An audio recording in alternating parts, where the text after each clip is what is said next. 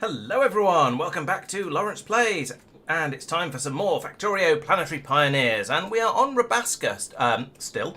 We're doing quite well here. We've got the science packs being produced down here, and they're being made in the magic Eerie buildings that don't use any electricity.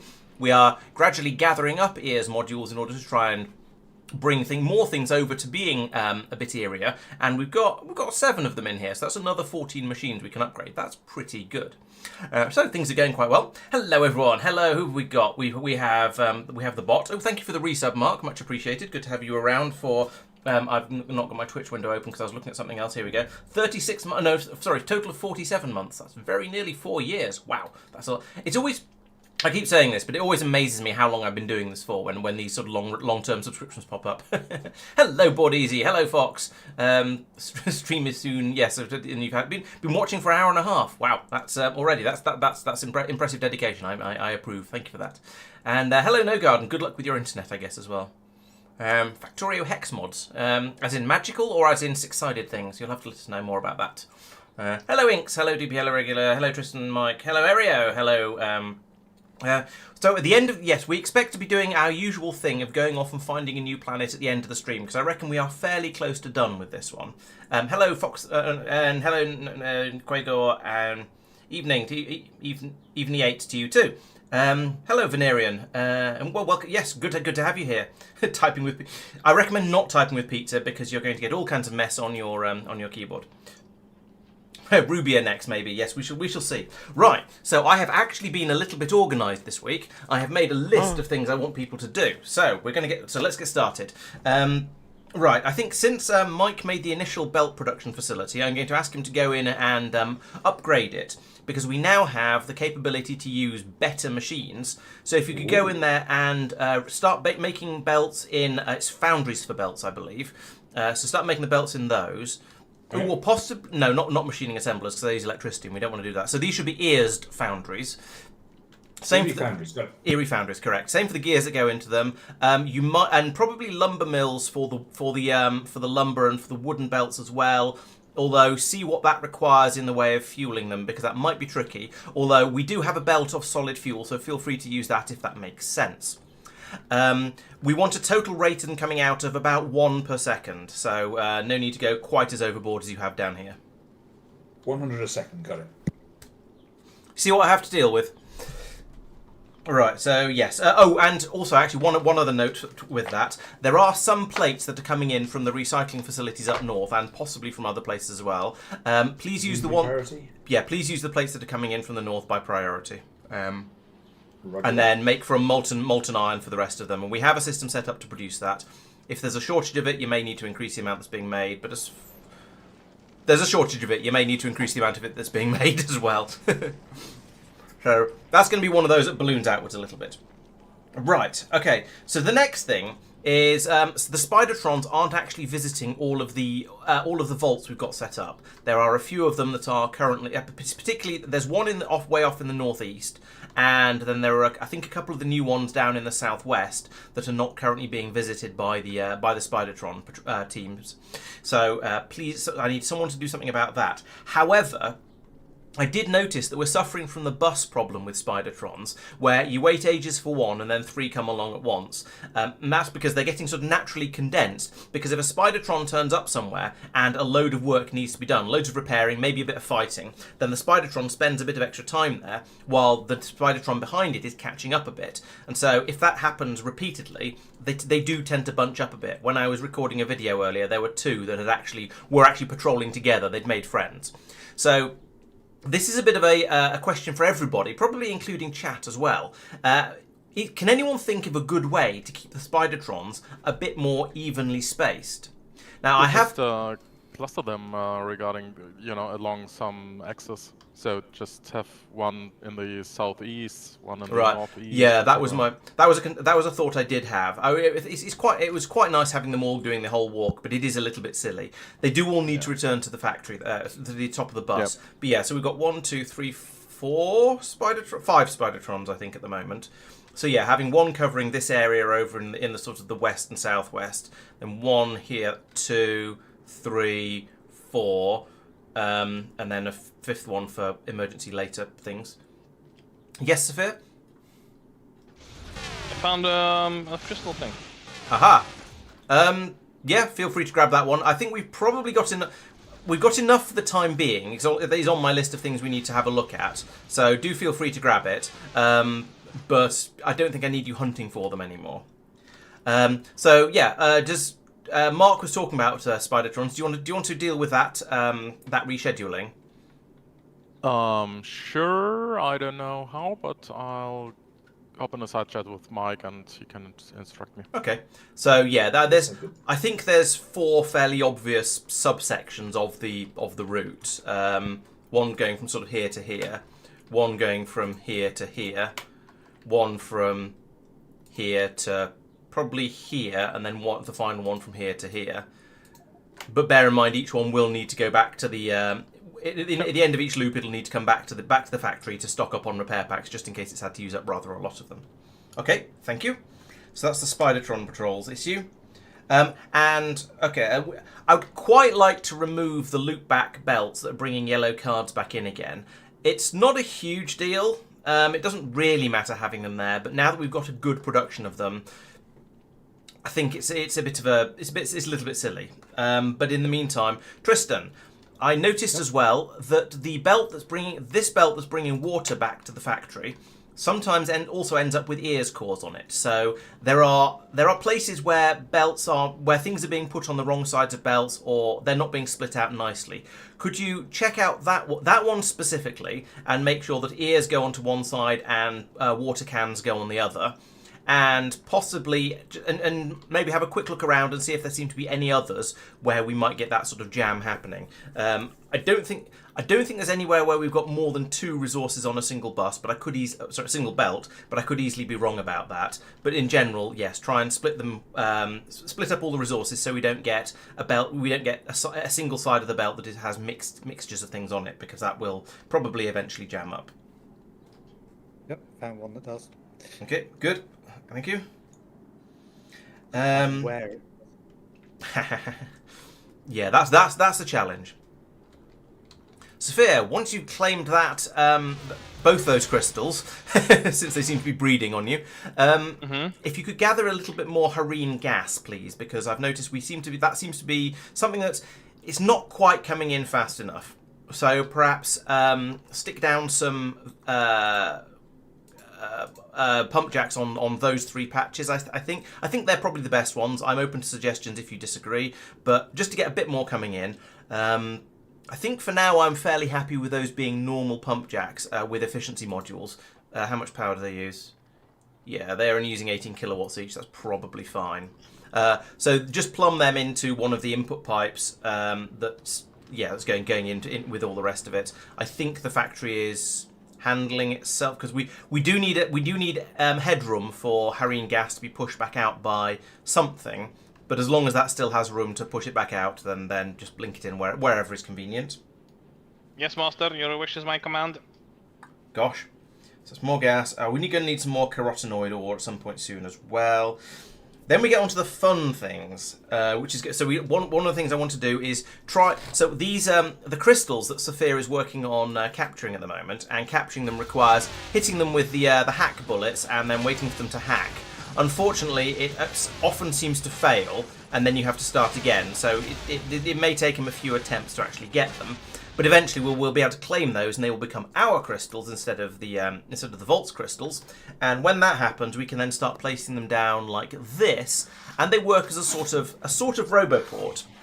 By sort of Roboport, I mean that they will automatically build things around themselves, allowing things to get built without needing the complications and the cost expenditures of normal Roboports, construction bots, and yada yada yada. We also believe they should be capable of building things on other planets. Now, unfortunately, at the moment, with the interplanetary warp pylons alone, they can deconstruct things and they can construct things, but they can't add things to hammer space in order for them to be pulled out by other ones, unless it's something they've actually deconstructed. For that, we need to build something else, which is hidden away in the researches.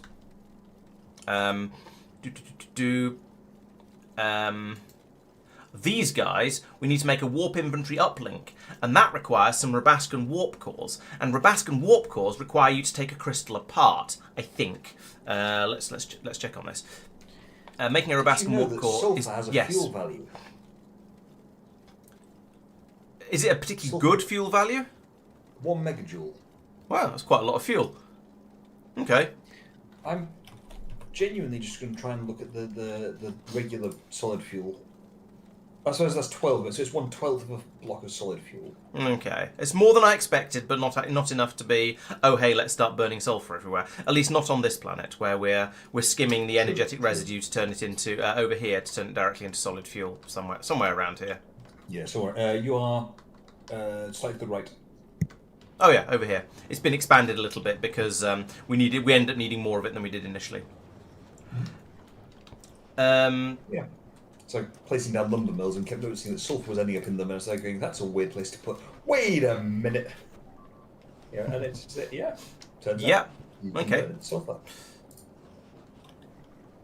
Who knew?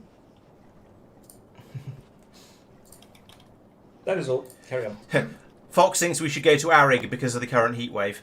It's an interesting idea. I can see the logic there. Yes, you will need to check whether lumber mills will actually work on this planet. That is true. Yeah, I'm a counter the go to the Arig because of the heat wave. We should go to Aquilo because we're in a heat wave. Oh, and try and cool ourselves down a little bit. Yeah, I see the logic of that too. Kartoffel suggests the Spidertrons just want to huddle together for warmth because apparently, maybe Rabbasca is a chilly moon. Can we send Spidertrons in opposite directions? We can do. The thing is, it's a pain to set up. So if you have one route that all of the Spidertrons are doing, you can just copy and paste between the Spidertrons after you set one of them up. And if you then need to update it, you can edit one of them, and then you can copy and paste it to all the rest of the Spidertrons, and it's quite straightforward. But if you have routes that are all in different orders, whenever you want to update it, you have to go in and do all of the Spidertrons individually, and it's a little bit more annoying. Now, I think we're probably at a point where we're not going to need any more vaults now, because whilst there are a few things that, we're not getting ears cores in exactly quickly, but we're not going to need enormous numbers of them. We're going to get to a point where we go, okay, the planet is working, we may still be using 25-30 megawatts of our available power, but that doesn't matter. We've expanded as much as we need to, and we can maybe come back here at some point and do a little bit more upgrading, but basically it doesn't really matter. We'll have a good number of ears, but we'll see how that goes. Scheduling patrol timing was difficult. I had a quick think about it and couldn't come up with a nice way to do it. It may have been me being unimaginative, that is entirely possible, but I didn't come up with a good way to do it. No, we don't want to give a Spidertron a nuclear warhead. That sounds like an astonishingly bad idea. The missiles are bad enough because they just don't. They're so slow they don't actually work very well. I think it's pronounced fun. No, we're going to have some explosive fun a little bit later. Don't worry. There is a bit of that before we leave. Artillery stations are not so.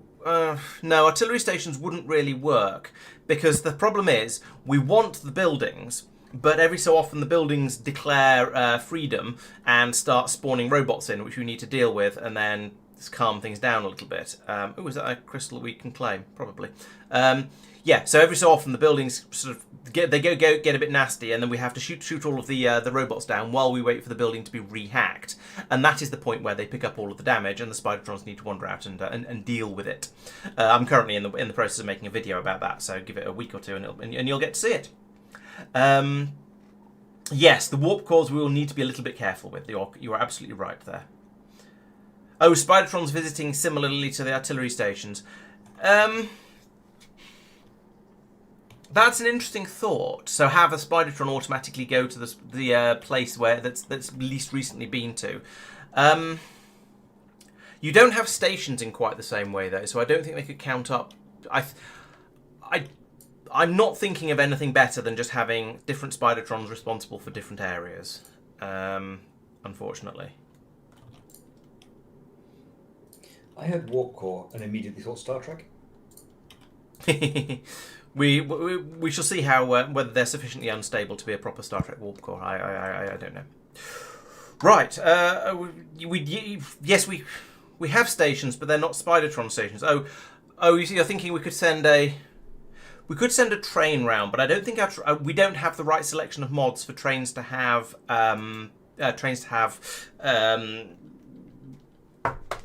equipment grids, unfortunately. So we can't send trains round to do the repairing. That would be quite fun, but sadly not. I think the Spidertrons are currently our best bet. Actually, it did occur to me that once we've replaced every building on this planet with earsed ones, we could probably then just put in normal roboports. You can't make an ears roboport, unfortunately. This I did check into. Aren't we just going to put pylons out by each of the bases? Do you think that'll... Do they do repairing? Or are you thinking of letting things get blown up and then just put out a new turret every time? Yeah, it might be easier. I think this... it might be a research to make them repair. I don't know. I haven't noticed a repair thing, but I also haven't looked. But I was going to say that if we didn't do the Spidertrons, because perhaps we weren't playing with those mods, we could probably get away with putting out a roboport in each by each vault, because when they're not actually charging bots up, they only use 50 kilowatts. So we could have quite a lot of those out there. Now, when they start charging, they use up 2 megawatts. But as long as we've got, what, 32 volts out there, as long as we don't have more than half of them actually trying to do repair work at the same time, we'd probably be okay. And I think that would be perfectly reasonable. However, having the Spidertrons walking around repairing stuff is sort of nice. Oh, and we'd still have to get the repair packs out to them, so that'd be another set of belts going out, and basically. I don't think the pylons can repair, but I'm also not sure about that. This is an I don't think. And can confirm chat, Laurence doesn't think. Pot kettle. Right. I was not saying wrong. So we can do warping in buildings and tiles. That we've researched that one. We can do deconstruction and upgrading, and with another research, which we can't do until we've been to Aquilo, we can then warp modules in as well. So repairing is not specifically mentioned. However, construction is. But that is warping in buildings for ghosts. So I don't think that includes repairing buildings. I think we are just. We could rebuild them when they get destroyed. So, but the Spidertrons will do that as well. Laurence, but I don't think it's going to help anywhere else. Yeah, sure. That sounds like a reasonable place to put them. Oh, okay. Quagor says we have Spidertron docks, which work like train stations for Spidertrons. So, in theory, we could do that. That's okay. That would be another way to do it. Hello, Tommy. Yes, Mark. Mark. A thing, but we don't have them. You're done, are you? Yeah, I finished the routes, and you talking about power triggered me to have a look at the inserter usage. And I think so. The blue inserters have an idle draw of half of the green and white ones, and we are using quite a lot of green ones. So I suggest to replace most of the green ones with blue ones. Yeah, we could do. The other thing we could consider is making ears inserters. Now they are cheaper. They are 1/10 of the price of earing up a machine. So it takes 1 ear's subcore instead of 1 ear's core. Okay. So we don't have an enormous number yet. We've just run out of power again. So at this point, we need to think about which buildings are the ones that are using the most power per building, and go through and try and upgrade some of those, while still leaving a few ears cores for major things like what Mike is currently doing that needs to have. Actual proper over here he needs to have proper ears machines, because things like the foundries are going to be very, very power hungry. So this is the number of machines required. Now in fairness, I want to be clear about this, it's a single foundry which you have filled up with speed modules. I mean, once it's there, you might as well. No, because you could put productivity modules in it.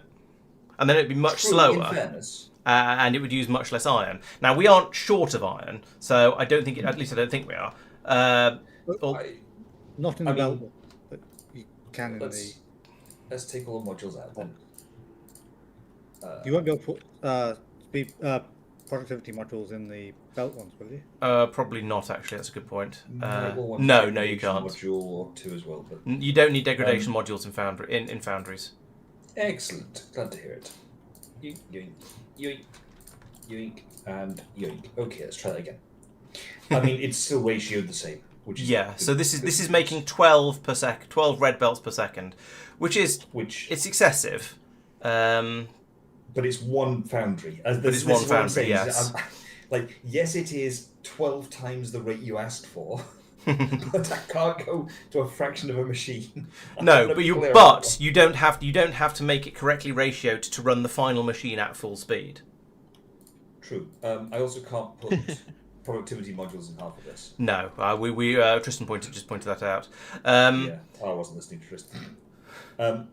Yeah, so I might be able to do that, and I've got to convert manually. But I say that wasn't good. Yes. So yeah, that's approximately half the speed of iron gear production. So that would. Oh, they're making. Are they making? Hang on a minute. That's 11.5. They're making hot gears, which is a. Oh, hot gears. Yeah. Oh, there's the hot gears. Yes, making 10 hot gears, and we're taking in 46 from the ones I selected. Yeah. Yeah. Yeah. I think. Don't worry about necessarily running the red machine at full speed. It doesn't need to be run at full speed. But also on the flip side, I suppose there's no real harm in it. It's kind of future-proofing. I mean, I accept the point that needs 320 molten iron per second, and then down here, we are currently producing 342 molten iron per second. So, okay, yes. You're going to be doubling that anyway to get because you might as well if you're just doing a copy-paste. Exactly. So, there's kind of points in play. Honestly, to me, it feels logical to kind of have it. Yeah, and to be honest, to an extent, I don't hate this as much as I hate the old system, even though it's probably faster, because at least it is only one machine on the end producing the red belts, whereas the other one, you have essentially 4 machines worth of stuff here, or at the very least, you absolutely have 2 machines worth of stuff because the yellow and the brown belts in the middle are being produced by 2 machines. So this one is at least you're now ratioed down to only having 1 machine doing it. So yeah. Sure, why not? Yeah. So it'll about work, and then the other thing I just checked is that the seeds require 2.5 wood a second. That greenhouse selection produces 18 wood a second, and the 4 lumber mill with lumber in them require 16 wood a second. So we're half a wood a second slow. Okay. Unless they expand the number of greenhouses, which I'm not proposing to do, to be honest. No, I think just having this run a tiny bit slow is absolutely fine. Yeah. Or like productivity modules and speed modules. That's true. Yes, you could productivity module some of the lumber mills. I can't lumber mills. I can speed. I can't speed. Oh, that's fuel. Never mind. I put it in the wrong slot. Bear with. There we go. Right. However, you might want to stick some efficiency modules in there as well, because they're going to use a lot more. They use actual fuel, and that is not solid fuel. Oh, almost. Solid fuel is free, but yeah, it probably doesn't really matter. It's just a thing to be aware of. Actually, the solid fuel is being used up faster than it's being produced, so it's all going into turbo fuel production. Yep. I don't know what we're using all that turbo fuel for. Oh, yes, I do. We're using it for Tristan's grinding the jump drives, I suspect. Yes, we're using it because Tristan's quality grinding the jump drives. Fair enough, yeah. So we're producing 5 1/3. I mean, we've made 37. That's not a crazy number. Yeah. Except that it uses 400 turbo fuel for each of those. So that's where, I mean, turbo fuel is the limiting factor. That's where it's all going to. But that said, if you just whack another belt down from there on the solid fuel or even on the turbo fuel belt, it'll take enough of it away that it'll probably be fine. So yeah, I think that should be alright. Yeah, just use turbo fuel as fuel because it's presumably better. Is it? Let's have a look. So turbo fuel requires 10 solid fuel. It also requires a fish and some gas. And it has a fuel value of 220. So solid fuel is 12. So it's almost twice as good. in exchange for a turbofish, which we aren't exactly short of, and some harine gas, which is theoretically limited, but we have... Well, Sophia is expanding out, so we will soon have quite a bit more. So... Yeah, I'm happy. I'm happy for it to be fueled with turbo fuel, because running a lumber mill off turbo fuel is kind of amusing as well. So it's inherently an entertaining idea. So I'm okay with that. Let's do It's that. about it's slightly under double. Yes. The thing I will note there is that the catalytic chemical plants with ears producing the turbo fuel require more. There's 4 of them. Each one requires more solid fuel input than we are generating total. Yeah. As I say, So we are quintuple solid fuel production to make that actually produce at pace. Yes, but the only place that the turbo fuel is going to is bunny hop drive production, and we kind of don't care about bunny hop drives because we've got 1 each now. And yes, Tristan is trying to quality grind them, and he's now made 2 tier 2 quality ones. So yay, but it's not exactly an important thing for us to be trying to make. Oh, okay. So he's made nearly 1 each now of the tier 2 quality ones. So, basically, I'd say take the turbo fuel. It's coming down the belt. There will be enough of it coming out. The handful of turbo fuels you nick will be more than enough to run your lumber mills. You might want to manually chuck 1 into each one just to get them started, but after that it'll be fine. Yep. No worries. Okay, I've started to bring that down on a belt. Is there a reason these machines have speed rather than overclock modules? To make them run faster, I guess. I mean, they could have That overclock seems modules. expensive. That would be fine.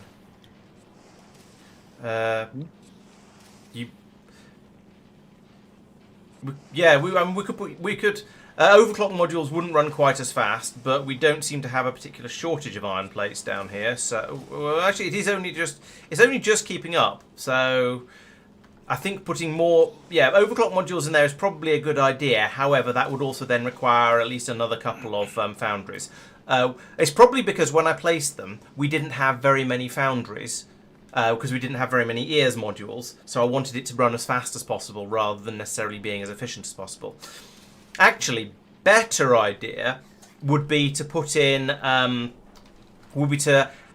upgrade this to 6 foundries in 2 rows of 3, and find a way to squeeze a beacon in the middle to give them a little bit of extra speed, as well as their overclock modules. Is someone looking for a task? Yes. Yeah, I am now.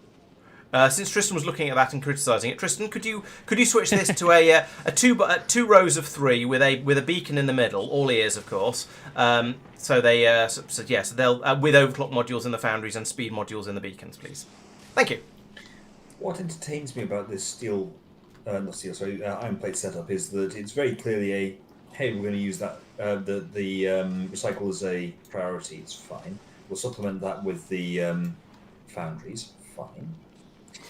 And then you look here, and that's north of it's upstream of the thing here, which is where the input stops from the foundries. Oh, absolutely, yeah. But it's always been the plan to replace the belt thing with one that's producing them from molten, because that's better. It just hadn't happened because I was going to assign it to you because you did the belts the first time round, so it seemed logical, and you escaped. Before I did probably before I sorted out all this iron and the ammunition. Yeah, fair. Saracen says swapping the green inserters to blue would save about 1 megawatt. So, yeah, it's sort about of 2 actually. Mark reckons 2. Maybe I wouldn't like to say. Told. Actually, I suppose 2 is a little more than 1, depending on how precise you're being.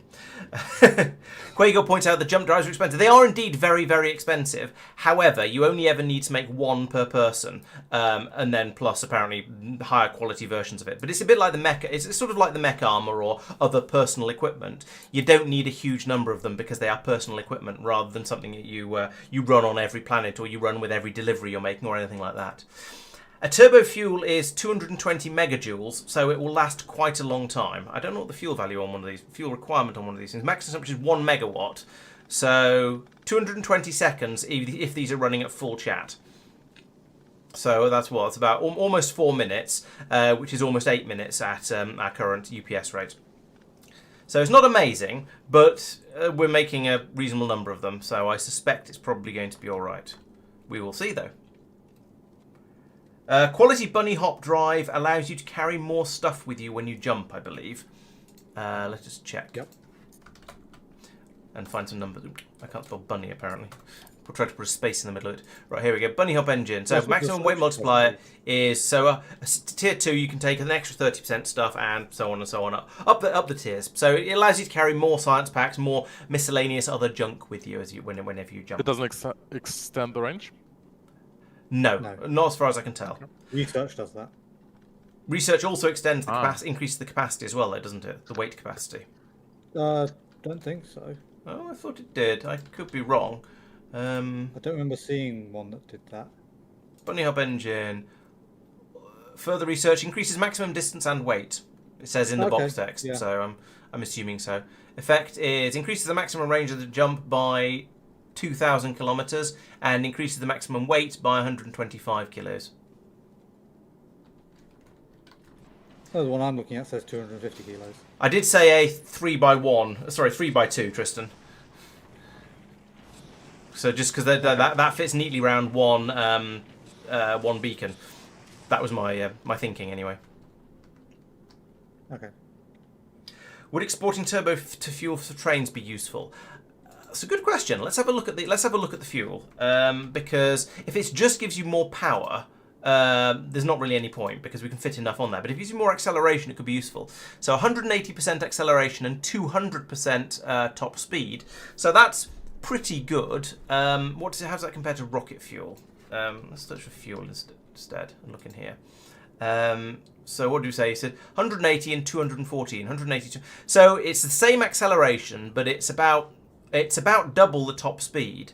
So maybe if we were having throughput issues with our trains, then it would probably be quite good because then the trains would go twice as fast. That's pretty good. How does it compare to nuclear? Nuclear is a 250 acceleration but a lower top speed. So nuclear fuel gives you a better acceleration but a lower top speed. That's quite slightly bizarre, but okay, that's apparently the thing. So yeah, plutonium fuel we've not got to yet. Solid fuel, what are your numbers? 120, 105. So yeah, solid fuel is objectively worse. Rocket fuel is... So yeah, if we come down to sort of a couple of choices here, we either have the nuclear fuel, which gives us better acceleration, or the turbo fuel, which gives us a better top speed, or we go for rocket fuel because it's cheap and easy. And at the moment, rocket fuel, because it's cheap and easy, seems like a good one. And oh yes, and it's difficult to get stuff off Rabbasca. We can do it manually with the bunny hop drive, but we can't do any sort of automated transport from here until we've been to Aquilo and done some research into Rabbascan rocketry stuff, which requires coolants, and so we have to go to Aquilo and learn about fridges and stuff. Oh, and we already have Dream, so we could potentially use Dream. That's the point. Let's check the Dream fuels as well for numbers, because that was crazy. Laurence? Yes. I could use a new task. I have connected Irene gas. And 450% top speed. So yeah, if you want top speed, then Dream fuel is the way to go. Right, so Mike is doing the belts from molten metal. Mark has done Spidertrons. Let's write some of these down so I can remember in the future. Mike, Mark... Let's draw your attention to the fuel consumption rate of these things. It was a megawatt, wasn't it? Or are you looking at something different? Have a look at in the London mill. Oh, I see. Because you put in the efficiency modules, it's now only 200 kilowatts. Okay, right. That looks. I think you're probably going to be okay for fuel there with that turbo fuel. Forever with just the amount that's there. Look inside the thing, how slowly it's going down. That is astonishingly slow. 220 megajoules, and this had a... I'm surprised at how slow that is, because it was saying 1 megawatt maximum, and then they're all stopped now as well, which is another thing that's going to slow it down a bit. But it said 1 megawatt maximum, and unless different recipes use different amounts of fuel, that would mean 220 megajoules would last for 220 seconds at 1 megawatt, because that's how SI units work. And so dropping that down to 80%, I suppose that would bring it up to 5 times 200. That would bring it up to 1,000 seconds. I could believe that was taking 1,000, probably 2,000 seconds to drop down. Yeah, that feels about right. I think the numbers do add up. But with the efficiency modules in, then that's absolutely fine. You never need more than 2 efficiency modules in a machine unless you're doing other stuff. By the way, they're just wasted because you can't go below minus 80%. Fair enough. Yeah, in fairness, that's I'm going to say a quirk of the way these things. Oh, fuel the blasted lumber mills. Better put that on there. It's lucky you've got 2 sides of a belt, isn't it? Yeah. Right, yes, we will definitely take some machining assemblers back to Norvis with us. They are being made on certain levels of mass here. We have 53 in a box, so we'll definitely take some of those back. We've got a limiter on here. Now we have plenty of most things. Let's change that to 500 and make a few more, so that can now run, and we'll just churn through stuff because we like stuff. I imagine at some point we're going to need to do something about this steel supply, but there is a lot in here, so we'll worry about that another time. That will give us lots of stuff from there. Right, loop back yellow card belts. I don't really care about that. Tristan's done the return belts. Sophia did the more gas. Ah, yes, we need more. We're going to need more carotenoid ore. I reckon we've probably got about half an hour to an hour of it left in these mines down here because there's 378,000 in there, and I looked at the numbers and we're using quite a lot of that. So, it was Sophia looking for a job, wasn't it? Yes, I'm just connecting another reinvent now because I didn't have anything to do. Oh, okay, fair enough. Yeah, when you've done with that, I want more carotenoid ore. Carotenoid is an awkward thing. The patches tend to be quite spread out. Like over here, we've got one that is 16 million, but it's over a huge area. There's one up off to the north somewhere, I think. Yeah, there's a 1.2 million here that's quite small. And 9 million over here that's fairly... So what I'd like you to do, and 25 million up here, what I'd like you to do is go off and find somewhere where there are some decently dense patches so you're not faffing around with drills forever. Maybe make half a dozen or a dozen earsed mining drills so we don't have to worry about their power consumption. How much are they using when they're running? 60 kilowatts. It's not too bad, actually. Maybe don't worry about ears for these for the time being, and unless we've got a lot of them. Sorry, please hold on when thinking about this. Yeah, no, actually, 9 of those. Yeah, make a dozen earsed mining drills, assuming we can, and go out and find somewhere where they can be put to really good use. There's some good dense patches, so not necessarily the biggest ones. Like that's a 16 million that you're looking at the moment, but it's really, really spread out. There might be better places to put them. Just get as dense patches as you can, and then run a solid green belt of the carotenoid ore back in down to here, so that when the patches we've got around here run out, we aren't going to start crying, and our vaults won't suddenly starve because we'd like to keep the resources running. Gotcha. Thank you. Okay, so the next thing on the list is to start playing with the crystal things. So this is going to be an interesting one, which sort of makes me want to grab it for myself, but that's a bit rude. What are the crystals called? So I'll sort of look at what we're going to be doing here first. Let's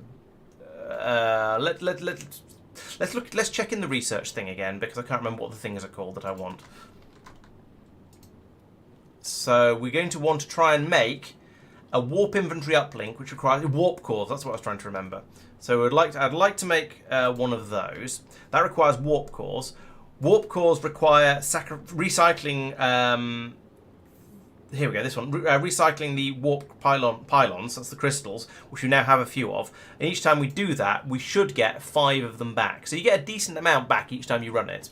However, they do have a spoil time of 2 hours, and it appears that they when they spoil, you get an explosion. So we don't really want one of those just yet. Maybe we'll try and get one deliberately for funsies, just to see how big an explosion it is and what a warp core anomaly leakage looks like, and whether that puts one of the pips on the danger meter in the top corner. But basically, we'd like to.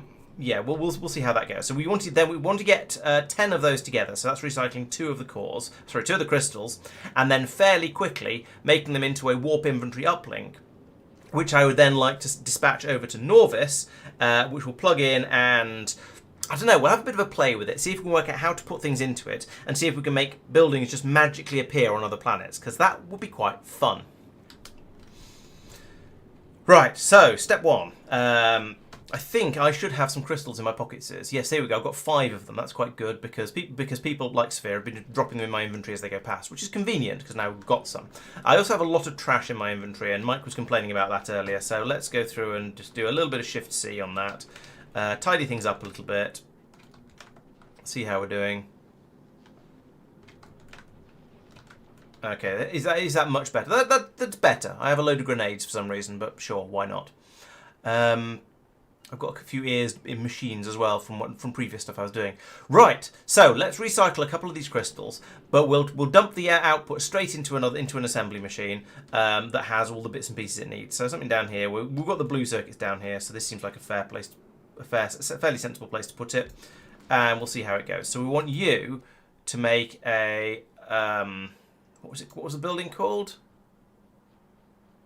I have forgotten already.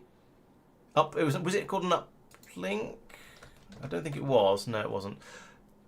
Let's go back in here. Warp. Can turn a warp core into a warp. It is called an uplink. Oh, it's made in a machining assembler. Fair enough. So we need one of these. Do I actually have one of these? I don't know. I might just make this one manually for now, but we'll put it here. I don't have one of these. Now I do. Right, so we want you to make an uplink. That guy. Which Laurence, just for your notes, I did a lot of the inserter downgrades to blue. Oh, to blue, okay. Fine, I'll write that down. Replace green inserters with blue. Yeah, any that are high capacity or high volume are probably already set to... I think Tristan's trying to disappear. Yep, there we go. I think any that are high capacity have probably already been upgraded to whites, so that seems reasonable. Right, how many do you need? You need 5 processing units and 20 steel plates. Oh, I had loads already, so I have that. Get some steel. I'm doing this by hand because I don't want things to explode. Which seems like a reasonable response to the threats we've been given. Okay, so now I can put a couple of these in here. That'll be recycled. That should get us, there we go, there's 5 Rabbasca warp cores, 10 Rabbasca warp cores. Question. Can anyone remember where the output for the red belts was? Yes, it's this belt. Because they're required for a science pack. Or for the science pack. Right, there we go. We now have 2 warp inventory uplinks. A container that moves warpable items placed into it to a warped hammer space.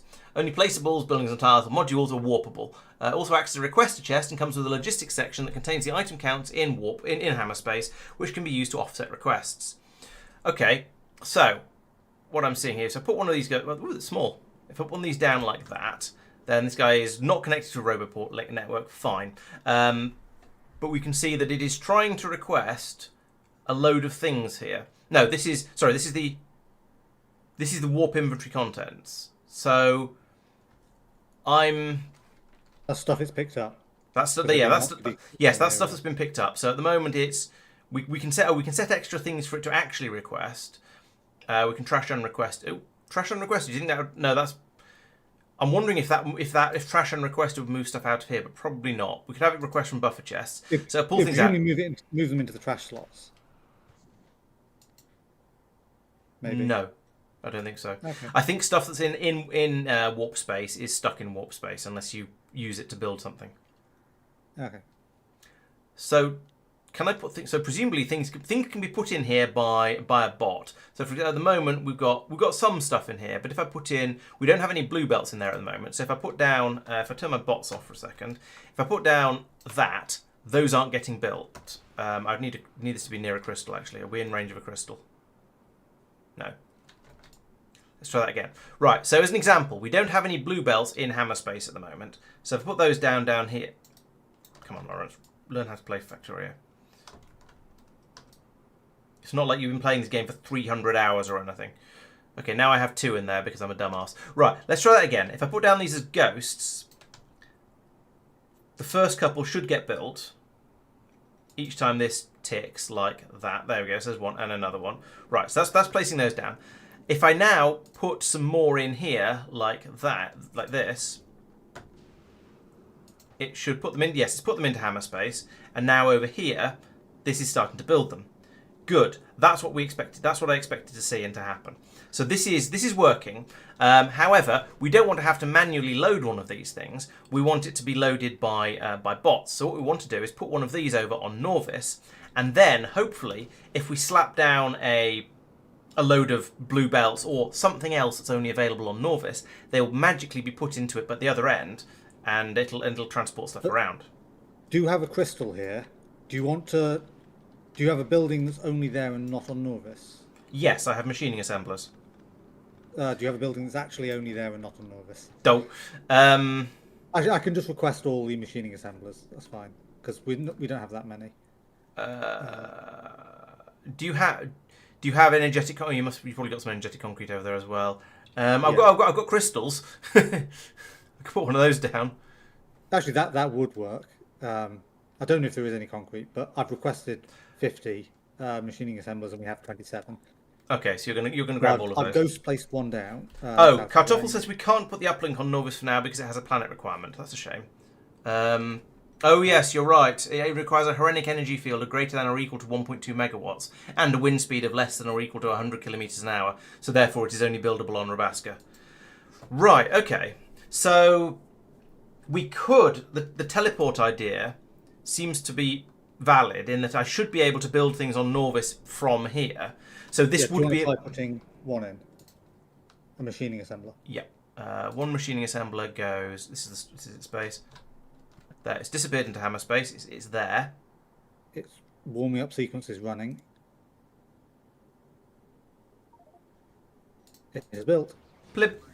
Right. Okay. So we could use that to transport the machining assemblers over to Norvis for future use. We could have one of these here that with an inserter from the machining assembler box up here that will dump them in there until there is at least one in, or at least a couple in hammer space.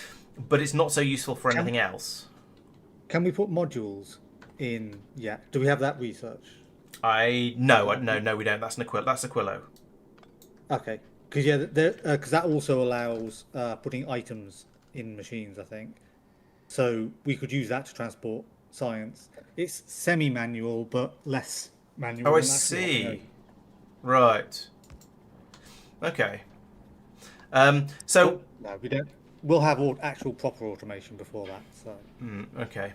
So we can do. So there are a couple of things we could. So there are things we could do with them. So we can use it for the machining assemblers. That's handy because we'll be able to get them off planet for the time being, while we're waiting to have the proper rocketry system set up over here. So that'll be convenient. We can't use it for science, as Tristan said. However, there isn't a great deal of need for science because we've done nearly all of it now. The only things most of it is just going to be infinite science, increasing things like the amount of stuff we get out of the vaults, or the range we can bunny hop for, and that sort of thing. We can grab those. We can grab them manually with the bunny hop drive and carry them over if we need to. That's not too much of a problem. Having that for the machining assemblers is very handy.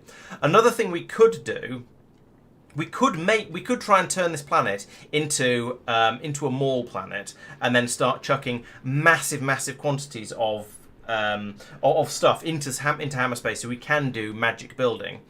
But I don't think that's really worth it. The lime is less magical, but is working pretty well at bringing stuff over.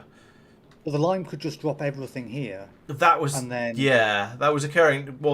of occurring to me. If we had a big enough storage space here, and then a few more roboports perhaps, and we're just dumping everything into, dropping everything we could possibly ever need into here. So all of this stuff. Given the placement rate, you only put some 10 of each thing in hammer space. Placing the first one is very slow. Placing additional ones is much faster. Yes, but not that fast compared to. True. Yeah, it's the amount of time the bots would take to recharge. But I guess if we're sensible about it and we put the other one in here, then it'll be really, really quick. We could even put it next to the landing pad and have a filtered inserter passing the stuff over that we specifically wanted to have in there. That could work too. Laurence, sorry to interrupt. No, go I ahead. am curious on how to do a mining drill with ears, because I Okay. cannot find them. So there is a machine down here that is set up to do ears upgrades.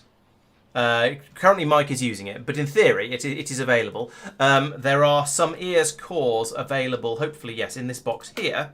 So you come around here, you grab half as many ears cores as you need actual machines. Then you come down to the machine I pinged first, change its recipe, and put in the ears cores and the drills that you want to upgrade.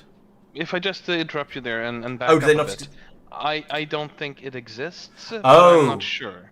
Okay, let's check. You may well be right. No, it does exist. It does seem. Oh no, it doesn't exist. You're quite right. Sorry, I take it back. Please use normal big mining drills with a pair of efficiency modules in them to bring their energy usage down to 60 kilowatts. Yeah. Okay. Gotcha. Sorry, my bad. You're quite right. You can't do it with ears. Okay, cool. Thank you. I apologise if I was being patronising about how to do it. No, I mean I genuinely didn't know that part of the either. So I appreciate the information. However, I was like, it was more of a sanity check of like, have I missed anything? No, you appear. But You yeah. appear to. I can confirm you appear to have your sanity, All right, thank you. which is quite an achievement. What is a sanity, and can I have one, please? Check to see if a machining assembler will make them. Okay. Oh. Yeah, I guess the cores could be thought of as an advanced grenade type, because after 2 hours they will explode. I'm not sure I'd want to use one as a grenade. That sounds like an incredibly bad idea. You could probably possibly use one as a sort of a timed timed explosioning thing, though. You just fly over a biter nest, drop it in the middle, and then run away and just wait. Wait for 2 hours, and then the biter nest will be gone. Yeah. Do we know how big the explosion is? No, that's on the to-do list for today. Is finding out how big the explosion is, and just enjoying a large explosion as well, because doesn't everyone enjoy a large explosion? If it's a 2 hour thing. Oh, that's the point. No, there's another way to make them explode, or at least to get what I believe is an equivalent explosion. But no, that's a good point. If we might want to, It's too late now, basically. it's too late for today. Yeah. Oh well. We'll blow something else up instead. Right. So yes, one of the things I wanted to do was hook this up over here. So we want to connect I want to put in an inserter there. I'm going to point it in the wrong direction for now. I have no blue inserters apparently, which is sort of convenient because now I can link that to there. Well, I thought I could link it to. I thought it did have a circuit. It does have a circuit network output, doesn't it? It said it has a circuit network output. Why can I not link to this? Surely it doesn't need to be near a robot port. I don't have a robot port, so I can't check that. Circuit network icon is grayed out. Yeah, but I'm sure that the box text said it had a circuit, could do circuit conditions. Right. Oh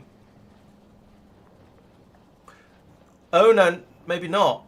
No, I don't think it does. I don't think it does. I think it has. I think it only has a logistics request that can use to offset it.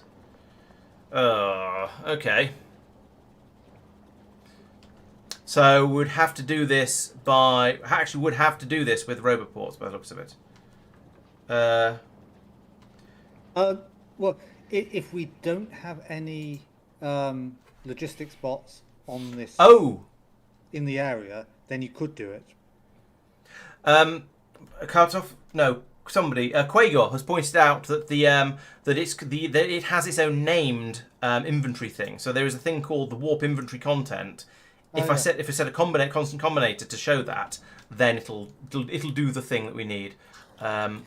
Do I have this area is now functional. I do not.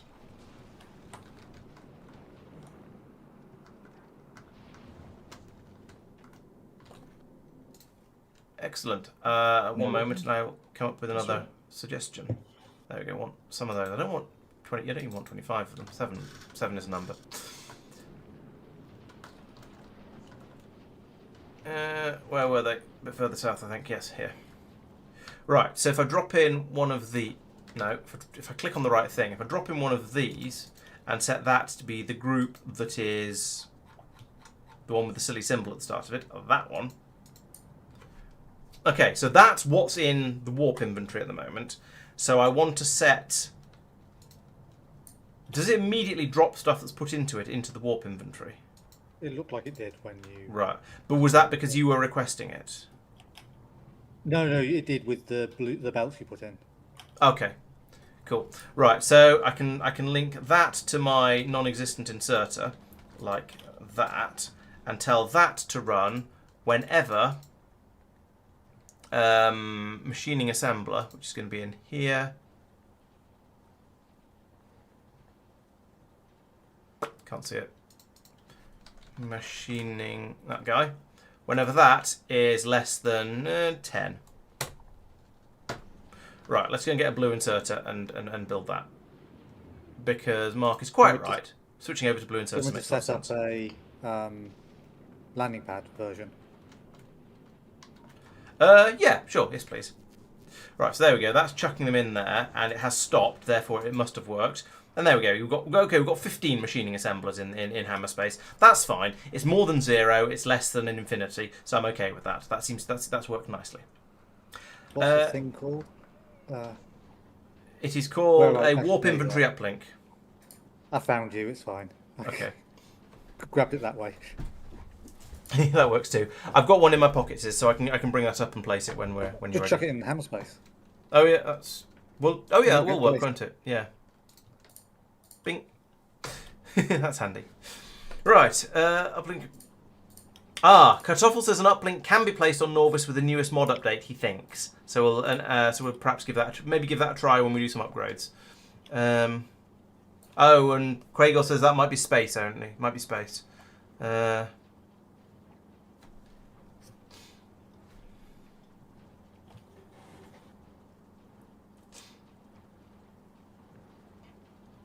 Yeah, yeah. I guess the thing is though, for a lot of stuff, either if the lime is bringing it, then it either needs to bring it to here, or it needs to bring it to the planet we're building on. Either way, the lime needs to bring stuff to where in order for it to go into our construction wherever we're doing that construction. So it could go either way. Yes, not being able to do 0 power drills does put a cap on the size of the base on this planet. It's quite a high cap. But it certainly does put a theoretical one there, yes. Yeah, having a warp core in my inventory and forgetting about it for 2 hours would be quite entertaining. I would have to, maybe I should try and put one into Mike's inventory. But then he'll probably put it back in mine. Actually, Fast Inserter's seen. Well, Fast Inserter went in and is now claimed. So Okay. all that stuff Mark was doing manually can be automated now. Not automated, but doesn't need a person there. What stuff? Which thing is Mark He's doing? changing all the inserters from... Oh, I see. Right. Cool. Ah. As long as we have full crystal coverage, which I'm not sure we do. No, probably not yet. No, we have crystal coverage down the middle of the bus, but not out into all the areas where construction is happening. So that's probably another. That's a job for anyone who's looking for one. See how many crystals we have. I have 3 in my inventory. Might need to sort of just ask other people what they've got, and maybe do a little bit of expansion with those to try and cover all of the things that are on the bus with them, so we can upgrade stuff a little bit more easily. The chest down there. Okay. Oh, I'm near that. Yes, we aren't going to upgrade to 2.1 until all the mods have, and probably until 2.1 officially goes stable. Yes. Okay, so that's another one of the things. We've done the tri-crystal building off planet. Tristan's done that. We've done a crystal input building. That was me and Tristan did that section. So that's now working. Right. One of the things I want to do is blow up a vault, and this is going to be spectacular and horrifying, and other things besides.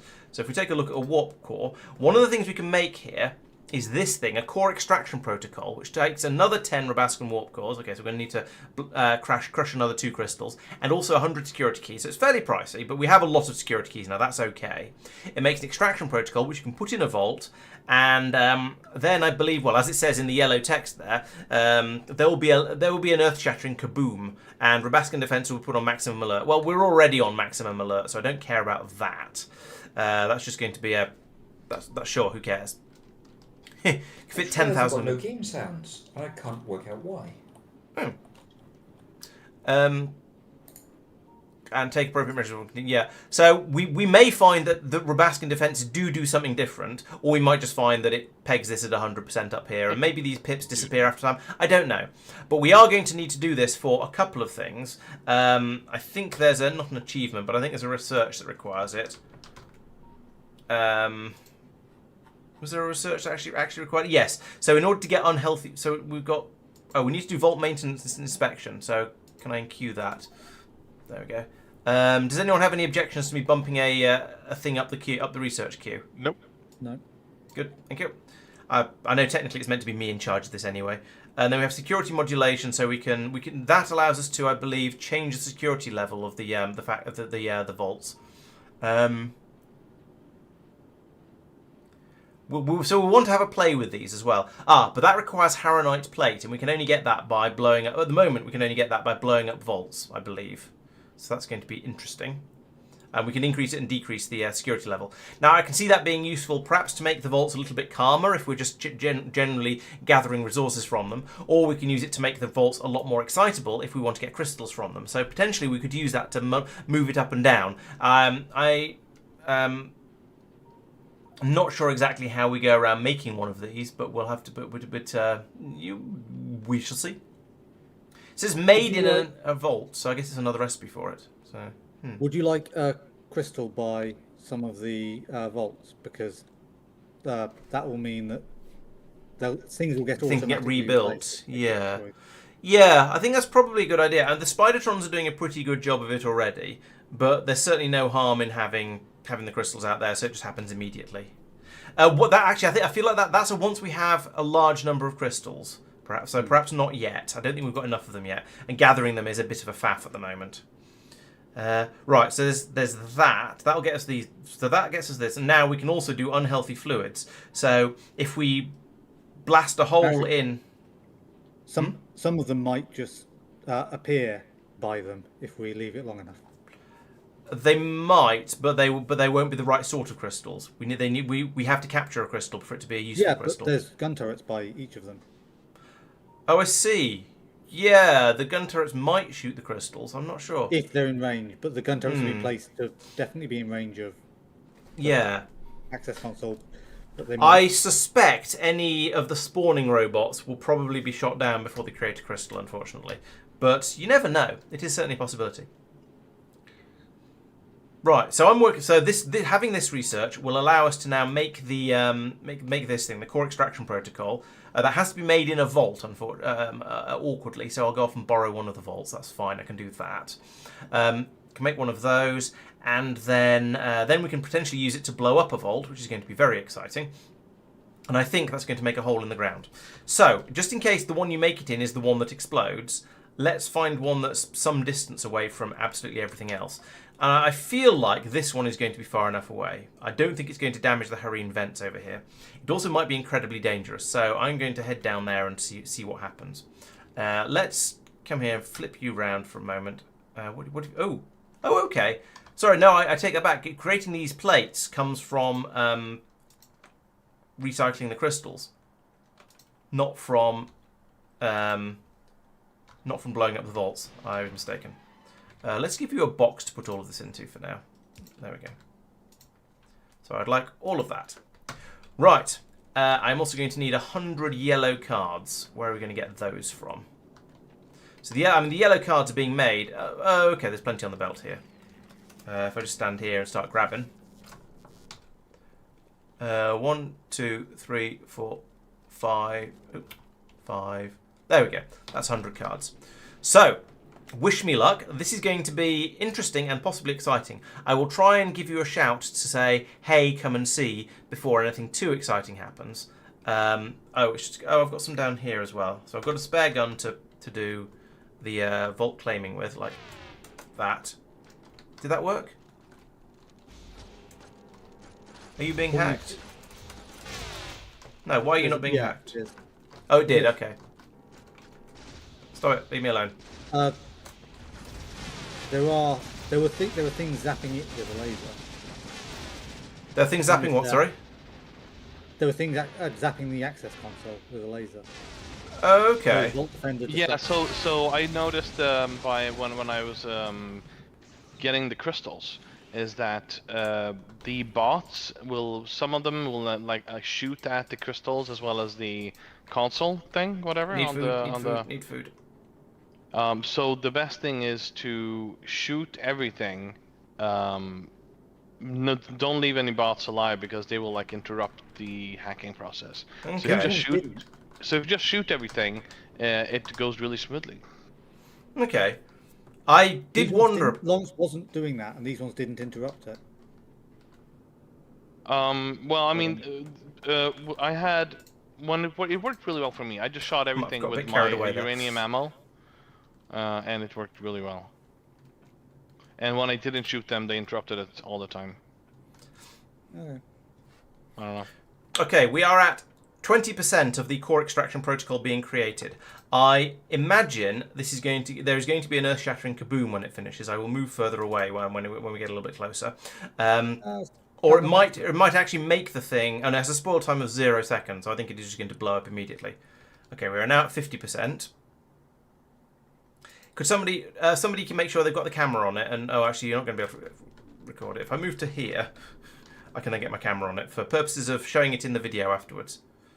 It's got plenty of fuel, and it's 83%. So You're going to lose it. You need to move right a bit. good. It's turned into a biter. And right. Okay, this has turned into a dimensional instability that has started to spawn enemies. Great. Meltdown imminent. Evacuate immediately. It says, if you hover over it.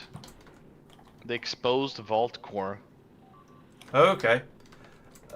Oh, and we have a Lots of Rabbasca entities were destroyed. Yes. All the vaults. No.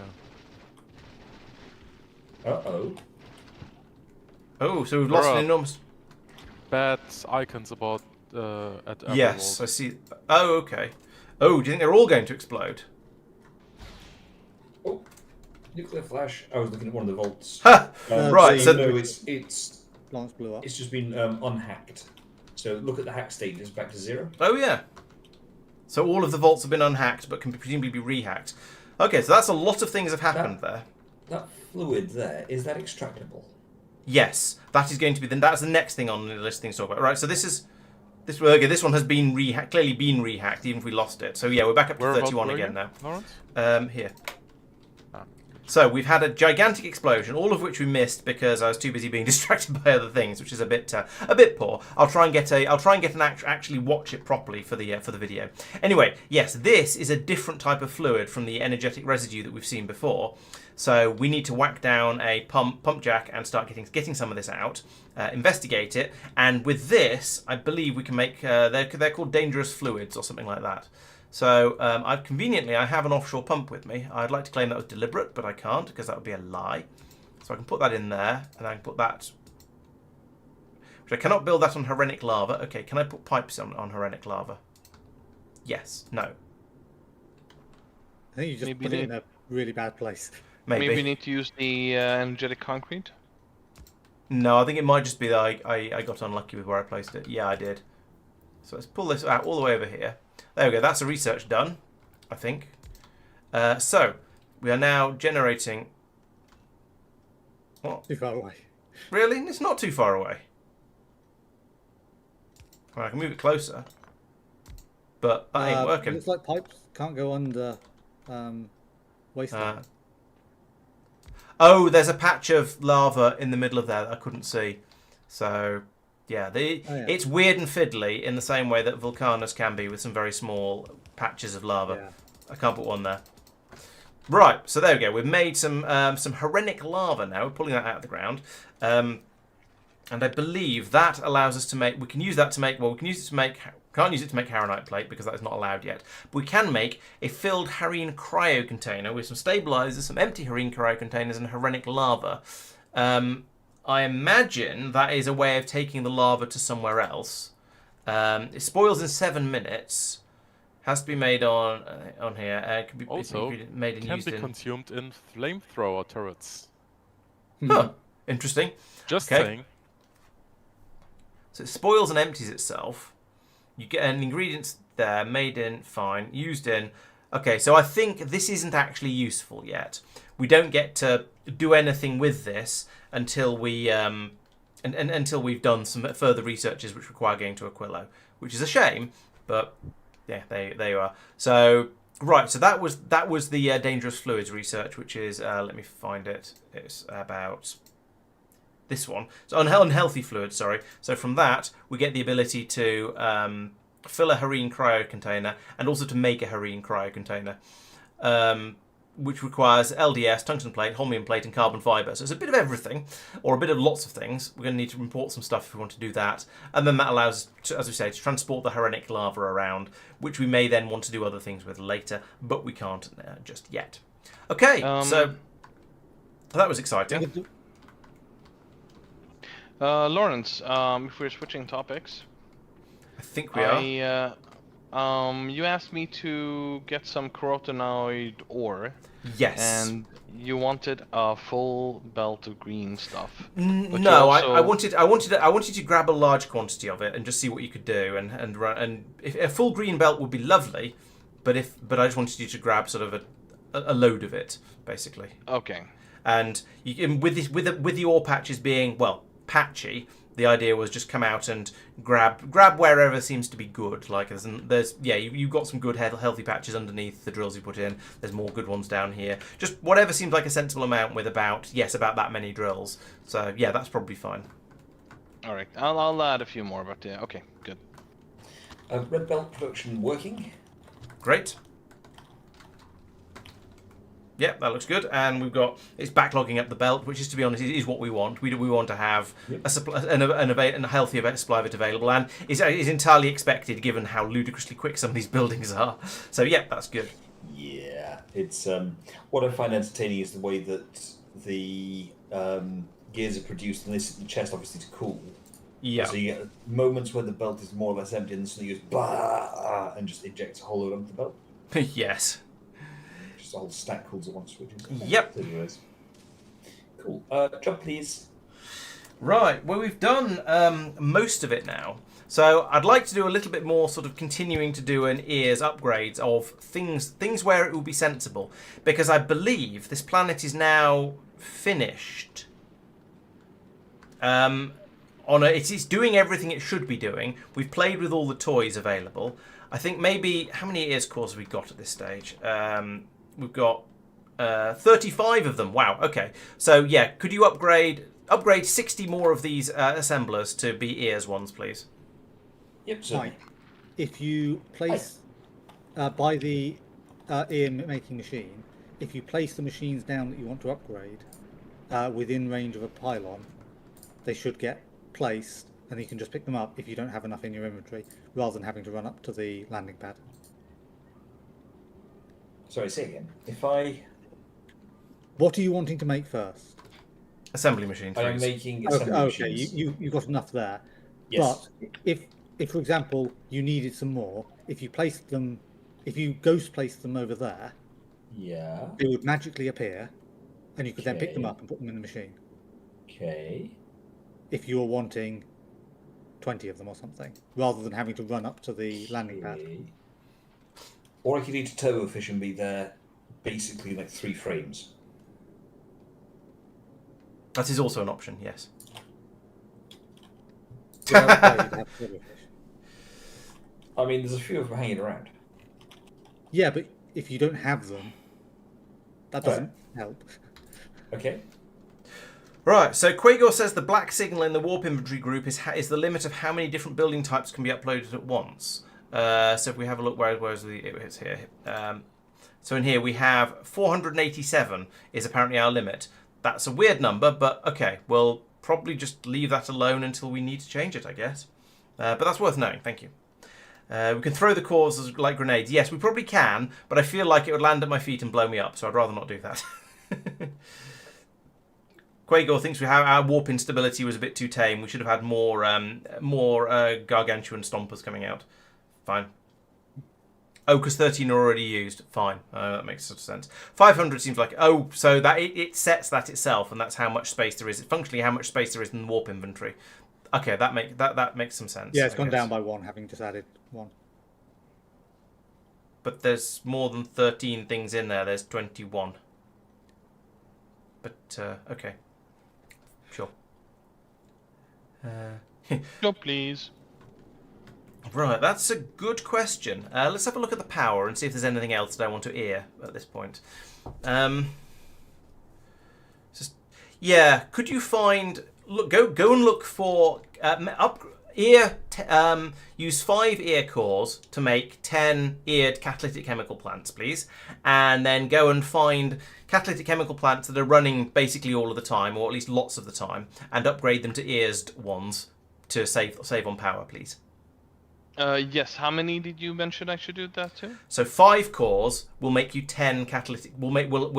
So 5 cores and 5 catalytic chemical plants will make you 10 catalytic chemical plants with ears, because the machining assemblers have 100% productivity. I don't think I'm following. Which makes me assume Mike didn't read that. I told him to run 30 to get in order to upgrade 60 machines. So I think he might have done, or he might have been approximate. So you're saying the eared ones are more efficient? You get so because we're making the ears machines in a machining assembler, and the machining assembler has 100% productivity bonus. That means if you put in 1 catalytic chemical plant and 1 ears core, okay. you get out 2 ears to get catalytic chemical plants.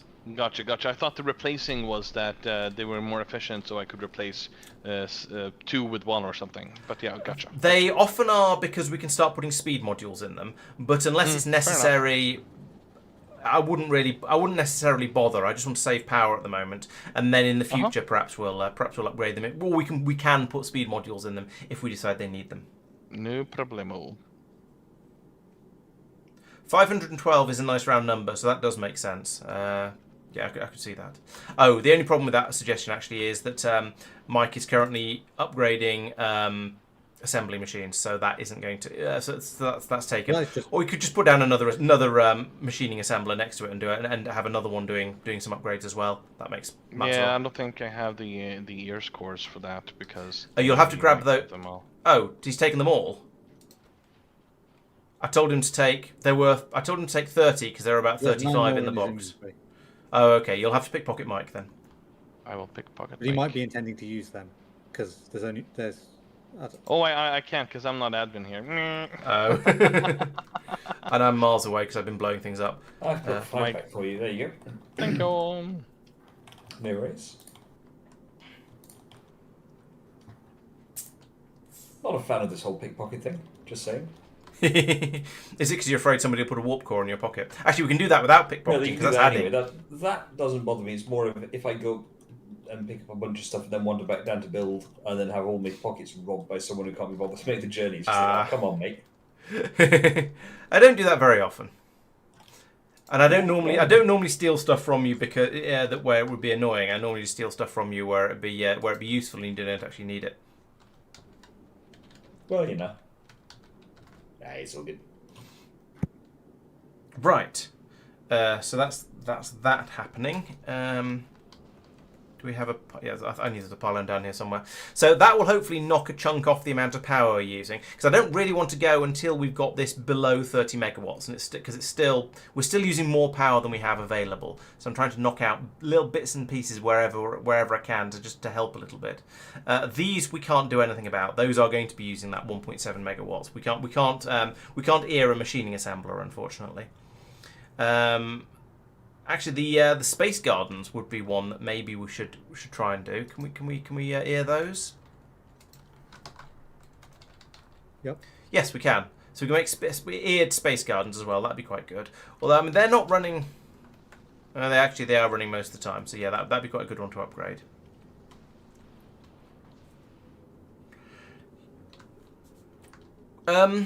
We've got speed beacons on at least some of the ears producing volts. I don't know if we have on all of them. You can see it. You can see it there. It's that bit of blue on the on the radar. So we've done a little bit of speed beaconing them.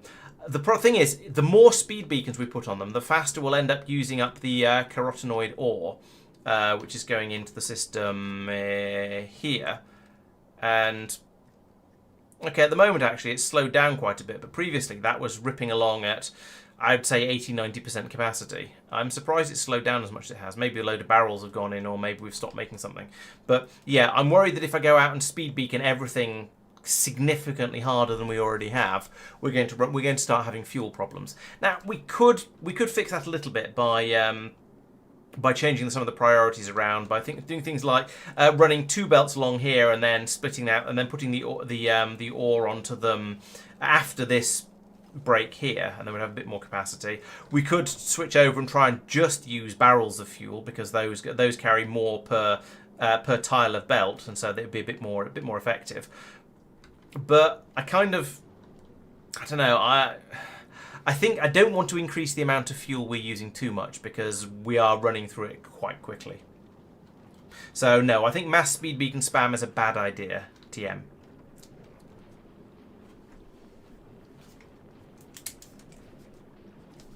And everyone's getting that one. And I think we are, by the time when we finish this planet, we will then go away and forget about it for quite a long time. And so we'll just accumulate lots of them. No. Yeah, you stole one of your scoring. No. Bastard.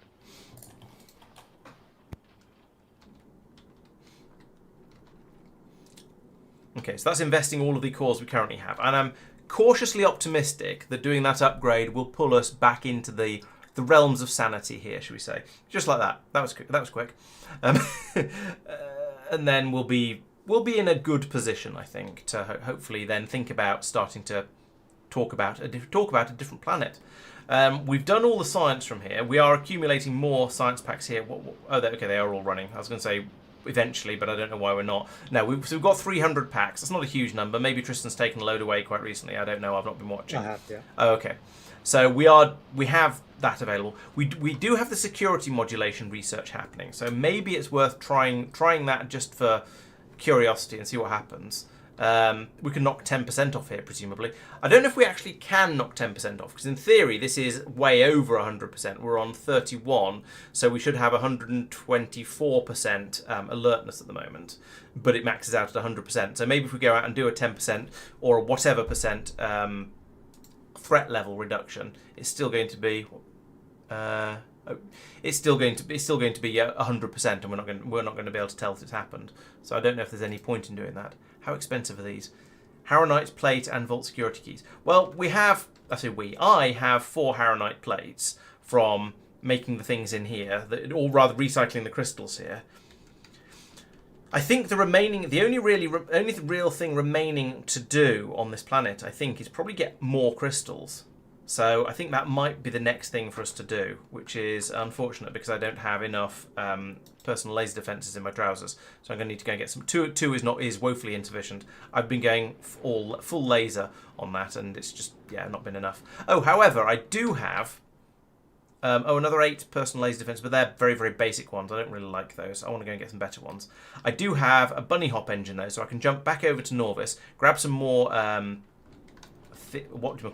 then jump back again. So let's do that. Firstly, though, let's get rid of some of this trash. Can I put this in the mining drills to be taken off elsewhere? No. I have an I know I picked up quite a lot of carotenoid ore, but I was not intending to pick up anything like that much of it.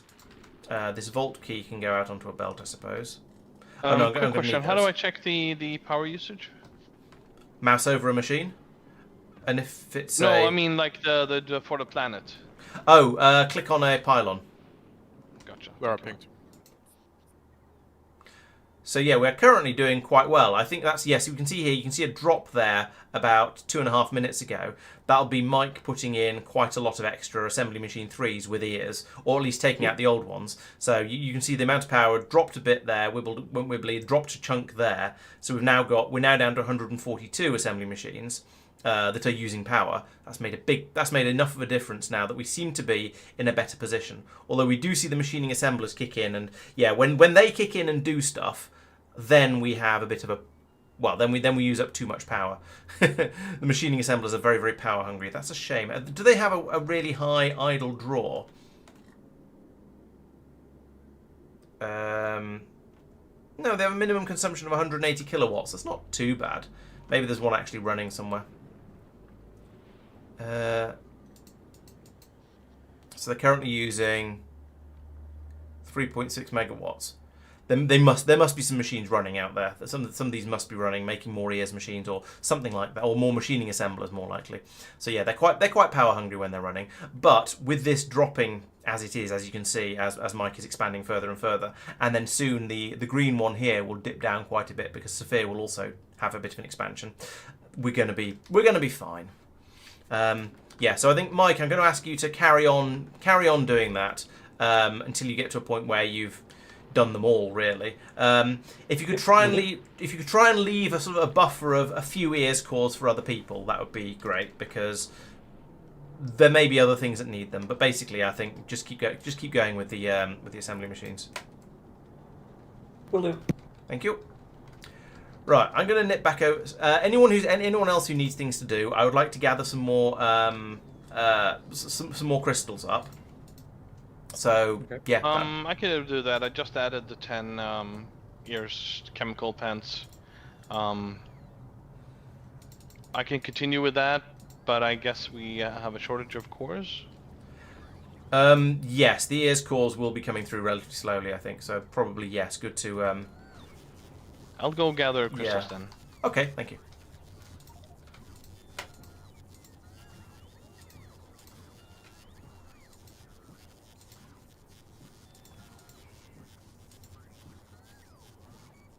Do want that. Want some more of those.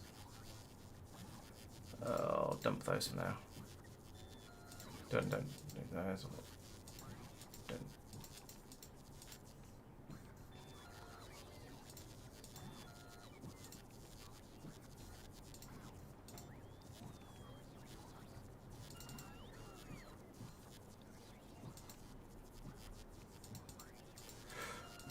Right, that's my inventory detrashed a little bit. So now I think it's time to bunny hop drive over to Norvis and get some more powerful personal laser defenses, and then I can go out and help with the crystal shenaniganry as well.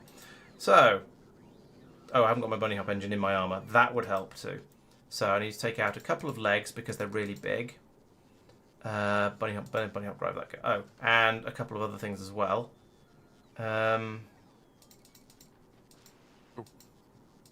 Let's do that instead. Right, now I can put the bunny hop drive in over here, and I can say I would like to go to. Oh no, just click, and then right click. There we go. I'd like to go to Norvis. Crystal has spawned. Have you harvested? You shoot it with a yellow card, and then you guard it until the blue bar behind its health bar grows all the way to full. You may have to shoot it multiple times. They do seem to often fail. Right, I'm still too heavy to bunny hop. That's unfortunate. Let's get rid of some more random stuff like this. Heavy hammer now. 13015 Oh, blimey. Yeah, now you right click it and mine it basically, and you get it. Ah, okay, gotcha.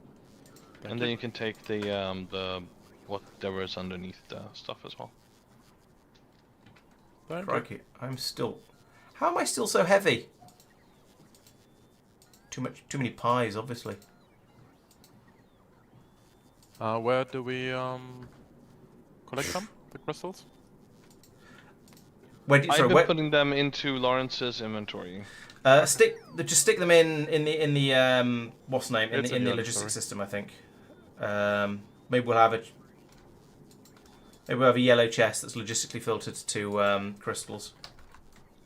what are they called? They're not called warp core crystals. What are the crystals called? Oh, here they are. I found it. Never mind. Interplanetary warp pylons.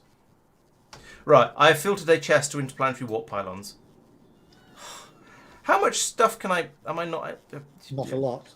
Yeah, I think clearly. the warp pylons themselves are pretty heavy. Okay, well, I had two of those. Yeah, that seems to have helped a bit. Right, let's go to Norvis. Ping, Norvis. Yeah. I don't know what I'm doing there, but... Right, fine. So we come back down here now, and I want to get some better PLDs. Those are going to be coming from over here somewhere. PLDs, that's these guys. Right, so what have we got? Ooh, we've got some pink ones. I don't need 20 of them. Let's take 5 for the moment. And then try and go in here. And so, right, firstly I'll get rid of these ones because they're rubbish. And we'll have some top tier ones there and there. So that's gone from 2 tier 1 PLDs, which would do 50 damage per shot. Oh, actually, damage per shot doesn't go up, does it? Up to those, which will have a longer range. Now I've got 4 of them now. Is that enough? Probably not. Let's take out another exoskeleton. We'll have 6. How many PLDs do other people have for their what's name claiming shenanigans? For their crystal claiming shenanigans?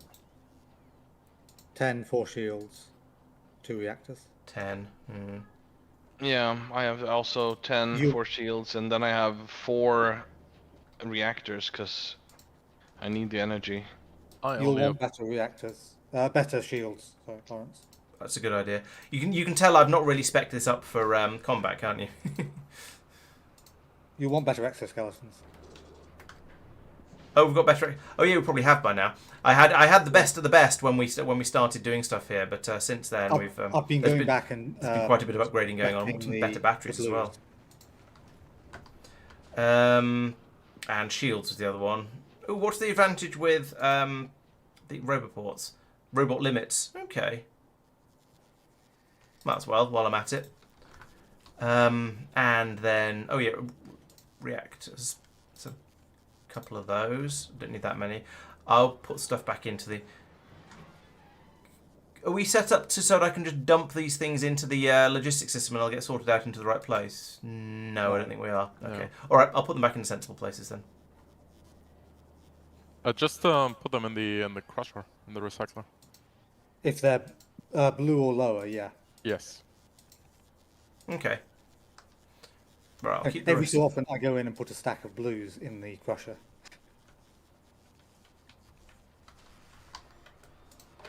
If there's a stack available, just so it... Oh, I already had Excellent. good ones there. Batteries. I don't know what the best tactic is for making sure these crystals spawn, though. Yeah, it does seem to be a bit of a waiting game. And it's waiting, but still paying some attention. Which is not ideal. Well, I mean, I'm good for I am- crystal hunting for a bit as well, if that helps. I'm trying to like have them spawn a few and then killing them all because, you know, nothing spawned, I guess, and then doing it all again. Oh, got one! Yay!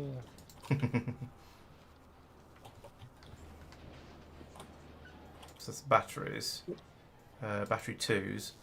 Do battery 1s go into battery 2s? I think they do. Yeah, they do. There. Oh, that's a weird one though. I can't do anything with those. Confusing to capture there. And then personal roboports go in there. Here.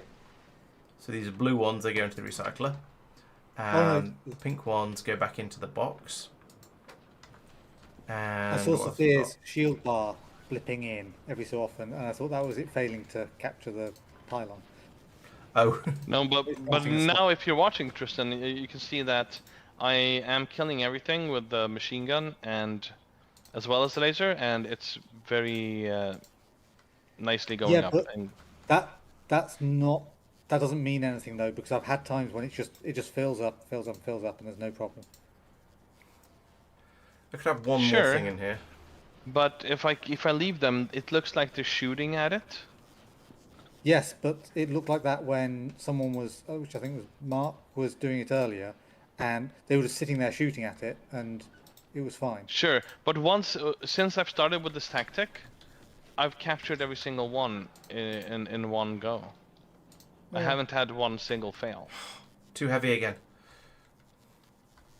Is this maybe it's this Harronite Haronic plate? Let's go to the construction bots. I don't actually need construction bots. I can get them somewhere back when we get back over. There we go. Now I'm light enough. Ping, Rabbasca, lovely. Right. Oh, I am quite a lot slower now. However, I can go back into here and go. Yeah, actually, you know what? I don't need this. I do need these. And okay, we'll fit that in the other space. Or I suppose I move that down. I take no. Also, or I go in here. I take that laser out and I put that exoskeleton back in. There we go. Right. Reasonably quick. Right. Where is everybody playing? It's generally getting the pylons to spawn. Due south is a good way to go. Yeah. Oh, I If mean, you can work out a weapon tactic for that, stuff would be good. I would be keen to hear it. Yeah, it does seem. It does seem to just be a waiting game at the moment, which is not the most fun of games. Well, Tristan, you can take a peek at my current strategy. I don't know if it's good, but spawned one.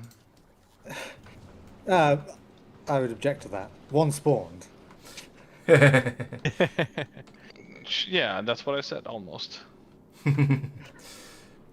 Yeah, it's the difference between whether was it actually your fault or not. No, but so what I'm thinking is that I kill them, and when they spawn, they will have a chance to put the crystal down, the bots, before I kill them. But I also quickly swoop in and so wipe them out.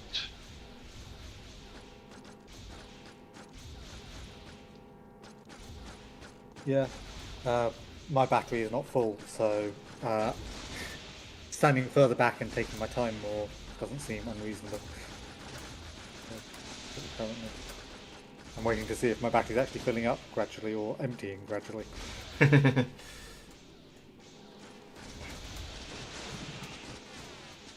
When I first got here, it also felt like it was they were tougher than they were before. It seems strange given we were at 100% both times. Yeah, I am noticing that different bots seem to die with.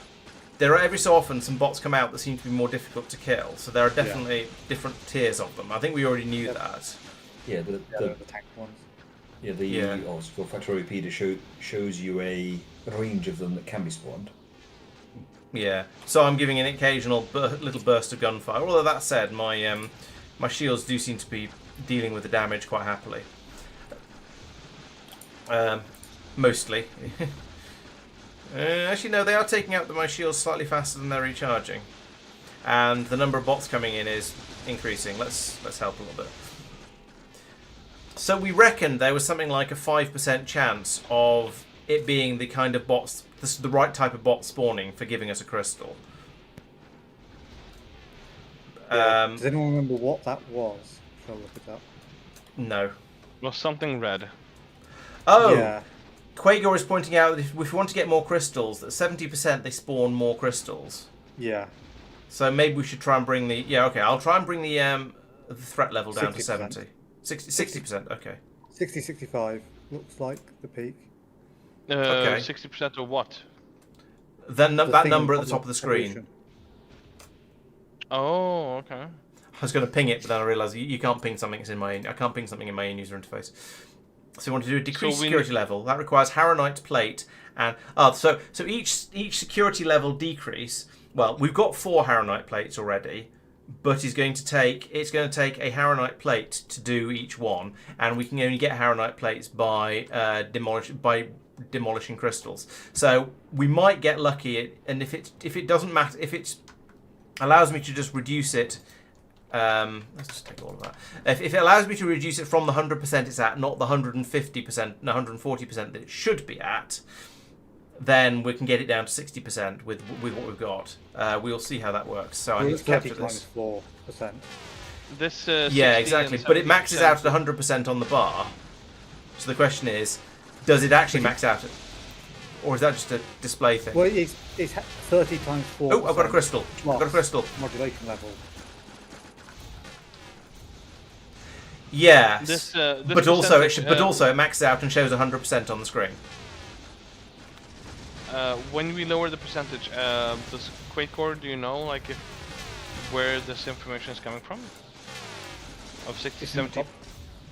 You mean being what correct? percentage is, or what the chances are? The chances that the percentage is Open why the it's... Vault Access console in Factorio BDA. Okay, gotcha.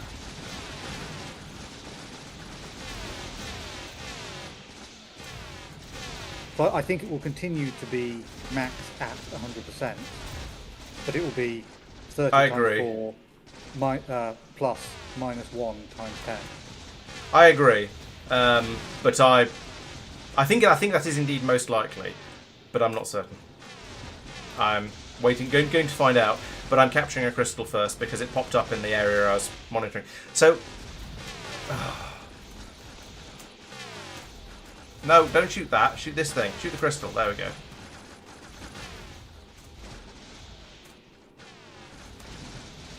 What did you do to make it spawn? I ran off to go and get something else. Didn't work. The foolproof method. Oh, well, Yeah. I mean, the 60-70% thing, or I mean, really, 55 to 70% thing, is good because it also means it spawns less of the other stuff, right? So, Yeah, probably. So I'm now buying a defense security level decrease with this vault. I'm also capturing a crystal, but that's unrelated. It will spawn more heavies. It probably doesn't matter, but not everything. yeah, because the probability of that One of them's is running gonna away. be the same, yeah. Coward! Quick question. Lignumus isn't requesting any calcite anymore. That was not a question. Who changed that? Or what Who's- was the way who's- to import that before? I had Whose it- planet is Lignumus? It's my planet. I don't remember. I haven't done anything with Lignumus for ages. Last person to fiddle with Lignumus was Mark. yeah, I know, but I don't recall changing anything there. Yeah, as you say, it is indeed not requesting calcite. I do not know. It is possible it's been broken for a very, very long time and has just had some load dropped in manual or something like that. Feel free to stick a request in there. I don't know what ship would be bringing calcite to it though. So the magical steam has a route through Vulcanus and then Lignumus. I'll just add it to that. Okay. I think one of like the Volcanus ship also goes to both Maluna and Lignumus. Oh yes, the because Vulcanus one goes there for blue circuits, so it could drop the calcite off as well. That could work. Yeah. I'll look into that. I think it's the Edward James Olmos. Yep. Or is it the... There's a runtime mod setting related to pylon capturing. If you don't like manual capture, it helps with more non-manual Richard Dean methods. Anderson. Okay, that sounds potentially useful.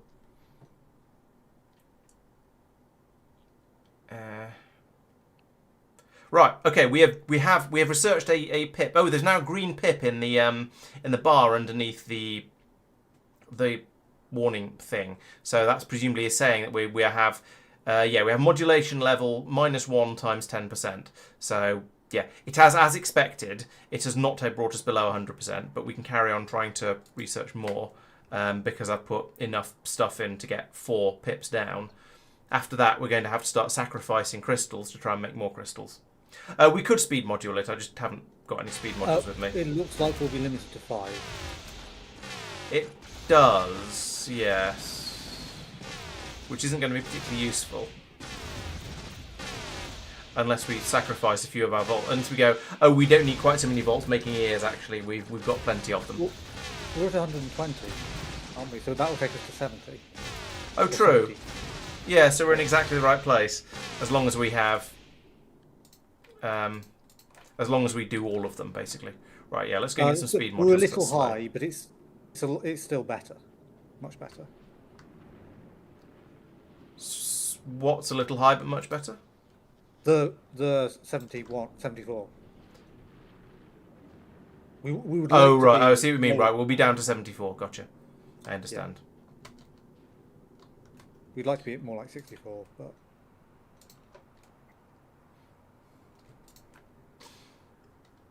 Weirdly, it feels better already.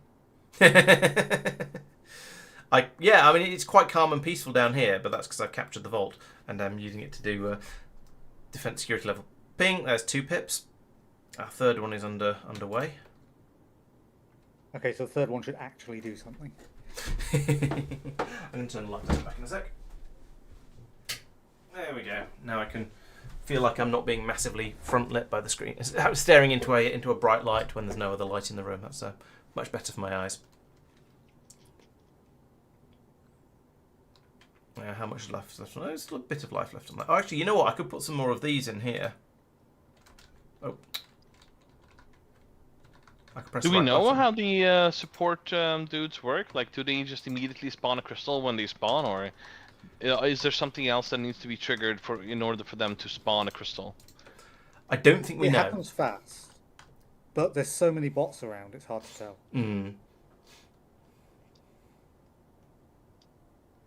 But I mean, like, each wave spawns like 10 to 20 robots or something, and you know, you would think that since it's at 2% or whatever, at 100%, the spawn chance, we would have at least 2 per 10 waves or whatever. Hey, 98%.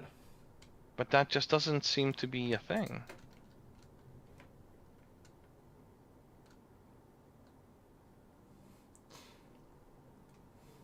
And we've lost some vaults somewhere as well that were captured before, so we're now down to 28, which has brought it down to 82%. Oh, And I will. So it's working. It's working.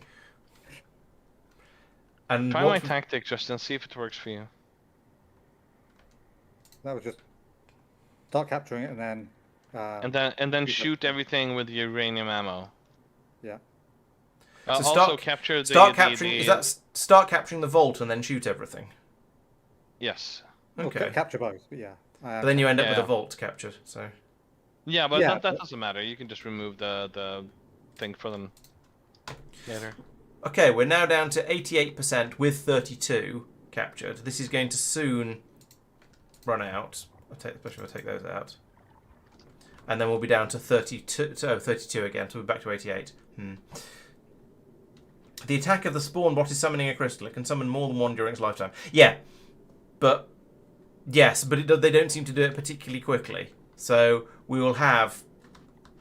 Eventually, this is going to reclaim it. So I should take the speed modules back out of it just because why not? Probably that as well. If we're not using it. Okay, so this will momentarily be free again and start causing shenanigans. Looking good there, Tristan. Thing is, we're not sure how often the spawn bots spawn, and how to encourage them to spawn, and how to make sure we don't shoot them before they place the crystal. We could put turrets down and try and tell them to shoot everything except the spawn bot, but we had trouble with doing that before. That we were lacking in ammo when we were trying to do that.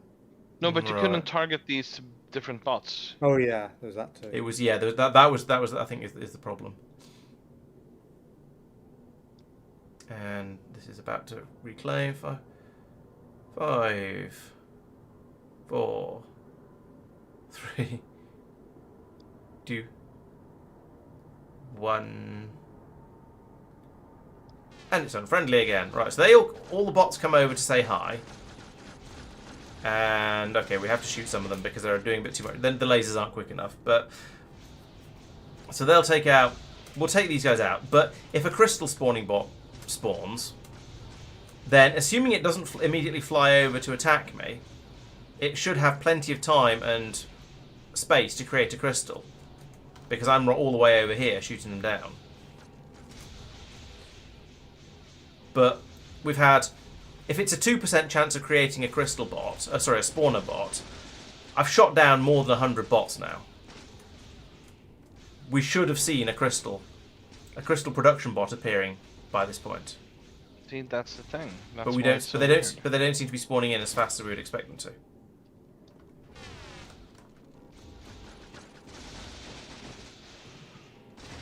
to. Should I run through here every so often, just sort of annoy them and see if that triggers them a bit? I don't think the annoyance is going to do anything, but You know, we don't know if the only purpose of the support bots is to place a crystal or not. Maybe they do other things. You think there's as a well. chance the support bot might fly out in might want to get close to a player before it places the crystal, and then when it gets close to the player, it gets automatically shot down because perhaps it's not very tough. Yes, that is entirely possible. So Quagor says there's a mod setting where you can auto deconstruct captured pylons, but that again isn't going to help. It's not the deconstructing the pylons is fine. It's the getting the pylons to spawn and then the capturing of them because they keep escaping our capture attempts that makes it a little bit more difficult.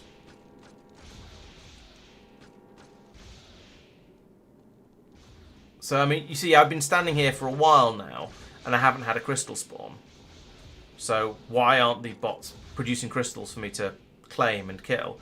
And the other part of the question is, why, when I start trying to claim a crystal, do they frequently do they frequently stop being claimed? The blue bar just disappears. Well, the new tactic that I've tried and Tristan also tried seems to be working, which is just kill everything once you've started capturing or hacking. It looks like they don't interrupt the hacking process then. Right. Okay. Maybe I'll. I mean, I've not. Yeah, I might not have been trying that because I might not have had quite the level of weaponry that you guys had at that time. Because the crystals do cause more to spawn in. So I'll give that a try. Yeah, I mean, just have some uranium ammo and keep shooting them. Yeah, and while attacks. Yeah. That is what I'm doing at the moment. I've tried running away a little bit because that worked last time. And I was standing a moderate distance away when it spawned. I'm not sure actually, because I was looking at a different planet. Yeah, and that's what I did. I ran away to go and get something. I think I ran away to get some speed modules, so I was going to need them later. And then when I came back again, a crystal had spawned. So, there was, there might have, I think there was an update released that maybe it did. Oh yeah, an update that added bot targeting does sound familiar. Maybe that's what we're missing, and so maybe we do need to do a mod upgrade at some point to pick up all of the sort of the pre 2 point whatever upgrades.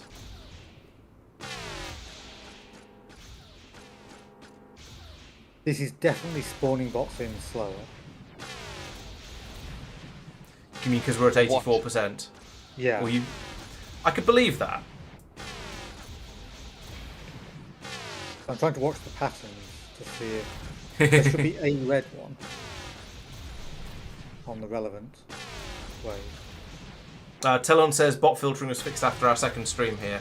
So this keeps being the case, doesn't it? We start a planet and then we find a bug with it, and then we don't get around to updating it for a while. Oh, this one's got a green thing under it. Why's that got a green thing under it? What are you? You're an Ooh, getting hurt. Do not want getting hurt. I assume you mean a green thing other than the health bar. Yeah, there was a green crosshair underneath the bot, and That's when I moused it, I wasn't pointing at it at the time. It was just a random one of the bots randomly had a green targeting reticule under it, and it wasn't one that I was attacking because it was living. It was surviving for it. See if it happens again. I'm seeing them flicking around between them for me. Oh. What's weird is that there are some that are called vault defenders that are distractors, and those I cannot see in the spawn menu at all. Are you aware that when certain ones spawn, they spawn with others?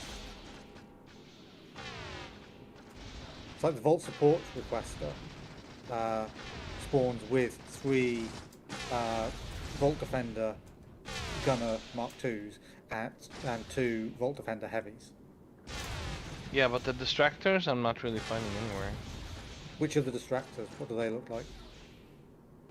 If you stand away a bit, they are the ones that like auto die.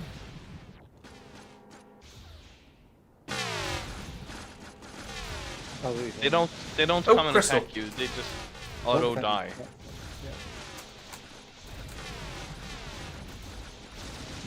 Right, let's try the just kill everything tactic. So the crystal is currently capturing. That's good. Oh, and I'm supposed to try and capture the pylon as well, aren't I, to reduce the number of enemies that are going to attack me. So if a Vault Defender Heavy spawns, it will spawn in 8 distractors with it. Okay, gotcha. And I assume that will stack, so the Vault Support Requester will spawn in 2 Vault Defender Heavies, which will spawn in 16 Vault Defender Distractors.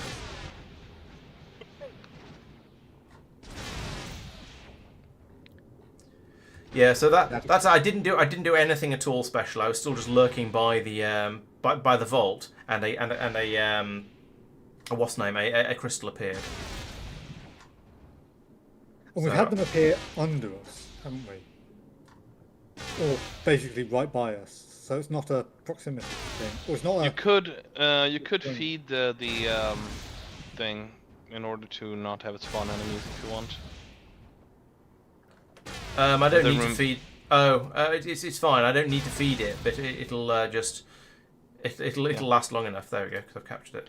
Doink. So yeah, the tactic seems to work, right? Just kill everything, basically. That works for capturing it, yes. But I still don't have an idea for making the crystals appear. No. Yeah, that we have no idea. Right. I'm not going to sit around doing that for any longer because I think that makes terrible content. But I will come down here and put the ones I have captured, the two new ones into a box. We, your minions, will happily oblige. However, I think we are now. I think we're basically at the point where we've completed Rabbasca, and I'm happy to say we should start potentially have a look, poke at any other planets that need it, or at least have a look around and see if we can think of anything else that we haven't done that we maybe should. Laurence, for people who are not on stream and listening very carefully to your every word, could you summarize why we don't have rocket silos on the planet? Because we can't get them until we've been to Aquilo. We require coolant. So that pink lava that I created from the down in the Rabbasca, the blowing up the thing. Yeah, we need to cool that in order to turn it into Herenic plate, which we can then use to make rocket parts. So on this planet, we can't do anything until we've been to Aquilo. So no automated science until then. Correct. However, we have done basically all of the science in the chain now. There's infinite sciences, but other than that, we've done I think we've done everything we can. Let me just check that. Rabbascan science, everything down here. So there's that from to do with Ruby, so we can't do that. That's an infinite. That's Aquilo. That's Aquilo. That's Aquilo. That's beyond Aquilo. Right. So yeah, we've done all the science from this place. We can do little bits of infinite, but basically we've done all the science from here. We can capture more of the crystals if we want to take them with us to use them for their teleporting magic on other planets. That would be nice, but as you've seen, it's a bit of a faff to get the crystals. So I don't know how much of that we want to do. We have, as Quago points out, we have the bunny hop drive, which is lovely. It's good to have that.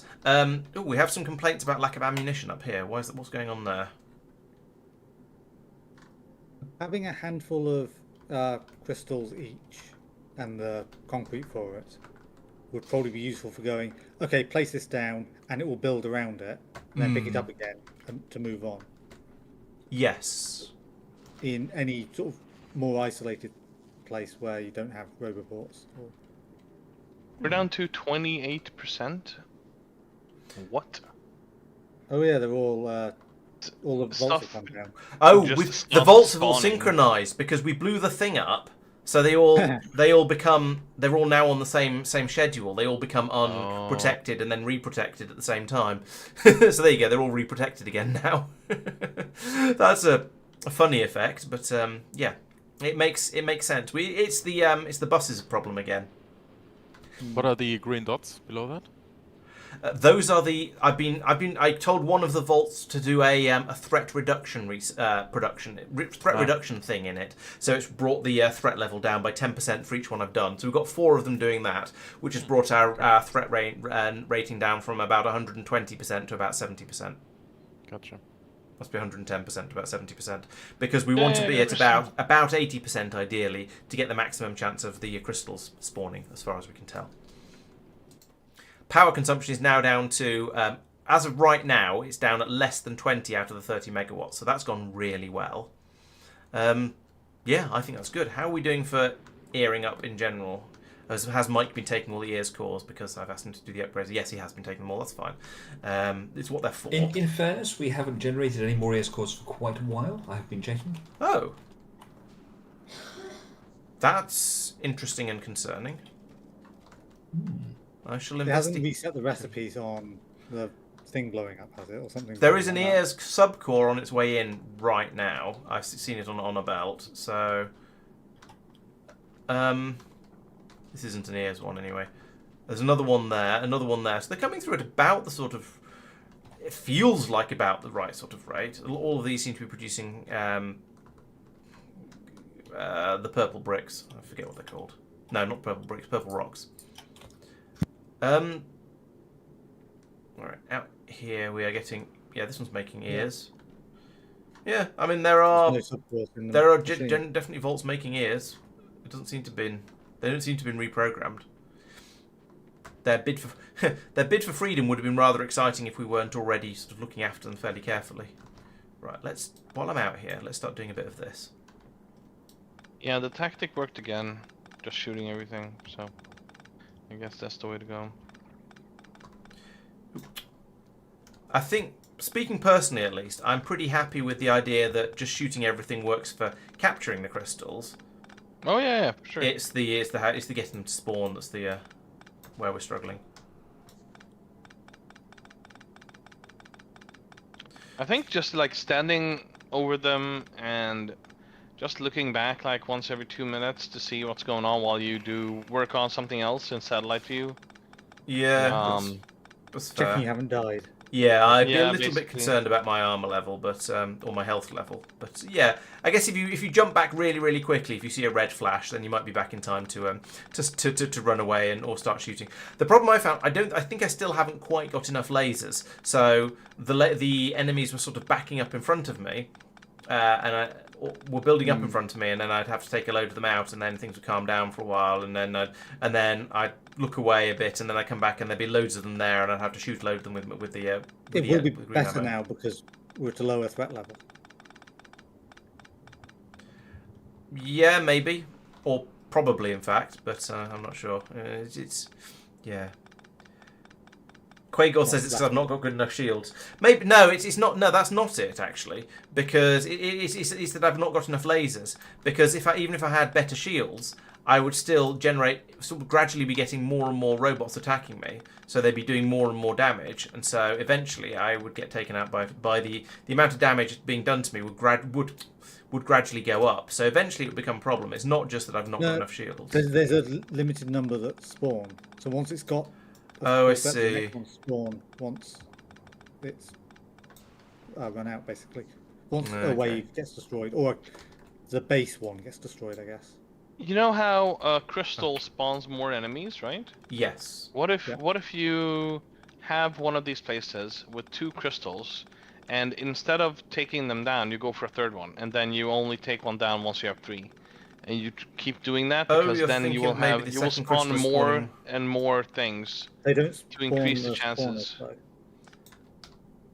Do they? Sorry, Tristan, repeat that. The vault protection pylons don't spawn the things that spawn vault protection. Oh, okay. They have a different spawn set. Gotcha. Okay. All right. There's one here if you want to alt click to look at it.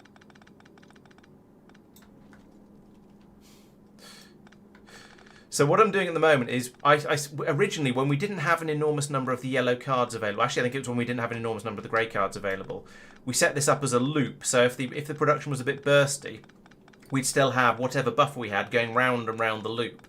However, we now have a very, very healthy supply of yellow cards being made. So at that point, there's no reason to have a second belt bringing the yellow cards back into the factory just to loop them around and send them back out again. We might as well just fill the belt up because why not? The stuff is cheap, and so I'm getting rid of it out of a sense of trying to sort of tidy things up, but also there's no need to have them running round and round and round and round. We might as well just let the belts fill up, and that will happen gradually over time because we're making them significantly faster than we're using them now. We've got up to a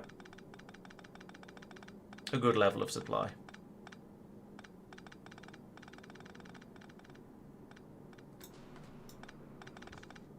I lost my capture on the vault. The other one's almost finished. There's no point fixing it. That feels This is a weird pattern of deconstruction. To be able I to do or usually not do. feed it a stack of cards, and then I remove the cards once I'm done with the. Oh, there's no point. Just shooting it once lasts, and capturing makes it last long enough. Yeah, that's what I thought. Yes, the basic capture lasts long enough to capture a crystal. Assuming no, you don't get any silly shenanigans with the crystal capture, I suppose. Yeah, if you have lots of shenanigans, then it doesn't quite last long enough. But... So what's the plan now? It's a good question. So as I say, I think the planet is finished, except that potentially having more of the crystals could be useful for other things on other planets, for building things up quickly by teleporting buildings in. However, it's down to how much time do we want to spend gathering these crystals, given that it's a little bit annoying and a bit manual, and that's not very Factorio. The other question is, could we come up with an automated way of doing it? I'm not 100% convinced the answer is yes, because we've been brainstorming ideas and none of them seem to have really worked. Well, with an update possibly, which just really says So we maybe should that's probably leave this for now and do an update and then yeah. automate it in a later episode or stream. That seems reasonable. Yeah, I would be quite happy to now go, okay, I think Rabbasca is finished. We have Rabbasca has 3 toys. We have the bunny hop drive that we've now all got, and maybe we've all got upgraded versions of them, maybe we haven't, doesn't really matter.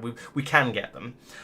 We've got the crystal teleport things, which are quite nice. It'd be nice to have sort of 5 or 10 of them each, but that's expensive. We've got a few. We can potentially use those. And then we've got the machining assemblers, which are assembly machines with a 100% productivity bonus for making machines. So those are quite valuable. We've got those set up so that they can be automatically teleported off to at least to Norvis, and then from Norvis we can get them to wherever we want through whatever method we end up deciding we want to use. So I think that means we've got all of the toys from this planet. We've done all the research from this planet. This is the sort of point where I would say I think we've finished this planet. It's ready for us to go off and do. It's ready for us. It's now time for us to sort of think about if there's anything else that needs to be finished off before we leave. Think about if there's anything else that needs to be finished off on this planet before we leave, and I don't think there is. And then if there's anything else we want to tweak before we head off to our next planet, because it's a bit too early to end the stream. It's too early to drop in on the new planet, but we could start thinking about whether there's anything we want to do on other planets, like tidying things up on Norvis, anything like that we've just not done, that we've been meaning to do for a while. So we can have half a stream of fixing problems elsewhere. Now, we've been doing little bits of that at other times, sure, but it's a sort of an official time to get a decent chunk of it done, I would say. Does anyone do you guys concur with that assessment? Do you reckon we are at that sort of this planet is basically finished point? We've had a Rabbasca death, just to point it out. Oh. Ooh. Oh yes. Sophia's lost some vital organs. Can someone bring me my Might be muted. our armor so I don't have to run manually all the way back? No, go for a run. It's good for you. Yeah, exercise is good. You could, of course, eat a turbo fish if you felt so inclined. Thank you, Tristan. Mike has a point. Using a turbo fish would probably mean you get there and back really, really quickly. It's bugging me quite a lot that I've got so much exoskeleton in my suit that trying to run along a belt and deconstruct it only deconstructs about 50% of it, so I'll have to do this instead. Oh no, is the sheer quantity of exoskeletons you've got you. making life hard? Yes. I dropped it onto here, and it fell around him, Iron Man style. How much suit did he have?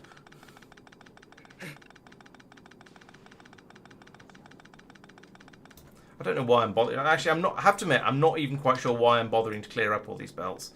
I think Mark made me feel guilty by pointing out that I'd massively overused green belts, so I'm trying to collect a few of them and give them back. Not that we're actually going to take them off this planet at this stage. Exactly. I suppose We are, because you're going to put them in the. Oh yes, if I put them in a storage thing, then they'll be teleported to wherever we actually end up using them, won't they? That's a good point. Yeah, okay, I feel less guilty now. Is it this You're belt? free-stocking the Yes. storage. I'm now no longer sure which belt it is though, so which is unfortunate. I think it's probably. I think this is this one. Oh, I cannot be bothered to delete this much. I could mark it all for deconstruction and let somebody. Let's see if it happens another time because somebody puts crystals out this way or something like that.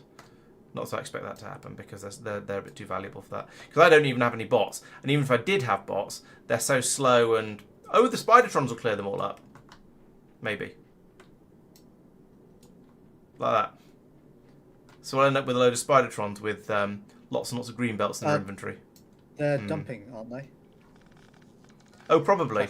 So they can unload. They can unload at the other end as well. Oh, but then we get this happening. Spidertron deploys all its bots, and then sadness happens. Oh well. It'll stop somewhere soon. Probably. Oh, you Okay, right. I'm going to stop messing around with that now. What's next? So, yes, what's next? We've done everything on this planet, as far as I can tell. That's a lot of green belts. Who needs a job? Well, once I've captured this, which is now, I'm gonna work on the engine city block mark, if that's okay. Yep, that's on the list. Thank you.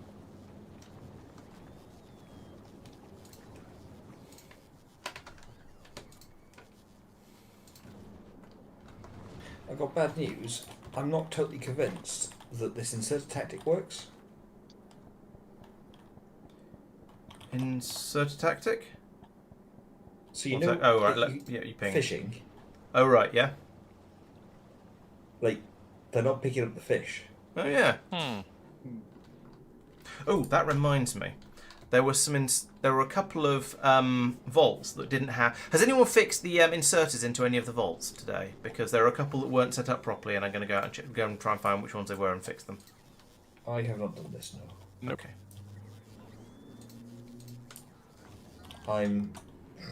I was hoping that this would be a sort of fail-safe fish thing. So if the whole fish production had Like this, for example. catastrophic failure, then Who set this up? this would be a way of sort of fixing it. Oh, I blame Mike. What's up? Over here, this I've just put in the upper pair of underground belts. There is nothing feeding yellow cards into the console to extend the hack duration. The green inserter does not. Yeah, it's a fraction off. Yep, now I get you.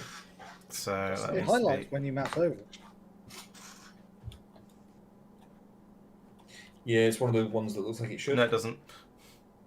Well, when you mouse over the inserter... When you Oh mouse yeah, over the inserter highlights when you mouse over the vault, but the vault doesn't highlight when you... Oh, sorry, no... Yeah, so yes, you're right. The inserter highlights when you mouse over the access console, but the access console doesn't highlight when you mouse over the inserter, and apparently that's what matters.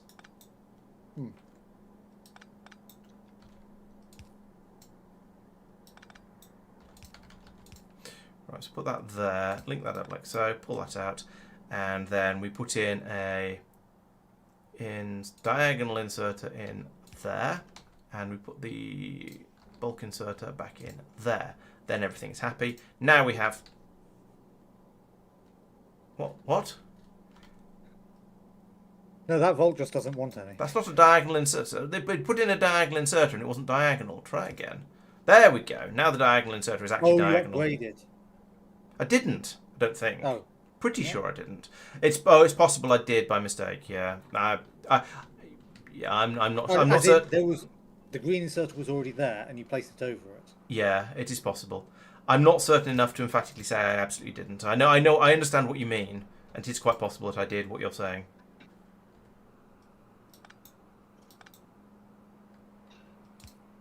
Yeah, I might have forgotten to do that bit. Put that one in there, that loads that food in. Put that one in there, that loads the cards in.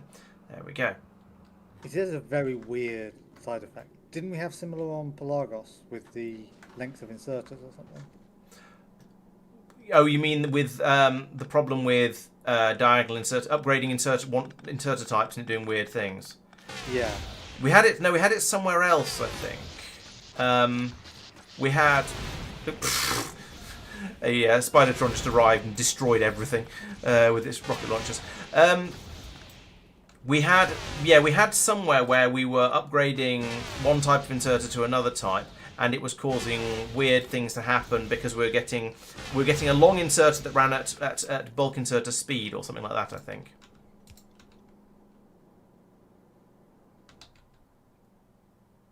I think that's what happened. Give me that. Spidertron causes minor chaos and then runs off. Lovely. Right, so there we go. That's that one fixed up now. Are there any more? Any more with problems? No, you seem to be okay.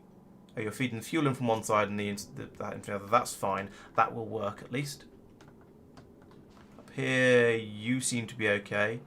It looks like... oh, these were set up by Tristan. I was going to say it looks like Mike learned his lesson, but that was one of Tristan's. Over here we see...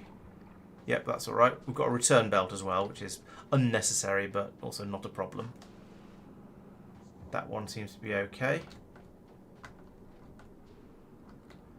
This one... There's more of these than I realised. I guess there's 32, because that's how many the thing up here keeps telling us about. And over here we have... Ah, no, this one's not set up correctly. This one's Sophia's fault. So, oh, well, there's some blame to spread around, which is always nice. Alright, so we need an underground going from there to there. This one. Not being... having inserters in the wrong places. I mean, I just copy-pasted whatever Mike did. Exactly. You got to paste it at the right height, though. And that's the mistake people make. Including you.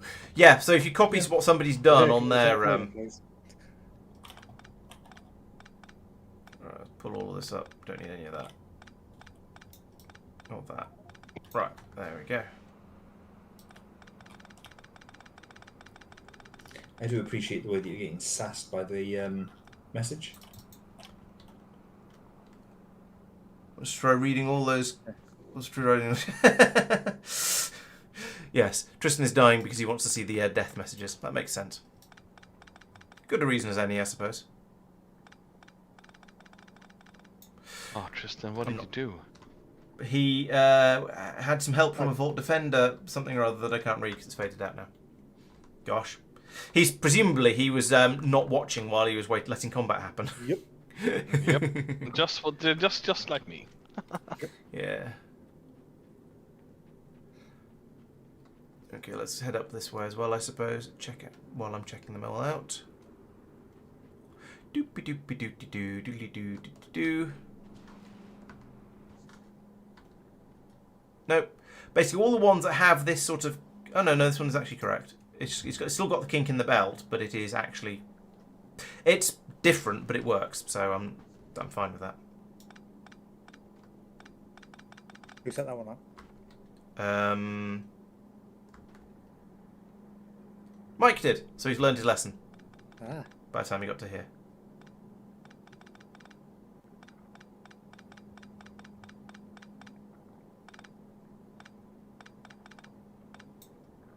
Just pull out a little bit more of this belt, and then I'll have a look at chat and see how everyone's getting on over there. Oh, that's unfortunate. No, don't do that. Right, there we go. Yes, hop, skip, and a jump to the next channel. Next planet. Not going to shield each other species or default shields. Well, my shields are... Oh, you mean we could... Oh, you're right. Those are not... I could have sworn I grabbed some upgraded shields. I apparently did not grab some upgraded shields. Oops. You're right. That's probably not helping. I should go and improve those a bit. Bring EA's cores to the landing pad to automate EA's machines from the landing pad. Ooh, that's not a bad idea. Yeah, if we have the EA's cores available up by the landing pad, we can have a machining assembler up there that will just make whatever we need with ears on it. That would be sensible. Cloink. Let's just chuck all this on the belt at the bottom. Yeah, that would help a bit. I wonder if we can.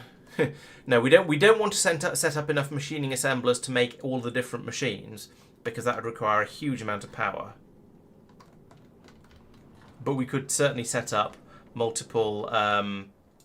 We could certainly set up a machining assembler and then just lean over there to build things whenever we need something with ears on.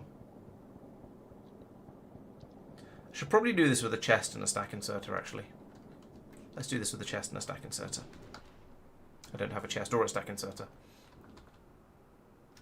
Place them down on the... Actually, you might need to add stack inserters to the list. I'm not sure I added that one. At the very least, they'll probably be done by normal... they're being done by normal construction bots, because all of that is available up here and I'm inside the Roboport range. So that works. I can put all of those in there and all of those in there, and they'll get dumped onto the belt and can be passed out to be used more usefully. And they can be passed out to fuel up the whatchamacallits. Oh, I put them on the wrong belt, but never mind. They'll just sit in the queue, and actually no, they'll get pulled through. Yeah, they'll go out to fuel things. Oh no, they won't. The barrels will go up here and jam this up. Fail. That's why there's a barrel harvester at the top. Oh, okay. Like, it's not good for any kind of length of stuff. Yeah, so I can take them from there, and then I should have put this here. Although this does fill up, but oh well. Yeah, the barrel harvester at the top actually will. Yeah, it will work eventually. It's just going to rely on this machine being the one that runs. But at the moment, the tanks are pretty full at the moment, so it is okay. Yep, there it goes. Cool. Let's just drop the last 20 or so on here, since I couldn't put them into a stack inserter. It won't work for very long. Yeah, it's more of a... Yeah, it's an emergency thing, yes. I understand. Yeah. If you fill the box up, it'll fail again. Yeah. Is that all of them? Yes, I think it is. Out of the ones that were on that bit of belt, I can see yes. So I'll take those, and I'll chuck them in over here instead.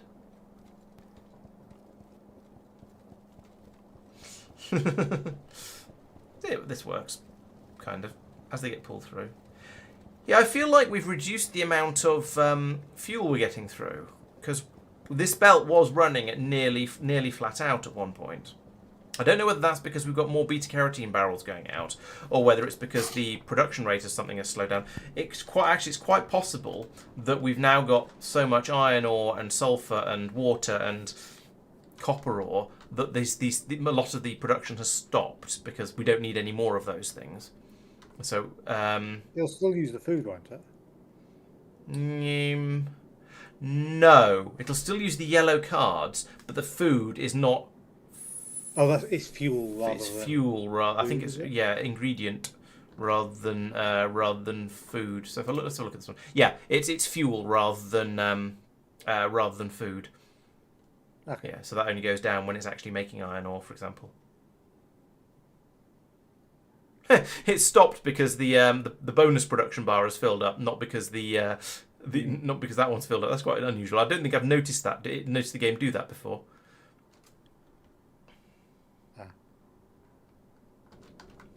You can also have that weirdly happen when there's one in the output because it's made a quality thing. Oh yeah, yes, that I have seen, and that's quite annoying. How are the other planets doing? That's a very good question. It's sort of a tricky one to answer. The easiest way to answer how are the planets doing is generally to go to Norvis and look at the numbers down here. So based on these, Lignumis is really struggling because we have no steam science. Yeah, because we were short because on the short calcite, gold which and calcite. So Mark has fixed that, but it's going to have to do some catch up. That one looks at the 7 here. Oh, that's the higher quality ones. That's fine. 40, 40, 40, 40, 40, 40, 40. Everywhere else seems to be, except Lignumis, which Mark has fixed, as stated, seems to be absolutely fine. Because all these numbers are, say, 40 or practically 40. So, yeah, I'd say at a very quick glance that was struggling because of all the green belts are fixed during the last streams, and Mark has done some enormous expansion on Vulcanus, which is Thank you, Mark. is in the script for a video which is currently in the production cycle, so you'll be seeing about that soon. But yes, largely because I decided to use green belts in such large quantities over on Rabbasca without really thinking about it. He's had to do a lot of upgrades here to allow it to keep up. He could have alternatively have just said, hey, could you stop using green belts except where you need them? And I'd have gone, oh, all right then, and switched over to blue belts. But I think that's not the Factorio way. expanding over here is, as you say, the Factorio way, yes. And of course, if I switched over to blue belts, then I think Norvis would have struggled, because over here we only have... where are they? Up here we have 1 foundry and 2 assembly machines making blue belts, but that would have been much easier to expand, to be fair. So yeah, I think we'd have still struggled with the blue belt supply, but it would have been easier to fix. Right. Mark, could I borrow you in a side channel? Sure. I was going to say, does anyone have anything that needs doing? But I think the person who's most likely to have things that needs doing is Mark, and he's just gone off into a side channel with Sphere, so we don't know.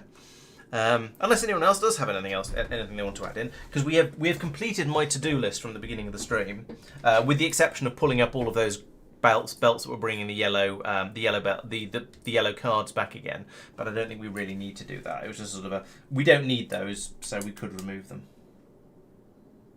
If you want to do some checking of stuff, then I can. But it's checking that things are working rather than. Yeah, and I think possibly checking things. I checked all the science pack productions and they were okay. Ooh, I do have a thing. Somebody should go to Corundum and yes, that replace the machines making the chemical plants and catalytic chemical plants over here with machining assemblers, because of their productivity bonus will get a lot more out of there, and these have on occasion been struggling due to a lack of glass. So being able to produce twice as many would be a big improvement. How slow are they? Quite slow. They have a speed of 1, which is actually slower than an assembly machine 3.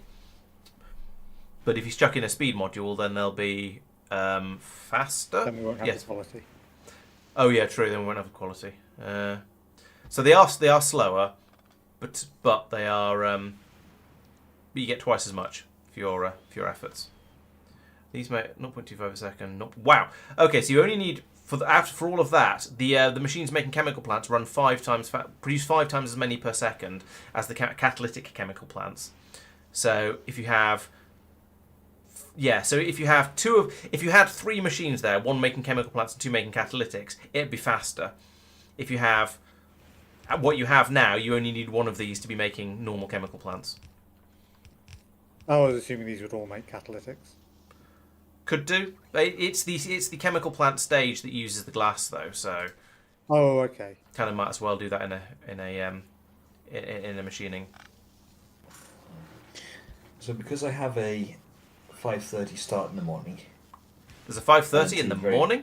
Yeah, exactly. Exactly. Then a very busy couple of days.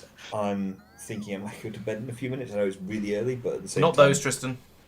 I know, yeah. Okay. Yeah, at the same time I'm going to I regret it. was going to say get onto the Lime, but you can't, because it's parked at Rabbasca. I am on the line. Oh, you are on the Lime? Not Yeah. bunny. You can bunny hop onto spaceships? Or do you bunny hop to another planet and then go onto the Lime? Okay, fair I'll enough. bring the Lime over to Norvis as a As is default tradition. planet for now. Do you want to have it do a grand tour? Yeah. That's probably better, I think, because then it'll have everything we could possibly want for our next planet, which is going to be led by Mike, which is one of the reasons we wanted to make sure he was on the ship as soon as possible, or on the ship before we end the stream. Yeah. Do you want to before he clears off. Chat which planet it is? Have we decided? Was it going to be Arubia? That was my expectation. Doesn't have Right. to be, obviously. No, I think Rubia was high up on the list. So yes, the next planet we're going to is expected to be Rubia. We may slight chance, small chance of us changing our minds between streams. Very very small chance, I think. So yes, next time we'll be going over there. We'll have. Oh, there we go. There's the research being stuck into the research queue. so we can find the darn place. But for now, yes, there's a few other things we want to do. Tommy is suggesting we could use the system we've built for producing modules over on Norvis. So that's this system down here, which will automatically switch between the different module types in order to produce the machines that in order to produce all of the ears machines to give us a certain stock of each one. That's an interesting idea. I kind of like it. So we could have that hooked up directly to the landing pad, maybe even to a blue chest, to bring in the machines that it's going to upgrade, and then have it spit out into into one of the teleport buildings in order to send those off, put them into hammer space for us to take out wherever we need them. And we could say that we want to have we could add to it as we need. In fact, we could add to it as we need things, like we're doing over here with this system, where we're saying where whenever we need a thing, we go, okay, I would like to have a stack of electric poles, for example. We could have the same sort of thing over there. We go, okay, on this planet I want to have some ears assembly machines, so we produce a few of those. They go into the hammer space. Yeah, I like that idea. It sounds like an excellent plan. And yes, the Norvis Mall could do with a few machining assemblers scattered throughout it in order to make certainly anything that's built in bulk and anything that's expensive a lot more efficient. That one's on Mark to decide what he wants to do and when he wants to do it. But yes, over on Rabbasca, that one's up to me. So yeah, what goes into it? Is just literally the cores, the sub-cores, isn't it? To make the big cores. So would anyone else like to tackle that, or should I do it myself because it's sort of a weird thing? I do need a job because I wasn't listening. Okay, right, Tristan. Take the belt of subcores that's coming in over here somewhere-ish and bring it over to by the landing pad. I want you to bring those in, turn them into full-size cores over here, and then set up a system that is reminiscent of what we've got over on Norvis here for making modules, where we have an input that says, these are the modules we would like to have. These are the buildings we'd like to have with ears. Make sure we've got enough of those in hammer space that they can be placed by magic elsewhere where they're needed. Using probably a combinator much like we've got over here, where we just set up a list of things that we want. This would be by building, not by stack, though. So it would be sort of, I'd like to have 3 assembly machines or 4 foundries or whatever along those sort of lines. And then the machine will work through them in whatever order it wants to, and just churn all of those out. And we'll put all of the Eerie machines into hammer space so they're available wherever we want to teleport them in with a magic crystal. Okay, I'm going to drop out there. Thanks for the game, chaps. Okay. Have a good one. Catch you next week. Yep. See you next Here week. am Mike. Bye bye. Night all. Bye. As part of that, I would also like there to be a supply of energetic concrete available in the in hammer space as well. That can be a different teleport machine if you want, or we can pipe the energetic concrete back up the bus. I don't mind exactly how that's done, but I would like basically I want to be able to go off to other planets, put down a magic crystal, and then produce ears machines around it. It doesn't have to be quick. We can increase numbers then as necessary, but that's how I'd like it to work. You put a warp input thing down on the bus somewhere. Where was that? Right, so that would have been down where the machining assemblers are made. Yes, there. Because that's got concrete right by it. So yeah. Yep, so that's a good place to do that. Yep, I agree. In fact, I'll do that bit. You can do the interesting one at the top. Tristan, side channel. Okay. No. Let's put that there and see if the magic system just works. TM.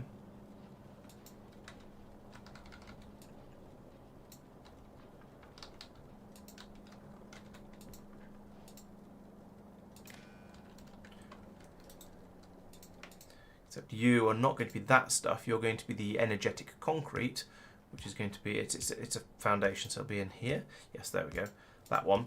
I'd like that to be equal to 100. So we've got a decent amount in there to do some building. There we go. It's loading some in, 93, 101, and it's done. Right, okay. Perfect. That's exactly what I wanted down there.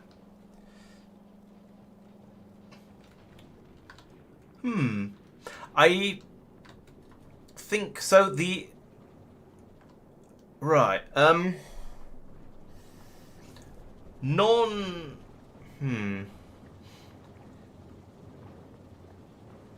Quagor has an interesting suggestion there, saying the ears machine from the landing pad, or the whole system down here, should also be able to put machines from the landing pad into hammer space as well. And I think that's quite a good idea.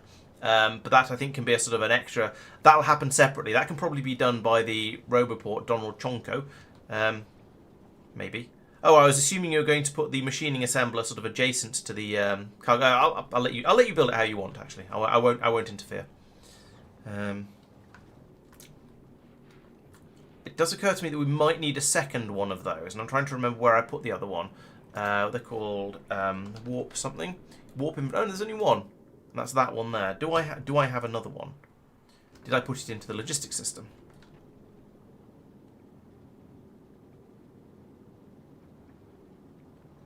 No. I could have sworn we made two of... Oh, did it get taken off to Norvis, perhaps? For somebody to try putting it down over there, and then we realised it couldn't be. Because there isn't one in the logistics system. There isn't two either. Or what are you three. looking for?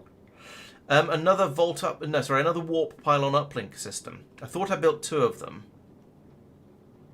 There's one by the And I used search, there is one of them. Oh. pad, and there's one down below where you placed it. Oh, is there one by the landing pad?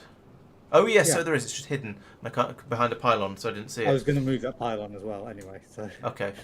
Right, fair enough. That's okay then. there you go. You can see it now. Hooray! There it is. I did a search and the search didn't find it. I must have done something wrong. It was hidden behind a pylon. Yeah, there we go. Warp inventory uplink. There is just one there. Oh no, that's machines that make them. Yeah, not where are the actual things themselves. Never mind. I forgot how to play this game. If only So I might have worked out why we don't have any ear cores. And I'm going to blame Mike for it. seems fair, especially as he's not Because here. it's his weird spaghetti nonsense. Oh. This stuff. There's an ear core coming around here. Then Yeah. it's fed back round. Up here. And then goes off. Up somewhere. I don't know where it goes. Oh, for goodness sake, Mike. I assume it's just the ones on the water belt are just never actually joining the system. I shall go and follow no. those and find out where he Oh, sent no, them. to be fair to him, it's your fault. That seems very unlikely. I won't rotate the belt now. Okay. I see. But All right. I assume that is the belt of those things. I'm just following it down to make sure. Yeah, it does seem to be. Yes. Right, so I guess if you pull it off from here, from that, take out that underground, then things will gain a little bit of sanity. Yeah. Right, okay. Oh yeah, I found lots and lots of ears cores. They're all trying to be loaded into a missile launcher, along with some yellow cards, which is a bit bizarre because neither of these things will go into a missile launcher. If you pretend that they're water, then that will work. Oh, but it's probably better to just pick them all up. Yeah. How high do they stack? Oh, they stack up to 50. That's quite good. Right, okay, well, we now have an embarrassment of ears cores, so that's nice. Mike is quite embarrassing, yes. Sorry, Mark. He's an ear core, is he? I don't know why I picked all those up, given that I'm now going to then sort of want to come through here and decommission this belt as well, but never mind. Ah, yes, stuff is just being built by magic. It's a touch on the slow side, but it Yeah. does just happen by magic. Magical. It is a magical But place. there's a gap, so it's going to stop. Oh, there's more ears cores up here. I'm glad I'm doing this, because otherwise I might not have realised.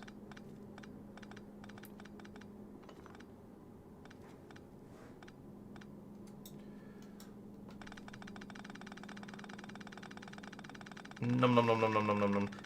So I'm on a green belt now, but walking, and that seems to allow me to pick these things up at a slightly faster rate. So I guess this is something to be glad of.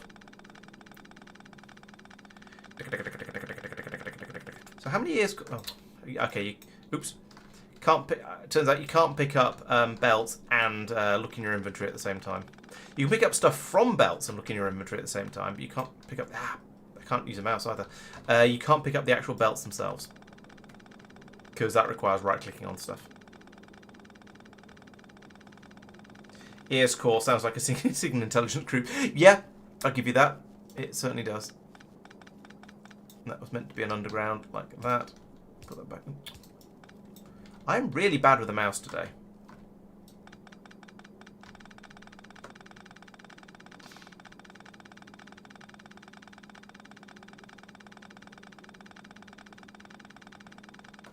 What happened to... Yeah, so we used to have a healthy supply of rockets, but they were the rockets were all coming out of the recycling. No, sorry, out of the scrap that came out from digging up the Rabbascan scrap stuff. Could I have at least one of the stacks of the things you've got, please? Picking up. There you go. Right, so that's this one down here. That was at least one. Thank you. It was. I couldn't remember what they were called, and I was going, oh, this is probably the easiest way. Can have things plus supply stuff. Oh, nearly tried to use an assembling machine, or what? No, machining assembler. But it's microgravity assembler that looks kind of similar. So that doesn't help. We have microgravity assemblers? The ears cores can be made in. Oh, I see, I think. What? Oh, right, yeah, so here we go. This is the missiles, the rockets that were coming out from the scrap mining were being passed through here and then taken out along here to be put onto the belt that I'm picking up at the moment in order to go out to some of the turrets. That was back when we thought we'd need rockets in order to deal with the crystals. However, we've now dealt with the crystals by recapturing the spawners, the vaults quickly enough that they never actually appear. So with the advent of the yellow ammunition, they became completely superfluous. I have no idea what this belt is, but I'm removing it anyway because it goes to nowhere. And so if I remove it, I can find... Oh, there we go. It comes from nowhere as well. So that's now okay. We also, come to think of it, have a long belt looped around the factory, carrying the grey cards around. And that's this one, because at one point we had this system that was gathering up that was holding lots and lots and lots and lots of grey cards, and we just stacked them all up on a really long loop of... That was unhelpful. On a really long loop of belt, just so they didn't get... Just to get them out of the way, basically. So I'll remove that as well now I'm here. In fact, this is something we're inside the base now. I can do this with by making things disappear by magic. So we can get rid of that, and that.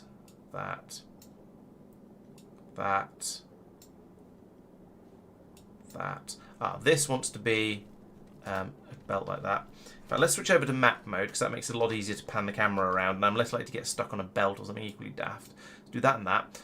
Right, so that's that one. We've now... No, I do still need that because we do still have the yellow cards being passed through. Okay, maybe I shouldn't have been quite so overzealous about that because there are still some of them being brought in because I haven't cleared out everywhere that's returning them. So we will bring this back around over here, and oops, that was needed. I'd like them to be on the other side of the belt apparently. Right, so we can put that in there and input priority left, so it'll pull those through first. Okay, so where are the rest of the grey ones then? Where's the rest of that belt? So came down to here. I'm getting caught on belts. I really should make a belt immunity equipment, shouldn't I? I know I should. I just haven't. So did I get rid of the rest? Maybe we've already got rid of the rest of that belt. And there's a little spur of it here, which is fine. That's bringing them from where they're produced to where they're upgraded, so that's good. But the rest of it, no, it doesn't seem to be... I think that's now more or less tidied up. Got a bit down here. I don't even know what this is for at this point. Oh, some barrels are being brought down here if we had an excess of them for recycling. Fine. That can stay. I don't really care about that. This is a blank belt now. This is grenades, apparently. We're not doing any of this stuff anymore. We just have... Can we upgrade to 2.1, please? I want to set outputs on wire colors. I mean, yeah, at some point, I expect we'll do that. What's going through the... That's the yellow. That's the yellow cards. What's this bit? That's to nowhere. Let's take out all of this down to here. All of that can be disappeared now. We don't need any of that stuff. And also, this doesn't go anywhere, so we can get rid of that and that. Look, you see, it's all just vanishing by magic. That's kind of cool. It's another way of dismantling your entire large chunks of your factory, anyway, which is what we want. There's a button on the hop. Oh, there is actually. Yeah, I'd forgotten that. I'd forgotten this was a thing. Yeah, this would be a smart thing to have used instead. I'd forgotten about that. I remembered about the upgrader, but I forgot that Peter had added in the belt removal tool as well. Oh well, never mind. Maybe I should use that for some of these really long ones that are bringing the green belt, the yellow, that were bringing yellow cards back and aren't anymore. But then the Spidertrons will just get very, very confused. So I think honestly, it's probably easier just to abandon lots and lots of these green belts. But over here, I will return some of them to their box. There's a box over here, so you can have another row of green belts. And that leaves me with a few, which is nice, I guess. Okay, so how's Tristan getting on here?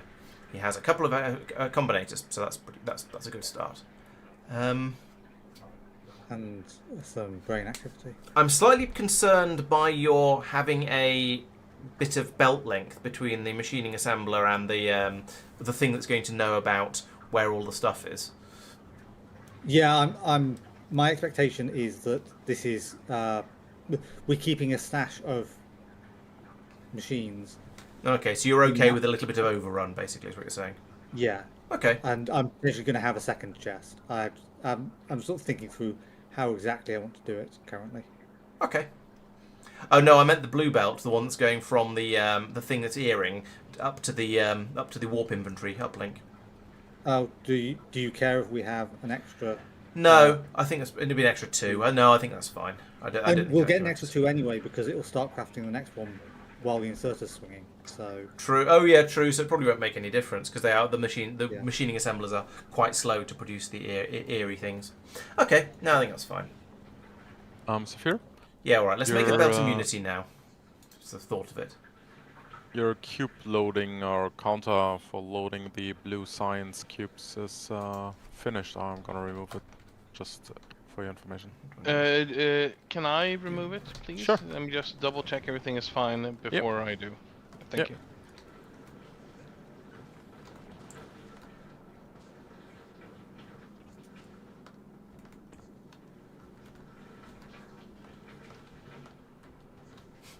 Can't find anything. Oh, here we go. Here's some steel.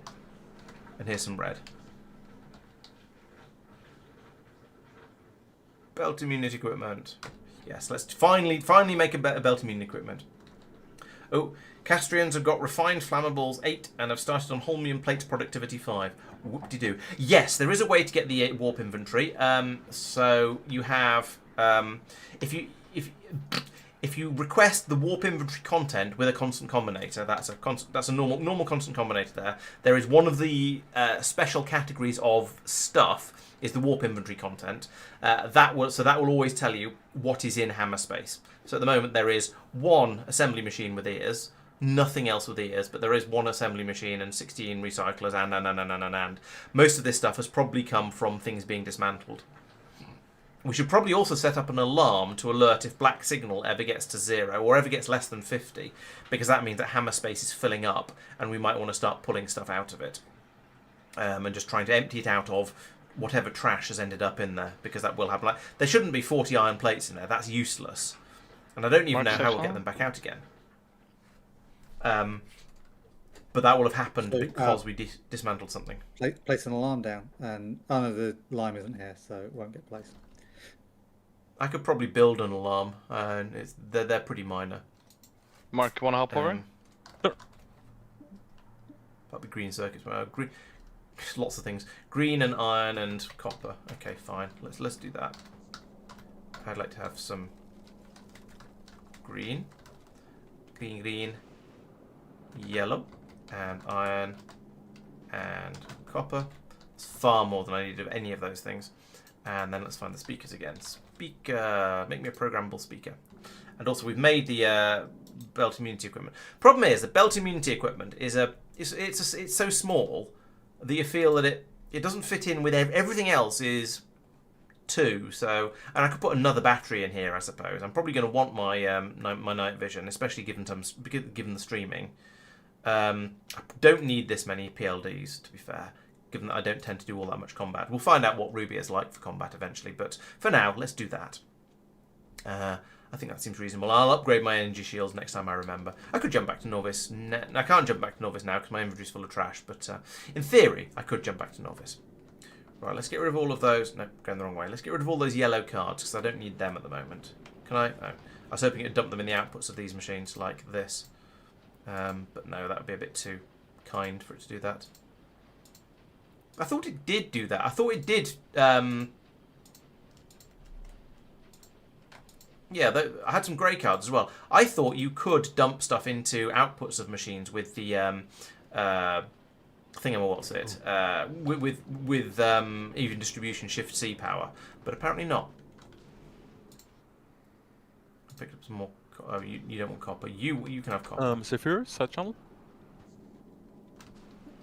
And I guess you can have the copper cable. He's already in there. We already seem to be recycling green circuits, so let's just chuck some more in down here. That's fine too.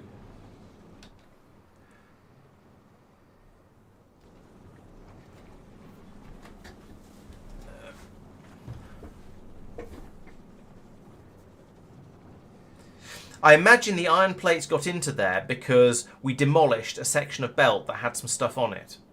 I don't know how we're going to get them back out again, though. That is going to be a difficult one. Maybe once we've got the module research, the module inserting research, which is this one. No, it's not. Which is this one. This one. This allows. So there we go. We then get this one, warps modules and other item requests in. So we could set up a machine to ask for a load of iron plates and have that pull it out. So that could do it. But until then, I suspect they're just trapped in there, never to be seen again. So we should probably try and be careful not to pull up belts or machines that contain stuff into hammer space, because we can't get them out. I don't know if there's a maximum amount of a single item the hammer space can hold. My assumption has been that it's a stack of each one, but that it's 500 stacks of thing, but I don't know that for sure. We're seeing that the numbers over here, so we've got 478 spaces left, so that means we've used up 22? No, we reckoned it was 512, so it's 22, 34.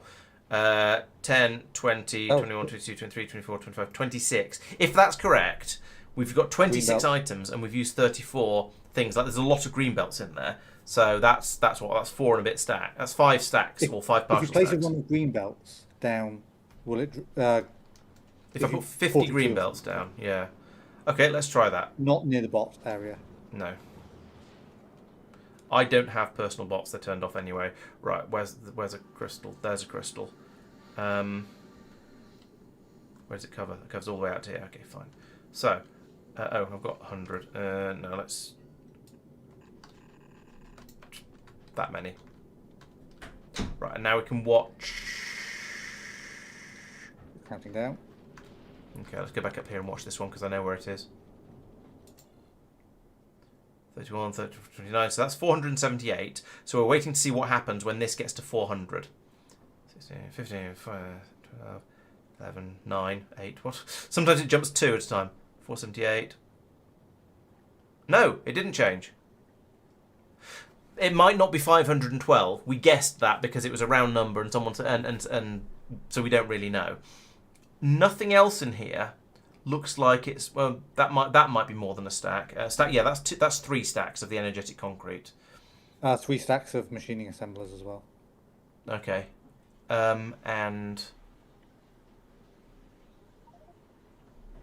nope, less than a stack of recycle. 1 stack of recyclers. Forges is fairly large, and that stacks up to 20.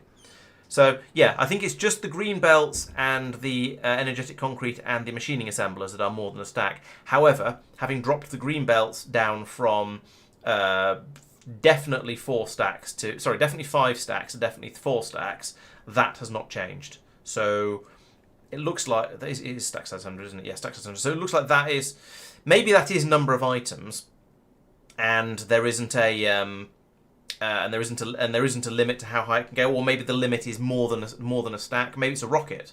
No, that's smaller. I don't know. Is the answer? We will have to wait and see how we do, and then try and work out how to fix it when it breaks. But in the meantime, we don't want any of this. So let's have that vanish again, magically, like so. There we go. Bink, boink, boink, boink. And if we run back up here, we might be in time to see this tick back over 400 again. And see that stays at 478, hopefully? Yeah, that stayed at 478. So it doesn't seem to be number of stacks. It might literally be that you can have as much as you want of 500 different things. Let's have a look for some box text and see if we can work anything out. Warp inventory is a normal inventory with 512 slots, so 512 stacks. Ah, okay, so the black signal is different signals. When we get onto 2.1's custom inventory UI, the inventory will be shown directly. Okay, that'd be nice.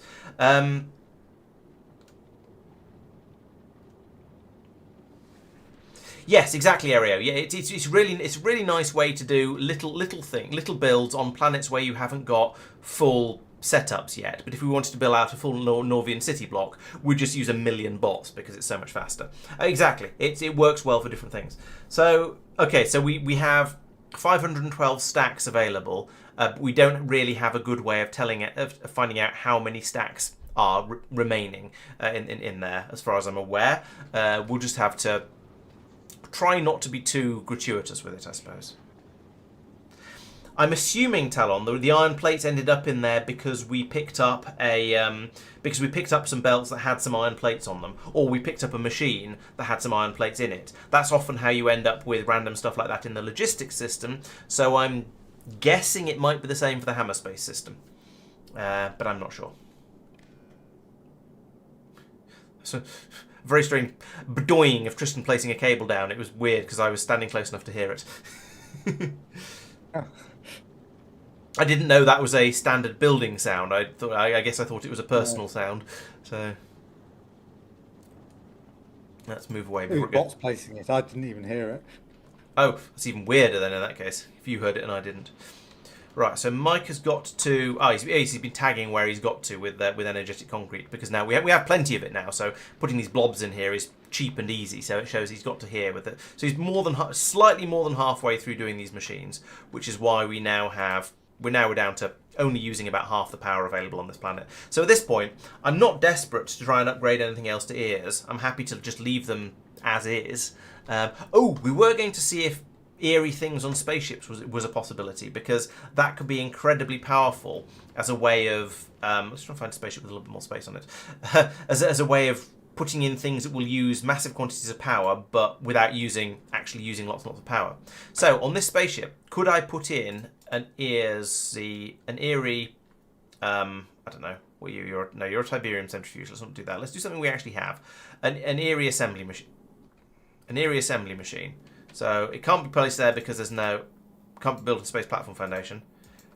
I can't do it with a shift or even an aggregate. Okay, so it looks like we presumably can't put down the energetic concrete. No, the energetic concrete can't be placed on space platform, which is a shame, because this is a place where it'd be really, really useful to have them. But also, on the other hand, having a concrete spaceship seems a little bit silly, and on the other hand, it's possibly a little bit overpowered. And why would a spaceship have an Herenic energy field? It's bad enough other planets having it, but so yeah, it makes a certain sense that we can't place them on spaceships. So I guess I'm okay. Oh, there's purple space platform.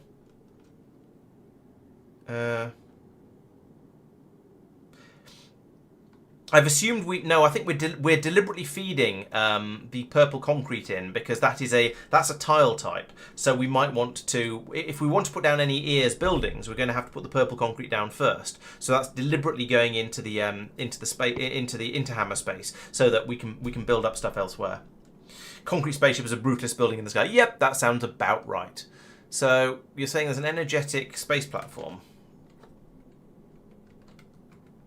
Energetic. So we've got energetic fuel, skimming energetic residue, that's Nexus. Energetic concrete.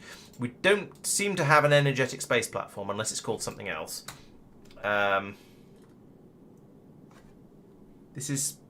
Foundation. Gas giant platform, nice. It'd be in space, wouldn't it? Of course it would.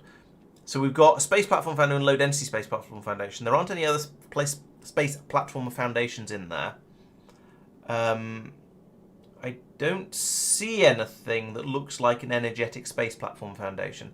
So it's possible it's hidden behind one of these X's and we just haven't learned about it yet. But I am skeptical of that. I think we probably just can't use the ears machines on space platforms, which maybe they'd be a bit too powerful. Haronite plates for. Oh right, okay. Haronite plate, it works for ships. So this stuff. This stuff could theoretically be placed here. Okay, well it is a foundation, but we need the what do you mean by we need the Maluna tile upgrade plan? Is that another mod? Oh, we can place some there off to the side, right? So we can't upgrade, but we can put some in. And you're saying we'll be able to then put an ears building on that? Okay, that's quite cool.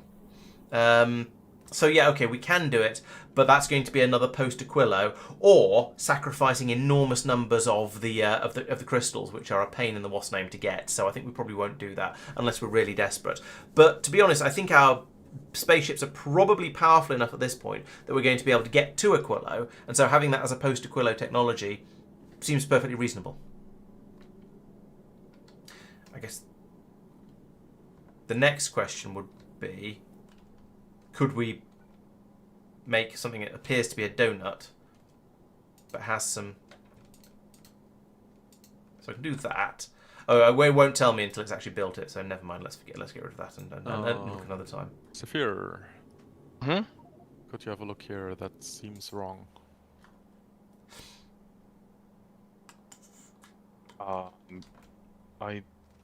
Can we not just remove this entirely?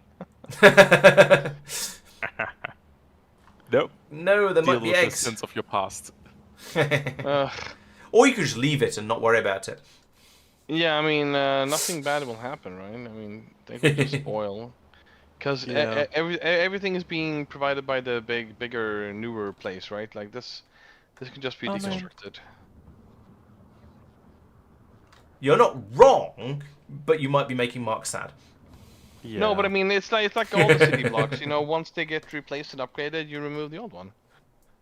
Yeah, he's got a point. This is different. It's different because it's broken. You have to fix it, and then you can remove it. Oh God! That's brutal. The German masochist arrives. Yeah. Oh yeah. Mm-hmm. Okay, so I barely know what the issue is here. I mean, it's different because it's different because it's not something we can just copy paste, but it's like a mine basically. It's not, you know what would be fun? Besides last user would be like last time of use. So like when it was placed, we can see like, oh, it was 482 days ago or something. Now, if you said 482 hours, no, we're not quite on 482 hours. We're only we're nearly 8 days in. As if I move. No, but I mean IRL date or something. Oh, IRL date, right? Okay, yeah, that could be. Yeah. Well, No, we're not at 400 quite yet. we're on Anyways, but stream. maybe This is stream 53. So now there's going to be one or two. Well, we're going to have missed one or two from me being on holiday or something like that. But that means, yeah, we've been going for just over a year now on this, and we are 1, 2, 3, 4, 5, 6, 7, 8, 9, 10, 11, 12, 13 planets in yeah. a year. 13 planets in a year, is that good? I don't know. But there's More than once a month? 2, 3, 4. That's true. 1, 2, 3, 4, 5, 6, 7, 8, 9, 10, Mark, 11, 12. Did you do anything, or did it just start working again? No, I didn't do anything. 19, 20, 21, 22, Then it just started working 23, again. 24, So you know, 25, I fixed it. Some of the bioflux spoiled. So we've got 2 more years at current rate to finish this game. So I think this That's system long. should now work. Good Do Kato you say. want to watch as I add in a second machine type to be made? Yes, I do. Yeah. I'll So just currently- make the buffer bigger here, Mark. Is that Only sufficient? assembly machines. So if I add in No. foundries, No. It's Environment. too late. No. Too late. Too late. It's already been done. Spidertron came over to have a look and then ran off. This is my build, Mark. Yeah. Oh, I don't it know. is doing things. Things are occurring, as they say. You're feeding through a lot of foundries. How many have you asked for? 2. Right, you fed through quite a lot of foundries into the chest, but actually, It'll no, be no, fine. that was just Just make totaling the the- number you asked for. Stop now. Okay. Engine block. Saphir, just come. Yeah. No. Now I'm here. I'm committed now. Okay. But This why can't I just is make going the buffer nuts. bigger, though? No. Yep. That's... Unless you tell me why this is a permanent and good solution, you just Because the numbers aren't based on the amount of belts, right? Mhm. So it's about how quickly the signals travel. So if I just have a big enough buffer, then everything should be fine. Oh, those are EOS ones. There's a non-EOS. Oh, Oh, so you're doing a don't believe checking you. for ingredients, presumably, and then Yeah. subtracting out the other stuff that isn't relevant. Okay. so I wanted a way of getting it to request Yeah. specifically the stuff that it actually needs from the landing pad. Yeah. So they're having it sort of. Yeah, they're having it flashing through all the different things on a randomized basis. It seems a little silly, but also I can see why you've done it. Because you want to be able to pull out any sort of easy machine in here, even if we've actually technically got enough of them, because you asked for 2 and we've made more. I can't see the inserter that's the assembler that's. What's going on? Where's the combinator that's... Oh, it won't be one of these 2. Here we go. Yeah, so you've asked for 2 and it's made 4, but that's sort of expected behaviour. But yes, it's going to be... This one is easier, by the way. The one on the right. Just you can. It's out in the open. Sorry, which one? I don't see a ping. Or a... I just mouse. Oh, that one. Oh, okay. Yes. Oh, yes. I looked at that one for the. No, that's the request. I was looking for the what's actually in the hammer space. Oh, right. That's okay. Right. I see. Yeah. Which is that one, and then this Yeah. one over here is it's just 10 gears cores. Yeah, because to get negated from. So we're not requesting ears cores from the landing pad. Okay, right, fair enough. Cool. Yeah, that seems. I believe that is doing what I was asking for. So yeah, I'm happy with that. Yeah. I'm mildly curious if it can. If there is a nicer way of doing this. So you assume you're pulling out. Oh, that's random input. Are you pulling out How are you getting this signal down here? So that's coming out of here, which is random input from up here, which is the. Do you want to look where it's actually getting it from? Because I think you're looking at the wrong one. Oh wait, yes, I think you might be Getting it right. from this one. Yeah, it's the output. You can't just say this one. I mouse over it, but because if I ping, then the ping just sits over. Oh, the fair. top. Okay, sorry. You do it again then. Oh, that one. Right. So that's. Hang on. Let me turn on the widget that shows these things. Toggle mouse over visualization. Sorry. So this one down here is getting it from the output of here, so that's doing a random of the stuff that's coming out of here, which is taking in input signals of those things from from this box. I think. So are you reading what's in the box and saying that's stuff to take out because No. you're expecting to... I'm reading what's ever been in the box. Oh, I see. Okay. Right, It's fair a enough. memory cell. Mark, say so? Yeah. Interesting. My assumption for the way you'd done that was I thought you were going to be looking at the things that were in this combinator up here, and then taking the ingredients of them because I was wondering if you could do that with I thought you might be able to do that with a select combinator. You can certainly do it with a machine, but maybe you could do it with. I wasn't sure, but I assumed it was going to be done like that, and then you just subtract off the cores and the Harrying gas, and then feed that through. But no, I see how that works too. Okay. Yeah, I'm not aware of a way to do that because that's where I was starting, and I want to be able to go. Hey, is this I wanted to filter based on is this an ears thing or a non-ears thing? Yeah, exactly. That'd be tricky. It's just select inputs, count inputs, random inputs. Yeah, it's not ingredients for. You would have to have an additional machine out here somewhere, and that would be an enormous waste of power. No, I would have a you machine can't do for that. every- You can't do inserters Why not? because they require subcores, not proper cores. Okay. Just to be different and difficult. Oh, so when I added one of them, oh yes, subcores appeared on the one coming out from the landing pad. Yeah. Okay. You could. I mean, you could have another I guess. belt bring them over. That would work, but for the time being, no. That's unfortunately, sadly, not going to work. Yeah. Quago points Well, out, second it's machine just- will be in standby and then use standby power. Yes, but the standby power of a machining assembler is still quite high. Actually, it's only 180 kilowatts. You could have that, I suppose. But yeah, the way you're doing it is also kind of okay. It is also okay. I can't help but notice we haven't actually had any more cores turn up. That's true. I have all the ones you gave me. They're in a chest. Yeah, I saw Healing that. machine. Is that still broken? And if so, where are they? Oh, here comes a core. Here comes a subcore. I shall follow it. Oh, there's a. Oh, I didn't change. I didn't turn that off. Okay, that's fine. Yeah, just remove that filter and. No. Oh we still right, want yeah, them going that. down. Yeah. We still want them going down, don't we?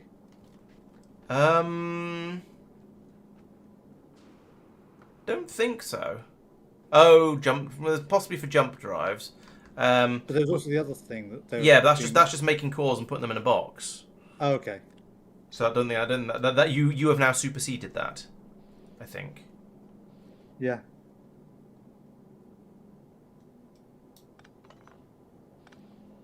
So there's the bunny hop drives, but I don't think we care about making any more of those at the moment.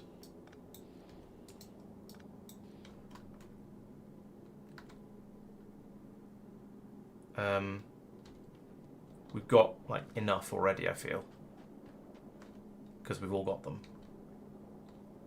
Still seem to be cores coming down here. Okay, well, let's watch this one.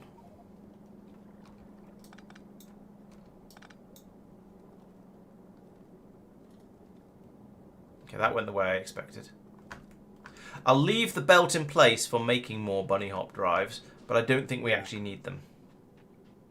I'm sure I saw a belt to nowhere when I was running back up and down here. There's that one. Right, now we should be fine with making inserters. There's this one. Where do you even go? You go in up there to feed. Oh, that's bringing stone up to here for... I mean, what? Which way are you going? Oh, you are going up. That's a stone being... Oh, yeah, that should be there. Don't know why that was missing. Let's replace it. So there you go. We can pull out... So when the Paranic rock or whatever this stuff is called goes off down here, we'll it'll turn into stone. It'll be passed out again. This shouldn't be. Oh, we were recycling it here to dispose of it because there was an excess. Okay, so fine. We'll send it off that way because it might be useful.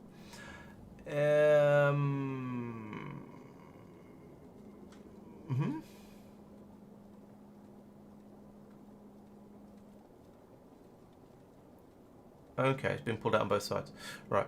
I thought we had a limiter for the amount of this that was being passed in here because it is just sitting on the belt waiting to die. But maybe not. Maybe it's somewhere else where I put the limiter in. There's a limiter here on how much was being passed in to be turned into calcite because it was just sitting there waiting to die. Right, okay, fine. Didn't we... Cause I'm sure we need... Maybe calcite was the thing that needed more... Yeah, because down here it's calcite that goes into this stage. So I think, yeah, we have enough Haranite coming in at the moment. This is all fine. We've got plenty of calcite, and it's all just coming down here to sit on the belt and eventually decay into stone. So, yeah, we're good, which is nice. Over here, Tristan's earring things up nicely. Yeah. I got a question for people using the buddy hop engine. Okay. How do you know how much weight you can carry with you? When you try and use it, it tells you what the maximum is when you've got more than you can carry, and then you go, oh, for goodness sake, and try and chuck stuff until you can jump. Is it a different amount based on how far you want to go? Don't think so.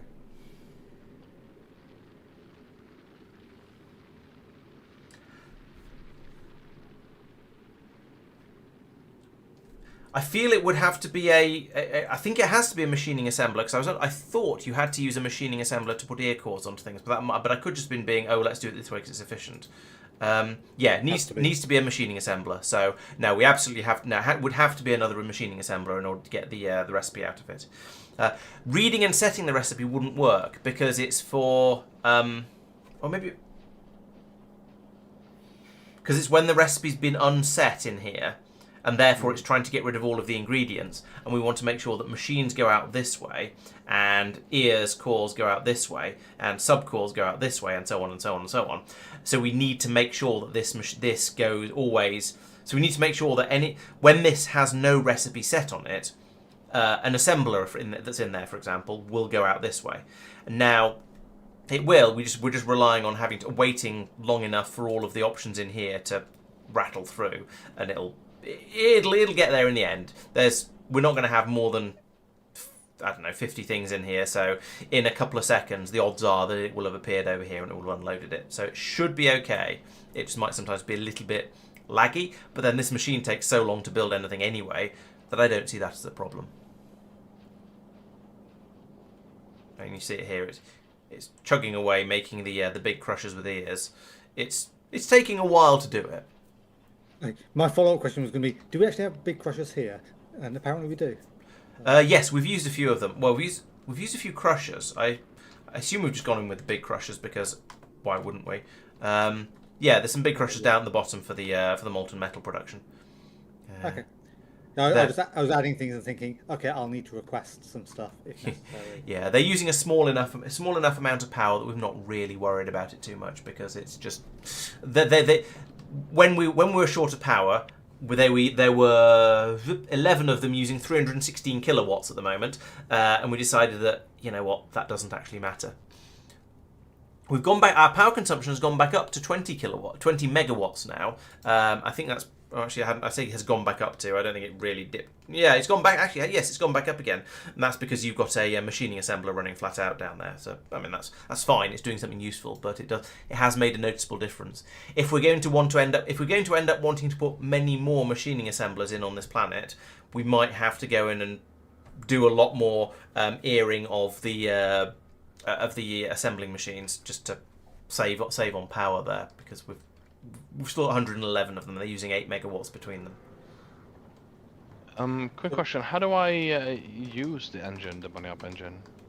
Okay, so you click on the activate bunny hop engine button, then you right click to actually activate it. You select the planet you want to go to. It'll tell you if you weigh too much. If you weigh too much, you need to go on a diet. And then once you've done that and everything is green, you run around in circles like a lunatic to charge the energy bar up, and then you'll disappear. Right. So where is the activate bunny up engine button? It looks, if you're looking at my stream, it looks like this. Or you can press Alt J apparently for jump, I guess. Then right click on the screen somewhere.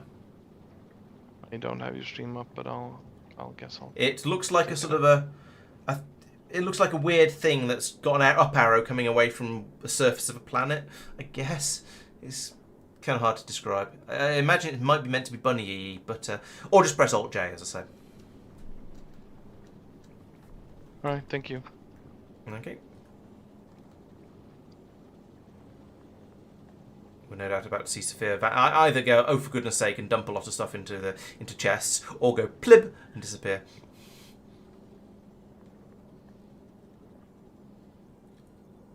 I think I've put everything on the signal, so in theory, we have everything. We can do everything. With it. Nice. No, I've put some stuff on there that hasn't made it. Maybe there isn't any of the basic thing on in the landing pad. That shouldn't matter. It should be. Oh, it should be trying to make it. Yeah, that's true. Yeah. Oh, actually, I should change that.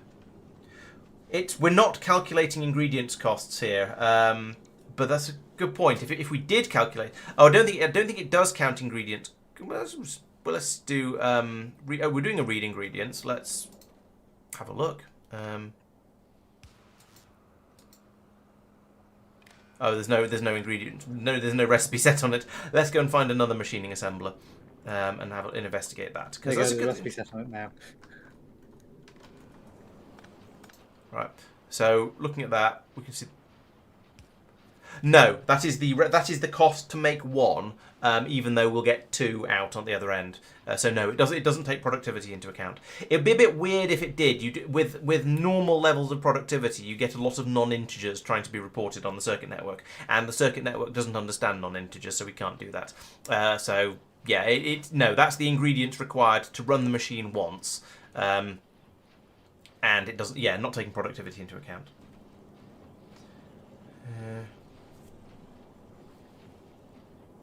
Limit input and only unset recipe after the machine is empty. That way. Yeah. Yes. And I think honestly, I think this is a nicer system. The other alternative would be to have it going off to another machine to read the inputs and then feed it over to this inserter. But honestly, this works. We've got a thing over here to request, and then actually how. Oh, we're reading the ingredients required off and then feeding that presumably into the this memory cell. Right. Okay. There we go. So until we request the first one, we don't know what we need in the chest. Yeah. So we're requesting them with the ears here because we only want to set it in one place.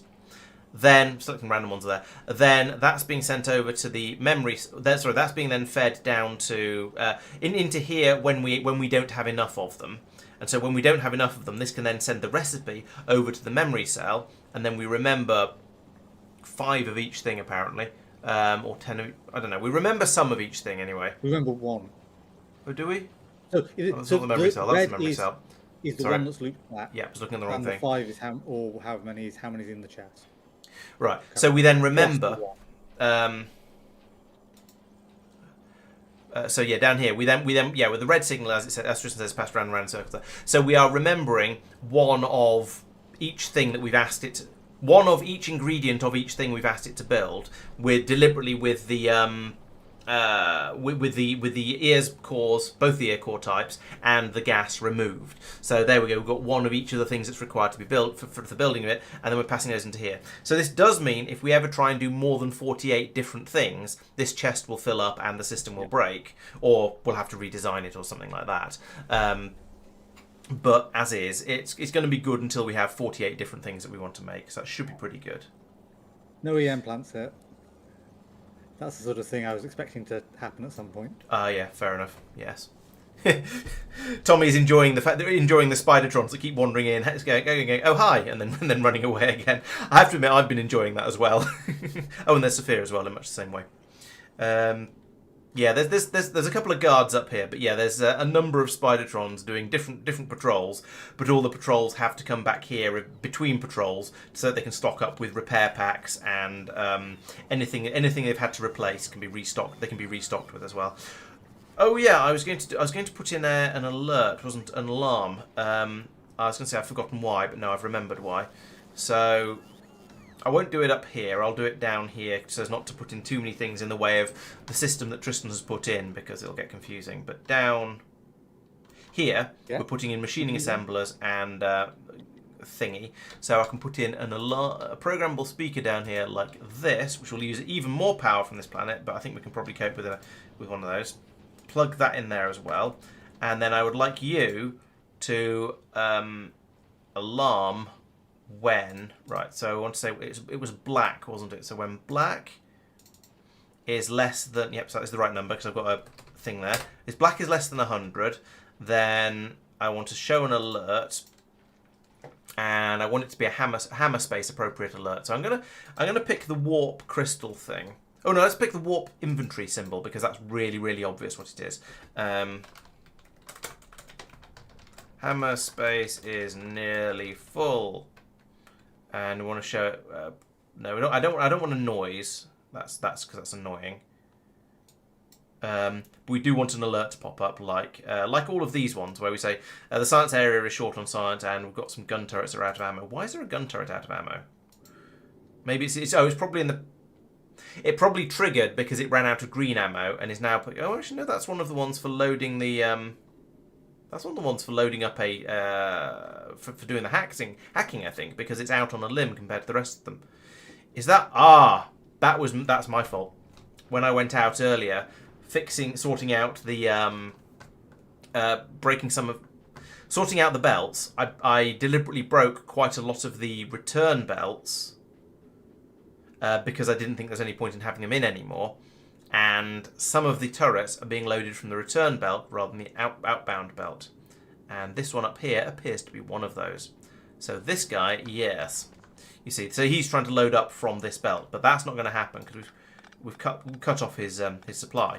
So let's rotate you, move you up to there, move you up to there, and then rotate you back again. Here we go, here comes a yellow card. They're not coming through as fast as they used to. Probably because we're not shipping them all round and round and round, so we're just filling up all the belts now. But this comes along here. Yoink! Goes in there like that. Lovely. And then over here we've got none in there hacking the... Oh, there we go. One. We found one. Okay, fine. That's good. Yeah, so there they go. That was the problem up here. It had run out of ammunition for that. So now in a while, when that escapes, we'll shoot it again, and yeah, it'll all work. So I'm glad I checked on that one. But yes, apparently the science area is short on science twice over. That must be bad. Presumably, you set the energetic concrete up to load 100. Yes. Can I suggest making that less than 50, so that if it's a stack thing, then we don't fill up. Yeah, that's a fair suggestion. Stack because it's, yeah. Set it to 40. Okay. Do you think... so we can come back and change it later, but I was going to say, do you think it having less than... having 90 might have been better, but no, 40 is probably going to be fine. That's enough. It's enough to do probably any building. I don't think anything's bigger than 5 by 5 I can think of off the top of my head. New ones will get added in really fast. Yeah. Yeah, you're right. It's probably fine. They get placed so slowly. You could have it at 1 and it would probably be fine. I guess so. Yeah, I was thinking of whatever it is where you have to have enough to do everything before it'll trigger and do anything. I'm sure there's something where it's like that. Can't think what off the top of my head, but I'm sure there's something where you need to have enough to do everything before it'll do anything. Oh, we've run out of steel for making machining assemblers. That's impressive. How expensive are they? Oh, they take 200 steel plate to make. Okay, that'll be why we've got through a lot of steel here. Right, let's do a little bit of rebuilding here, because this means we've finally... So, Sophia made a massive overbuilt steel production facility, because I thought we had a lot more steel than we actually did. And so we've now finally used up all of that steel. So let's pull out a load of this. Oh, we are recycling excess barrels. Maybe I should have kept that in, actually. All right, let's change our mind about that. Let's put that back in, but slightly differently. So we'll have this come through here. Fine. And you know what? Let's just come up here because there's a nice convenient gap. And then you can have an inserter as well, like that, to load the steel in. So that's going to carry on working as before. But also, we'll do an input priority from the right here, so that'll take in any steel. Alright, we'll have an input priority from the right here, so that'll still carry on taking in any steel that's coming through from the recycling. But also, we'll put in... why is there some iron being passed through here? That must be a historical thing. Let's get rid of that. We'll also bring in some molten iron up here, which we don't have. But we'll bring molten iron in here. We'll put in a... I've got Olivia's course. I should give those to Tristan. We'll put in a foundry here and start making steel on site, because that's what we would like to have. No, I'd like it to be an ear... Why can I not do that like this? I'd like it to be an ears... Behave. I'd like it to be an ears foundry. That's... that one. I'd like to put one of these in here. Are we in Sparky range? We are in Sparky range. So this should build. And it'll be interesting to see whether it does. I'd like you to make steel, which is an intermediate. I'd like to make steel from molten iron. There we go.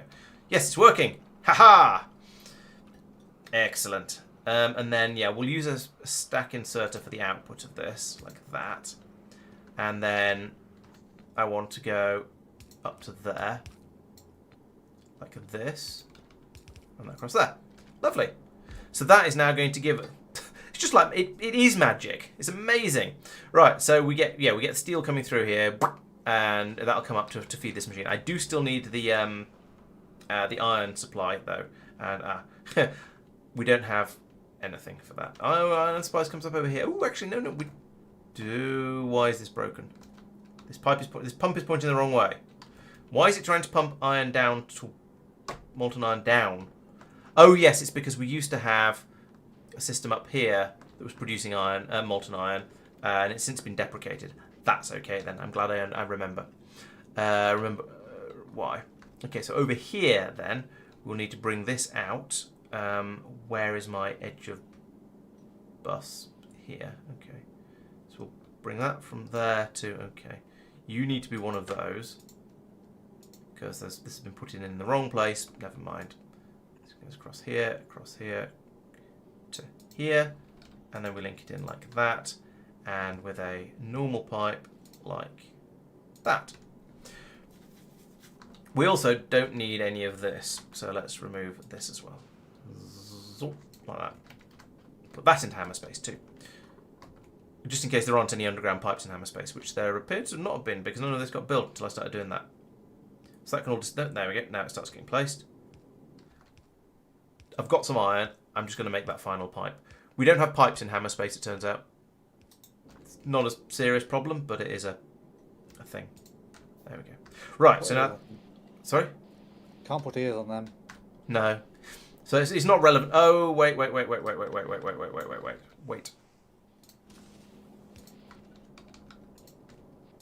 You are going to filter to just cold steel.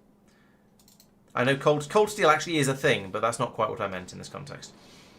Right, there we go. So actually, you probably shouldn't be a stack inserter, but you could be full of modules. We're like getting that upgrade that lets us place objects into buildings from hammer space will allow us to get items out of there. Yes. So we'll be able to rescue stuff. Yeah, I said that about 2 hours ago. Maybe a bit less than 2 hours ago, but yeah, that's very true. How do I close the bunny hop engine UI? Okay. I was going to say I'd wondered that as well. The only way I'd found was finally get my weight down far enough that I could bunny hop with it, and that isn't a very satisfying solution. Tab does not work for me. No. What's your map button? Oh, map. Thank you. If you change your keybinds, you've only got yourself to blame. No, I thought you said tab. You did. I did. Tab is presumably the default, but if you change your map key bindings to go back to the 1 point whatever key bindings, then that won't work. So, No.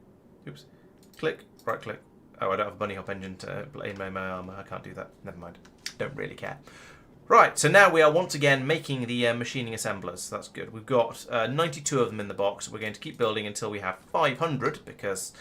Basically, why not, really? We might as well have a lot of them. We've got a plentiful supply of resources, with the possible exception of steel, which we are waiting for it to cool.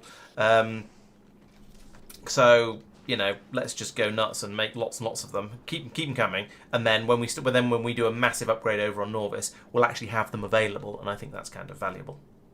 We're currently putting 10 into hammer space. Do you want me to drop that to 3? Or do you think having that's one? Actually, yeah. If we've got a stash of them as a buffer, then we're looking at. Well, you'll want to drop the inserter stack size as well. That's true. Down to 1, probably. Fair. Yeah. Okay. Because otherwise, it can't actually keep it below.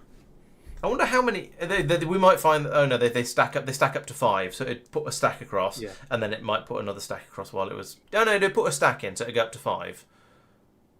But if we do it from 3. So okay, that would overshoot quite a bit. It's a red chest as well, which seems slightly silly, and it's got a no Wi-Fi. It's got a Wi-Fi signal on it, but never mind.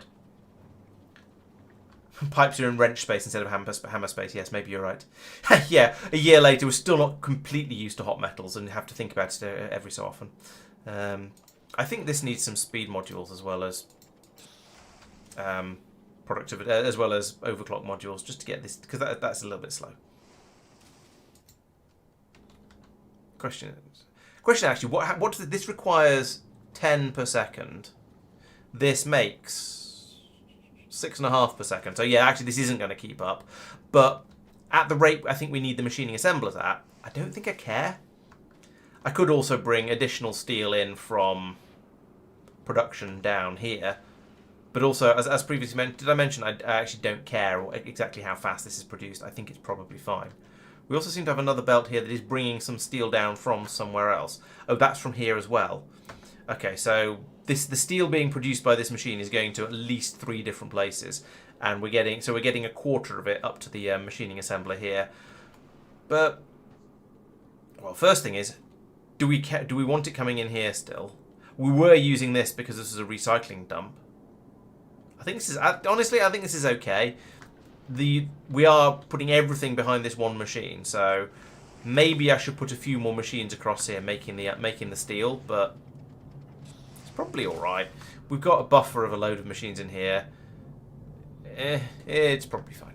We can always fix it. We can fix it fairly easily if we need to. You saw how easy it was to put that in with the magic of hammer space. At least once it kicks in properly.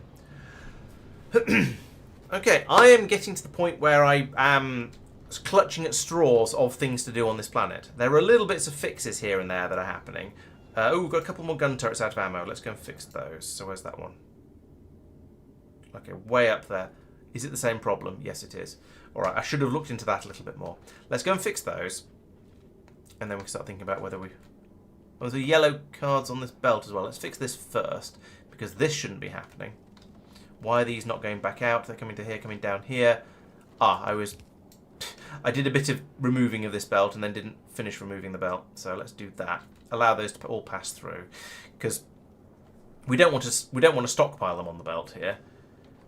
We don't want to stockpile them on a return belt. We want to stockpile them on the outbound belts and stop feeding them back in again. So yeah, do that.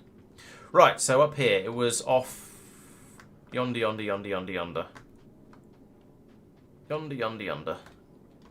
I don't have bots, I can't repair that. I'll have to wait for a Spidertron.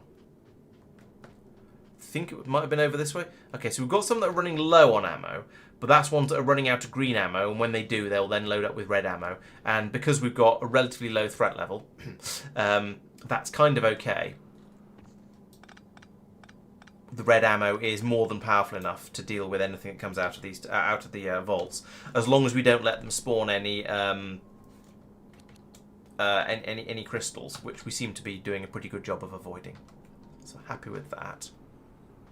So there's that one, and then there's this one I've already fixed. What was that? Oh. That's right at the top of the bus. That's, I don't know. I was going to say, should it be less dangerous there? I don't know, but I feel like we shouldn't be getting things down. We shouldn't be losing turrets, really. But oh well, c'est la vie. It'll get replaced the next time a Spidertron goes out there. It shouldn't happen, but apparently it does. Right, and then yes, here's another one that's going to have exactly the same problems. So rotate you, move you up, rotate you back. There we go. Now it's a happy turret. And these ones have all switched over to red ammo, so that's fine too. Do pylons give radar? Yes, they do seem to actually. The crystals do seem to offer radar, because if we look down here, we've got radar. Well, okay, we've got Tristan down there, but we do have radar coverage of this whole area. Spidertrons also give radar, so maybe that's a reason why we should be putting in the crystals everywhere. But it just comes down to they are a pain in the proverbial to gather.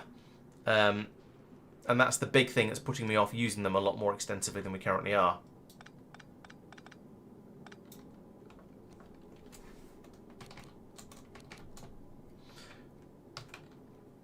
And we've thought a bit about automated ways to gather them, like putting in turrets around the thing, but they just... And when we tried it, it didn't work very well. Maybe now we've got... And now we've only got red ammo. Well, actually, no, we have more green ammo as well. We could try going in and just surrounding a turret with gun, putting a load of gun turrets next to a vault and just seeing what happens. But maybe it's worth a shot. We could give it a shot. Yeah, could we warp? Yeah, warping in rocket silos is a possibility. Certainly would be worth investigating whether we can actually do that. Hello, Senpai. Don't forget to set the alarm to global. I thought the global was for the noise rather than the where the alarm is visible. Or do you have to set the volume to 0? I've always set it. Yeah, that's playback mode, local, surface, or global. I've always set volume to 0 and set it as global, but that's just because I've... Yeah, global says sounds created by the speaker will be heard everywhere. Show alert is just show an alert. Do you want to try turning the science area is short on science over to... Actually, I'll try it. It's this one. Local. Are you still seeing it? Yeah, but you have to give it a minute or so. Okay. Because they'll hang around for a while. Fair. Okay, we'll check it again in a moment. Yeah, warping in rocket silos on new planets seems a little bit... Oh, actually, no, we can't at the moment. Because we can't put in a warp thing on planets other than Rabbasca until we do an upgrade. So we're only able to warp them into... we're only able to warp in things that we have on Rabbasca. And whilst we technically could start making rocket silos here, we aren't. Yes, once we've updated and blacklisted the spawner bots, then then it might be a little bit easier. Put a pylon on every vault. You can have radar and replace broken turrets. I don't. Yeah, it'll replace broken turrets. Yes. We won't. It won't. Unfortunately, as far as we're aware, it won't do repairs. But yeah, that certainly would work as long as we had a suitable supply of turrets. We'd have to start making turrets on this planet, I think, at that point, because we get through enough of them that it would be. In fact, actually, it's going to be a problem anyway. We're going to have to restock this planet with turrets every so often, just to make sure we don't run out, because we are going to gradually lose them through attrition, which is unfortunate, but also unavoidable as far as I can tell. Do I have... Yes, I've got some yellow cards.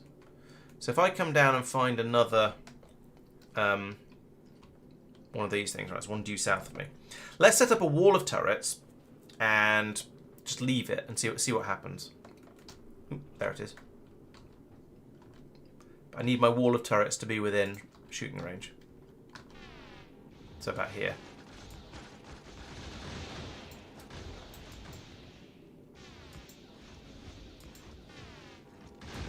So if I do that, and do that, so these turrets are all now full. They're not full. They should be full. So we could, in theory, we could leave those now. They will continue to shoot down lots and lots of bots. Ideally, I'd set target priorities. We can't really do that, unfortunately, because we don't have the drones available to select, I don't think, and also there's so many of them, it'd be a massive pain to do so. But if this spawns in a crystal near itself, then it'll be out of range of the turret, so it should be okay. Yeah, it was only half a stack of ammo, and I'm not quite sure why. Let's try it again. It doesn't seem to want to fill them up over 50. Maybe I've got it set in even distribution to only ever put 50 into a turret. That is quite possible. Because usually you don't want to, because you're setting up to sort of go in and attack some biters. So we could leave these for a little while and see if a crystal spawns in. In fact, I'm going to leave them alone, because you never know.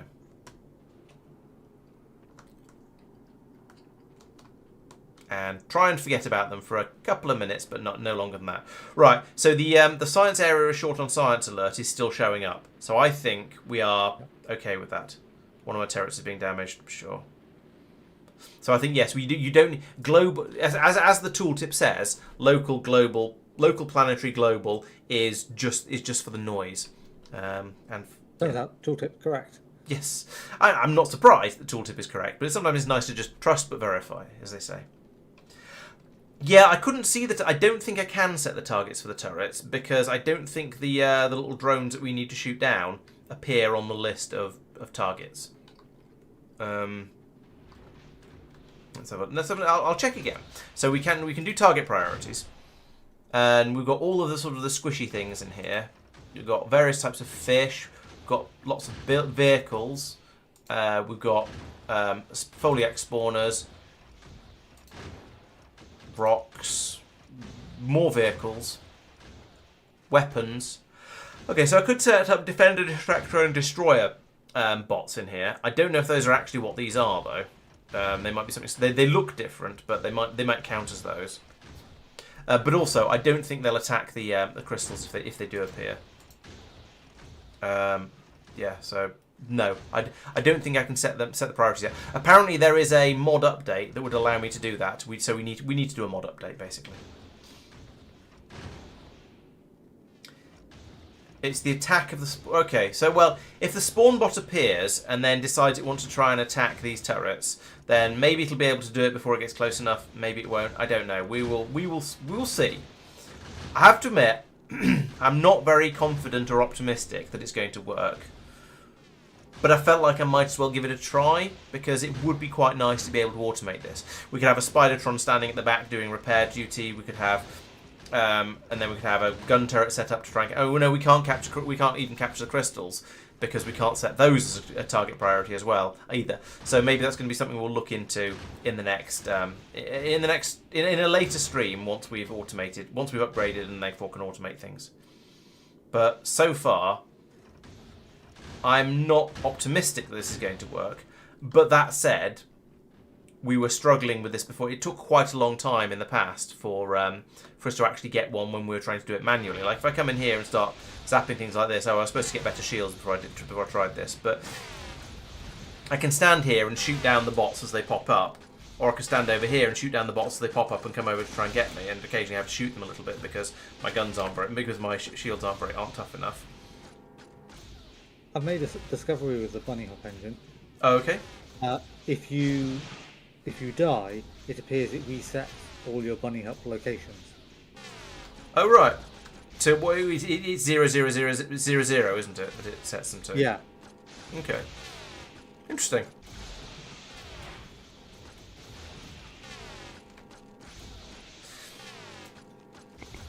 So yeah, trying to get hold of crystals the traditional way is also a bit of a nonsense, because you just stand here twiddling your thumbs while your lasers shoot down enormous numbers of little flying robots that come in to attack you.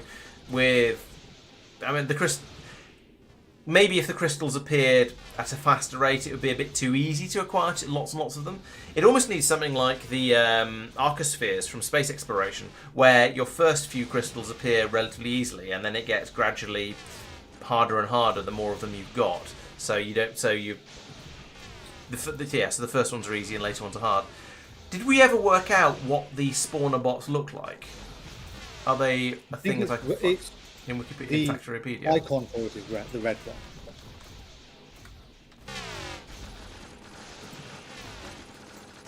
Okay. Oh yeah, because we can tell from the vault, can't we? If we go and find the vault somewhere in enemies. Enemies, there we go. So ancient Rabbascan vault. You want the vault console? Oh, the vault console, because that's what does the spawning. Right, there we go. So we're at this level at the moment. Shield's not good enough, as we said. So yeah, it's the over here we have the Vault Defender, Shocker, Vault Support Requester, that guy. So yeah, as Tristan says, it has a red icon. It looks the same as a Vault Defender though, in the up from its icons. Do these bots that are spawning in look like the bots the combat bots you can create yourself? Is it using the same sprites for them? I believe so. Because it's using the same sprites in here, in the Factoriopedia, but I don't know whether it's using the same ones in the... The ones that there's lots of, I feel, are the basic ones. I think they might be recolored, actually. But that might just be if they appear as your team. I'm not sure if they do that. It does amuse me when one gets overcome by cowardice and runs away and just sort of sits away down there until it finally falls out of the sky and dies. Oh no, it finally comes back again. Yep, here it comes. Kamikaze attack. Yeah, so this, as you can tell, I've been standing here for a little while now, and we've had a grand total of 0 crystals appear. I did feel I'd had better results when I ran away and then came back again, so we'll try that. Up here, how are my turrets doing? Turrets again having the same thing. They've killed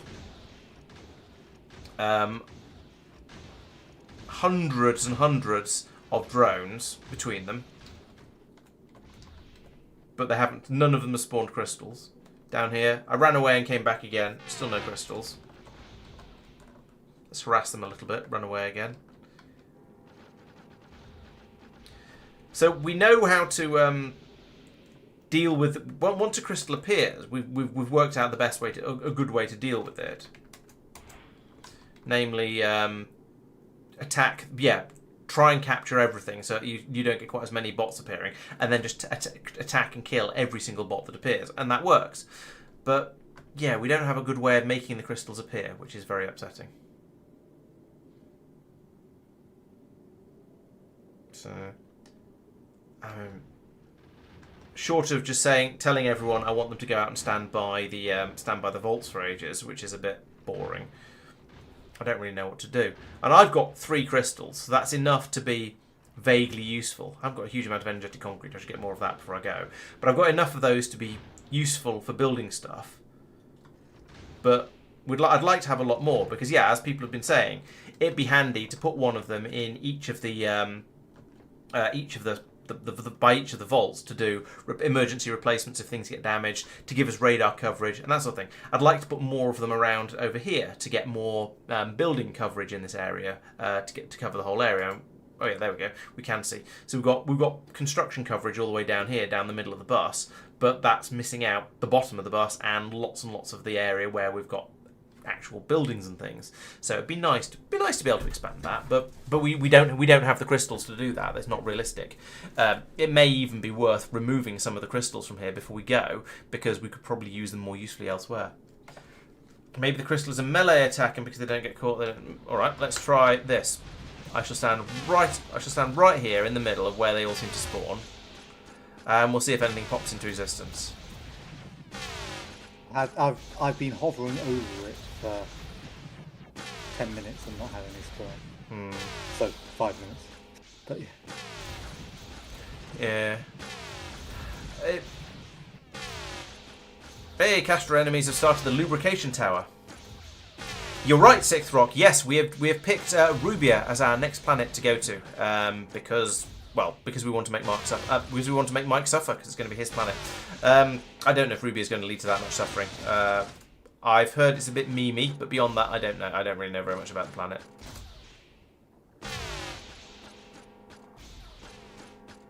These ones are fairly tough.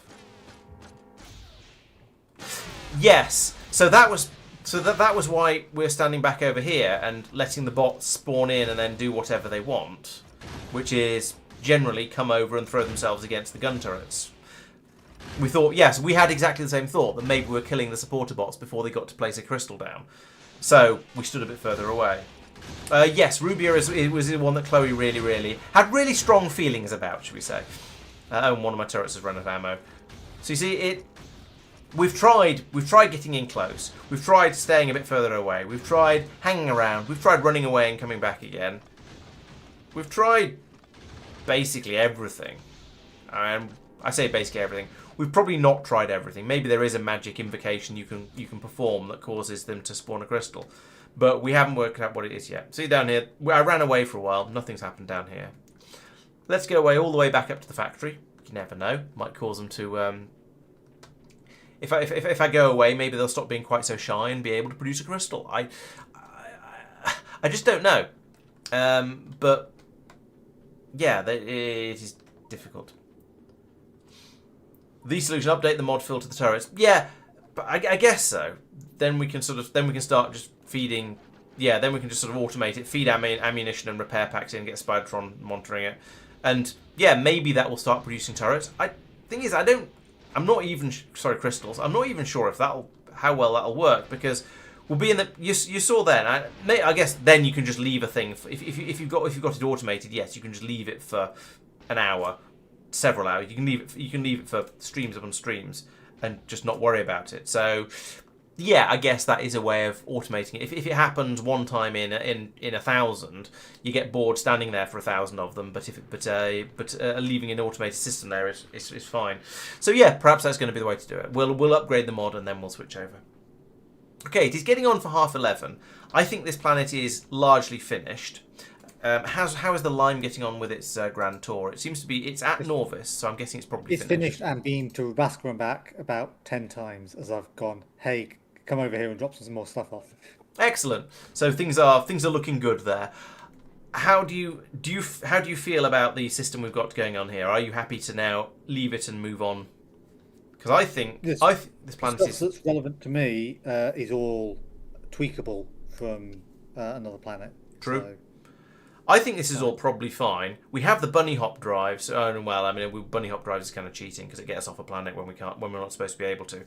I don't expect this planet to have serious problems. We might have to send the Lime over every so often to drop some more turrets off. But apart from that, I think it's going to be okay. We probably should set up a system to make turrets, but yeah. It could probably do with a mini Lime that gathers the buildings that get eared and anything that we want in hammer space, and just transports that from Norvis or wherever it's made over there. Yeah, that sounds. It just does that loop. Yeah, so it's sort of supplying this planet with buildings to do whatever. Yeah, that's probably a good idea. This is the one planet which will actually always have a demand of buildings. It depends how many ears buildings we end up using, but yes, potentially it could have. But if we're doing pylon placement of stuff, then it will use belts and things. That's true. Yeah. Oh, I know what I was thinking of when I said, it's one of those things that requires everything before it'll do anything. Rocket launchers. So if you have a system that produces half a rocket's worth of items and then stops, it won't ever launch a rocket automatically because it won't ever be able to fill a rocket. I think that's what I was thinking of when I said when I was thinking of wanting to have enough concrete to be able to build an entire building's worth of concrete in one go.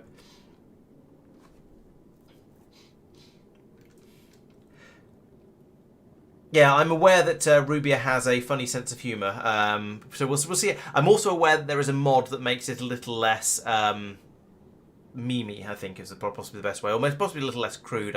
I forget, but we'll go and we'll see what it's like and decide whether it seems NSFW enough that we need to add the tweak mod in. But yes, I'm glad it's got some interesting mechanics as well, rather than just being like that. So yeah, yeah, it's interesting, isn't it? That because of the there's enough flexibility in this that you can do the planets in not any order you like, but there's a lot of flexibility. Like we could have done Meraxis by now, we could have done Tiber. I think Tiber is one that we've been told we probably should do later, or at least should have Cubium style rules about. We could have gone to Moshin. We could have done lots of them by now that we haven't, but the order we're doing them in is somewhat arbitrary. But yeah, so I mean, it gives you the interest of having done the planets in a different order. So let's have a little bit of a look at Rubia and find out about it before we go over there. So I want to get out of here for a second. I want to bring up the Factoriopedia and I want to find Rubia and read its box text, because it's easy to forget these things, that there are all these clues and interesting stuff. I have no idea what Rubia looks like. I think it's sort of a brownish planet. Rubia. There we go. Yeah, it's a brownish planet. I was right. Right, Rubia. It's a windy planet constantly bombarded with garbage. Lovely. There's lots of numbers in here. I don't really know what to say about these numbers. There's no local electricity. We've got some magnetic fields, a decent amount of pressure, I think. Solar power is 25%, so that's not amazing. It's windy. That looks pretty windy. It does say windy planet up there as well, to be fair. Good amounts of oxygen and appropriate amounts of carbon dioxide. Robot. Excuse me. Robot energy usage is high, so not ideal to use robots there. And lots of solar power in space, but that's not so useful. It's connected to places. We need to turn the recipes on before we'll see any of those. That's on me. So we get wind turbines there, so that's nice, and we get Garbo grabbers. Garbo is the person who made this Australian. And it contains cupric scrap and ferric scrap. Okay, so we've got a copper and iron scrap types. We've got a bacteria sludge well, nice. A Rubian pole remnant, Spidertron remnant. Could have been carrying all kinds of different things, so that's quite nice. Oh, and these are things we can salvage to get some resources. Good. Rubian junk pile, nice. So again, bits and pieces you can grab from there. And a plateau edge, which I guess is just a part of the planet. Asteroids happen around it. Okay. The other question is, have we unlocked any tips and tricks to do with Rubia? Because we've unlocked the planet at this point, which has not been there yet. So, Rabbasca briefing, Hyerium, Pelagos, Arig, Motion, Rubia briefing. Right. Warning, passengers in cargo pods will suffer severe impact damage upon entering Rubian airspace. Safely landing on Rubia requires you to be able to withstand a large amount of impact damage, or else you will die upon landing. Okay, so I might grab some more shields before I go then. Prereqs of Rubia allow crafting everything needed to land. After beating Rubia, Operation Iron Man will enable free travel without requisite gear. Planet Rubia is a trash planet with constant hurricane-force winds. The wind restricts the orientation of several entities and will constantly barrage the surface with trash asteroids. The planet is covered in resource-rich scrap, which can be converted to useful materials using microbes in a biorecycling plant. Heavy amounts of atmospheric debris prevent rockets from safely launching without the Project Trash Dragon, and block cargo pods from sending supplies without technology Operation Iron Man. Right, so we can't drop stuff in on Rubia. We can cheat by doing things like using the bunny hop drive, I imagine, and the teleport things. We probably shouldn't. So since we're not allowed to drop cargo in, I think that probably means we shouldn't bunny hop stuff in, and we shouldn't we shouldn't magic crystal stuff in, because that's a bit cheaty. Okay, it's defeating the point of the mod. Yeah, exactly. Rubia wind mechanics. Eastward wind will have the following effects: inserters and splitters can only move items to the right. Belts cannot move items to the left. Logistics robots cannot... Sorry? And drills. Oh, and drills, yes. Logistics robots cannot navigate to chests. They can do yellow and red chests. So it brings us back down to basic bot levels. Trains and recyclers cannot withstand the wind. Wind turbines will generate power. There are lots and lots of things that are banned on Rubia. I'm not going to read through here, but it seems to basically be train stuff. And trains and boats, and long-range delivery drones, and yada yada yada. There's basically things for transporting stuff around are banned. Okay. And the chests that logistics bots can't navigate to are banned as well. Oh yeah, so they are. Okay, fine. Well, that'll make it even harder then. Trash asteroids are ever-present threats on Rubia, so they will bombard your base and require turrets to defend against them. Falling trash asteroids deal damage with a small chance to land a crit. Cargo pods severe damage on entry without Iron Man. Rocket silos cannot launch rockets without Trash Dragon. Garbo Grabber can collect item Kryptonite chunks from trash droids destroyed by physical explosive damage. Right, okay. So if you shoot them down, then you can collect. Then the Garbo Grabber can collect Kryptonite chunks from them. Got it. Rails are immune to bombardment, as is the armored locomotive, and any entity made with a Kryptonite frame. Kryptonite wall will block the movement of trash droids, but cannot spawn block them. Walls are immune to their impact, but under entities caught in the AoE, so no damage normal. So you could build a wall, and that would reduce the number of trash droids coming in. We'll have to see what they look like before we can really tell how to use these, I think. Physical projectile damage and weapon shooting speed researchers will make medium trash droids bulkier. High-tech levels give you substantial advantage, just not massive an advantage as you would expect. So it makes them tougher, but still, your guns are still going to be better against them. Okay. Rubio mod difficulty scale trash droid. Not looking at Rubio will greatly lower Rubio's UPS cost, as a large fraction of the time is spent on rendering trash droids. Okay. They only spawn in chunks containing something vulnerable, or chunks of player vision. Do not fear exploring large chunks. Okay, so don't worry about exploring because he spent weeks optimizing trash droids so it shouldn't matter they won't spawn on unnecessary chunks. If they're dead, they cost no UPS. Mega base mode will reduce UPS costs of very large bases, but immobilizes trash droids. Okay, we'll leave that until it's an emergency, I guess. Right, so here we go. Here's the Garbo Grabber. It's shooting. The turrets are shooting down the trash droid. The Garbo Grabber is then using a tractor beam to grab the Garbo, and then unloading the Kryptonite. Good. So it says using physical or explosive ammunition, so you have to use bullets or rockets to knock these things down. You can't use lasers, at least if you want the Kryptonite. I don't know whether the lasers will do damage or not. Rocketizer adjacent to a rocket silo. Any inside this will do rockets cargo. This is the thing I was mentioning a while ago. This material allows materials used to make rocket parts, such as a Kryptonite frame, to be exported without needing a logistics robot. Right, so that, as it shows here, this allows you to take the blue circuits out, whereas this one can't send blue circuits out. Fair, okay, Yeah. but it has But because it's Rubia, it makes it difficult to find it because it hides everything until right. Okay, fair enough.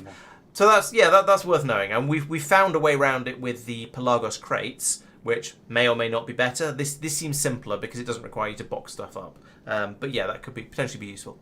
Okay, so that is everything we know so far about Rubia.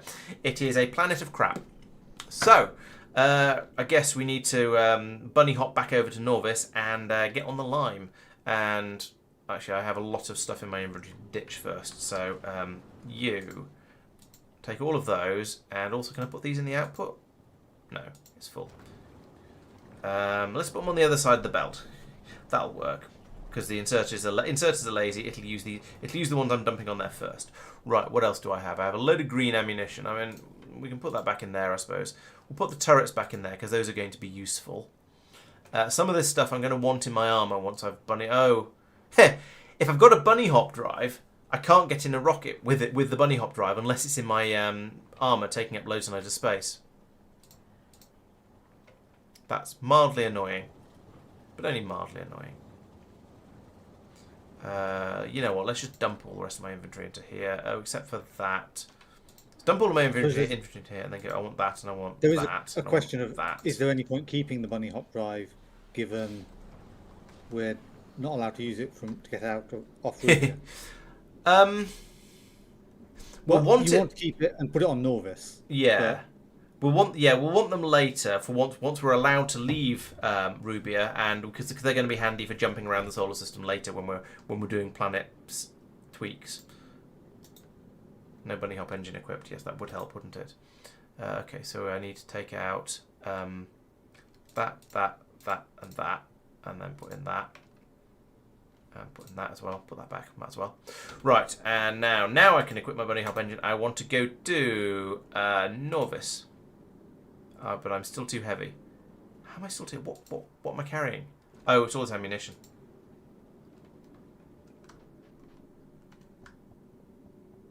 Let's put that somewhere where it's going to be useful. Like that. put that somewhere where it's going to be useful. Oh, it's not going to be useful. That's right. There we go. Now I've dumped all my ammo. I'm light enough. So we make the bar shrink and plib. Suddenly I'm on Norvis. Right, so it was pointed out I need better shields, especially if we're going to Rubia, where you take all the damage on the way down. So let's go in here. I would like to have some of those, please. And I will put them in my armour. I'm going to ditch... I might as well ditch the bunny hop engine into the logistics system, because as Tristan pointed out, it's no use to me where it is. Let's have a couple of those. I was about to say, are you happy with just 2 shields? I have no idea what the sensible number is. I've got a space there. I can't put an exoskeleton in there. I think I'll get 1 more, just because they're available. Those go in the Trashomatron like that. That's a bunny hop engine. All this stuff is good stuff. Let's put these back in the boxes where they came from. Also help me. So those go in there. That shield goes in there. Hopefully this is going to be enough. Who knows? The personal laser defences go in there. Where's the box? Yes, that's the box. In there. And then the bunny hop drive goes there and disappears, never to be seen again. I could get... Oh, yeah, that's true. Yeah, if I lose one of the batteries, I could shuffle this up and then... I think I like having quite a lot of batteries, because then when the lasers go nuts, and then more the bots go nuts, it keeps things okay. No, I think that's probably all right. It's a little... I could put in another battery, I suppose. Let's do that. Just because why not, really? I've got this space in my armour. Let's put something in it. There we go. Right, this battery's charging up. Shields are fully charged. Right, rocket, here I come. You, take me to the lime. Tristan came over here rather fishily. You can tell he's being fishy because he glows and has green blobs and he's gone. My rocket should launch faster. If only that was how it works. Yeah, you have to feed the rocket into the fish fuel. Sorry, the rocket into the fish into the rocket fuel. There we go. It's a good thing I'm about to get to bed, because I apparently don't make sense anymore. Is it protein powder or whatever it's called? Turbo fuel. No. Oh. Okay. The ingredient in turbofish. Oh. Okay. Yeah. Probably. I forget what that is. Can't remember. The stuff that works as nutrients. Yeah. Yeah. Protein shakes. Right. Yeah. Exactly. Following the planet's rules is a good way to go, because it means we're appreciating the mods in their intended way and so on. So I think it should be good fun. Much more fun that way. Weird sense of humour is fine. We can cope with that. We don't have any orbital cannons. No. Spoilers in the info text. Oh well.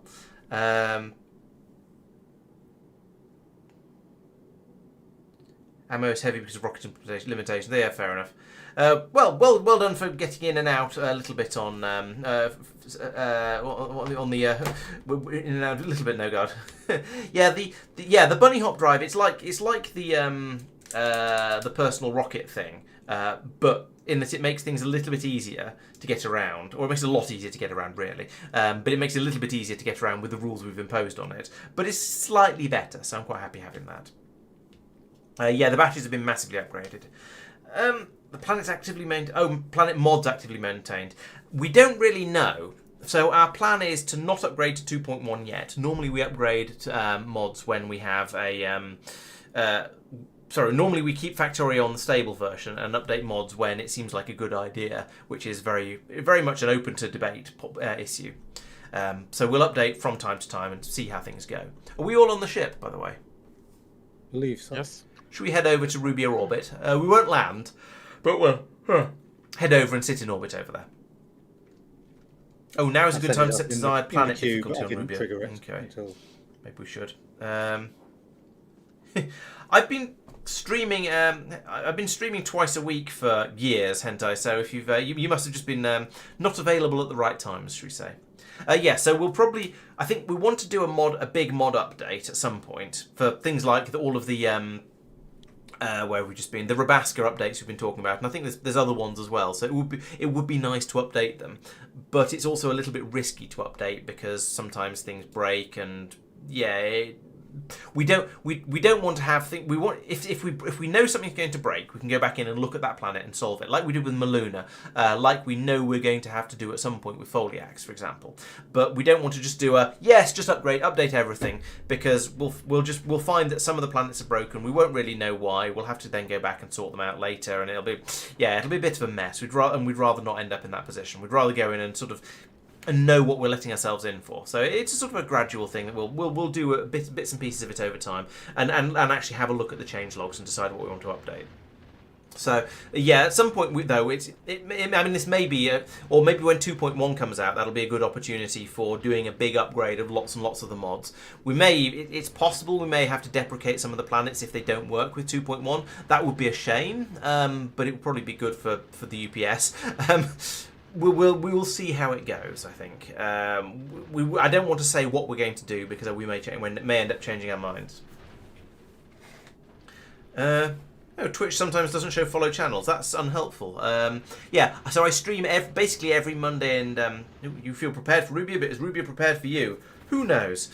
I guess we'll find out when we get there. So sometimes, so I stream every Monday and Wednesday, with Monday being Planetary Pioneers, this multiplayer one with all of the Factorio planets, and Wednesday streams being random other things. At the moment, I've been doing a bit of playing through some of the classic LucasArts adventure games, which makes a nice change. I played Factorio Fun Mode a little while ago, but there's always. There's something happening basically every Monday and Wednesday, and there are videos coming out on the YouTube channel on Thursdays and Fridays as well, where I talk about what we've been getting up to in the Factorio streams. And look, and Rubia we can see lots of those trash droids floating around it.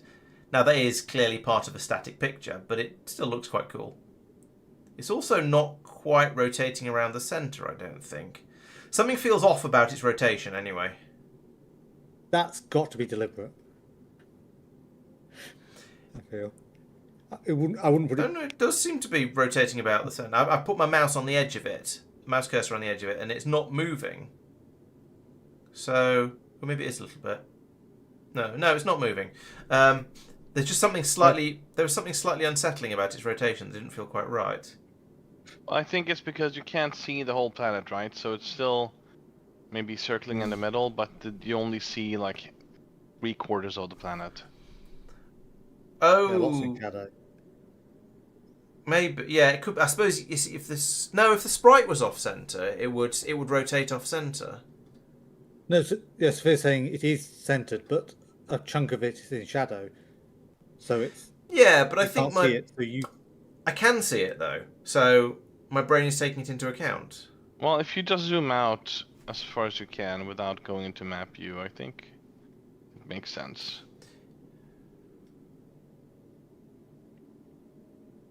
Yeah, actually, some of it is translucent. Also... It's translucent over here. I think I can see space. I feel like I can see space through it. Yeah, and I think the debris around it, which is also part of the sprite, also that could be part of what's making it look like something weird is happening. Yeah. Yeah. Anyway, it looks slightly unsettling, which is always nice for a new planet we're going to land on. So it'll be fun to go in and see what happens. It definitely feels.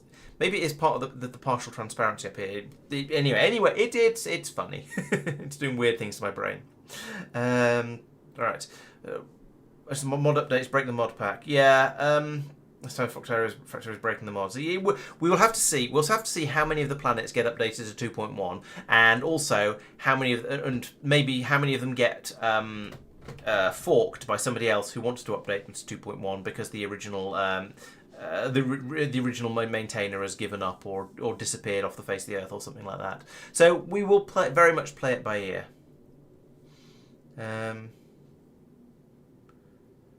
Okay, Lupus Loop says he can't control the visible planets from space mod.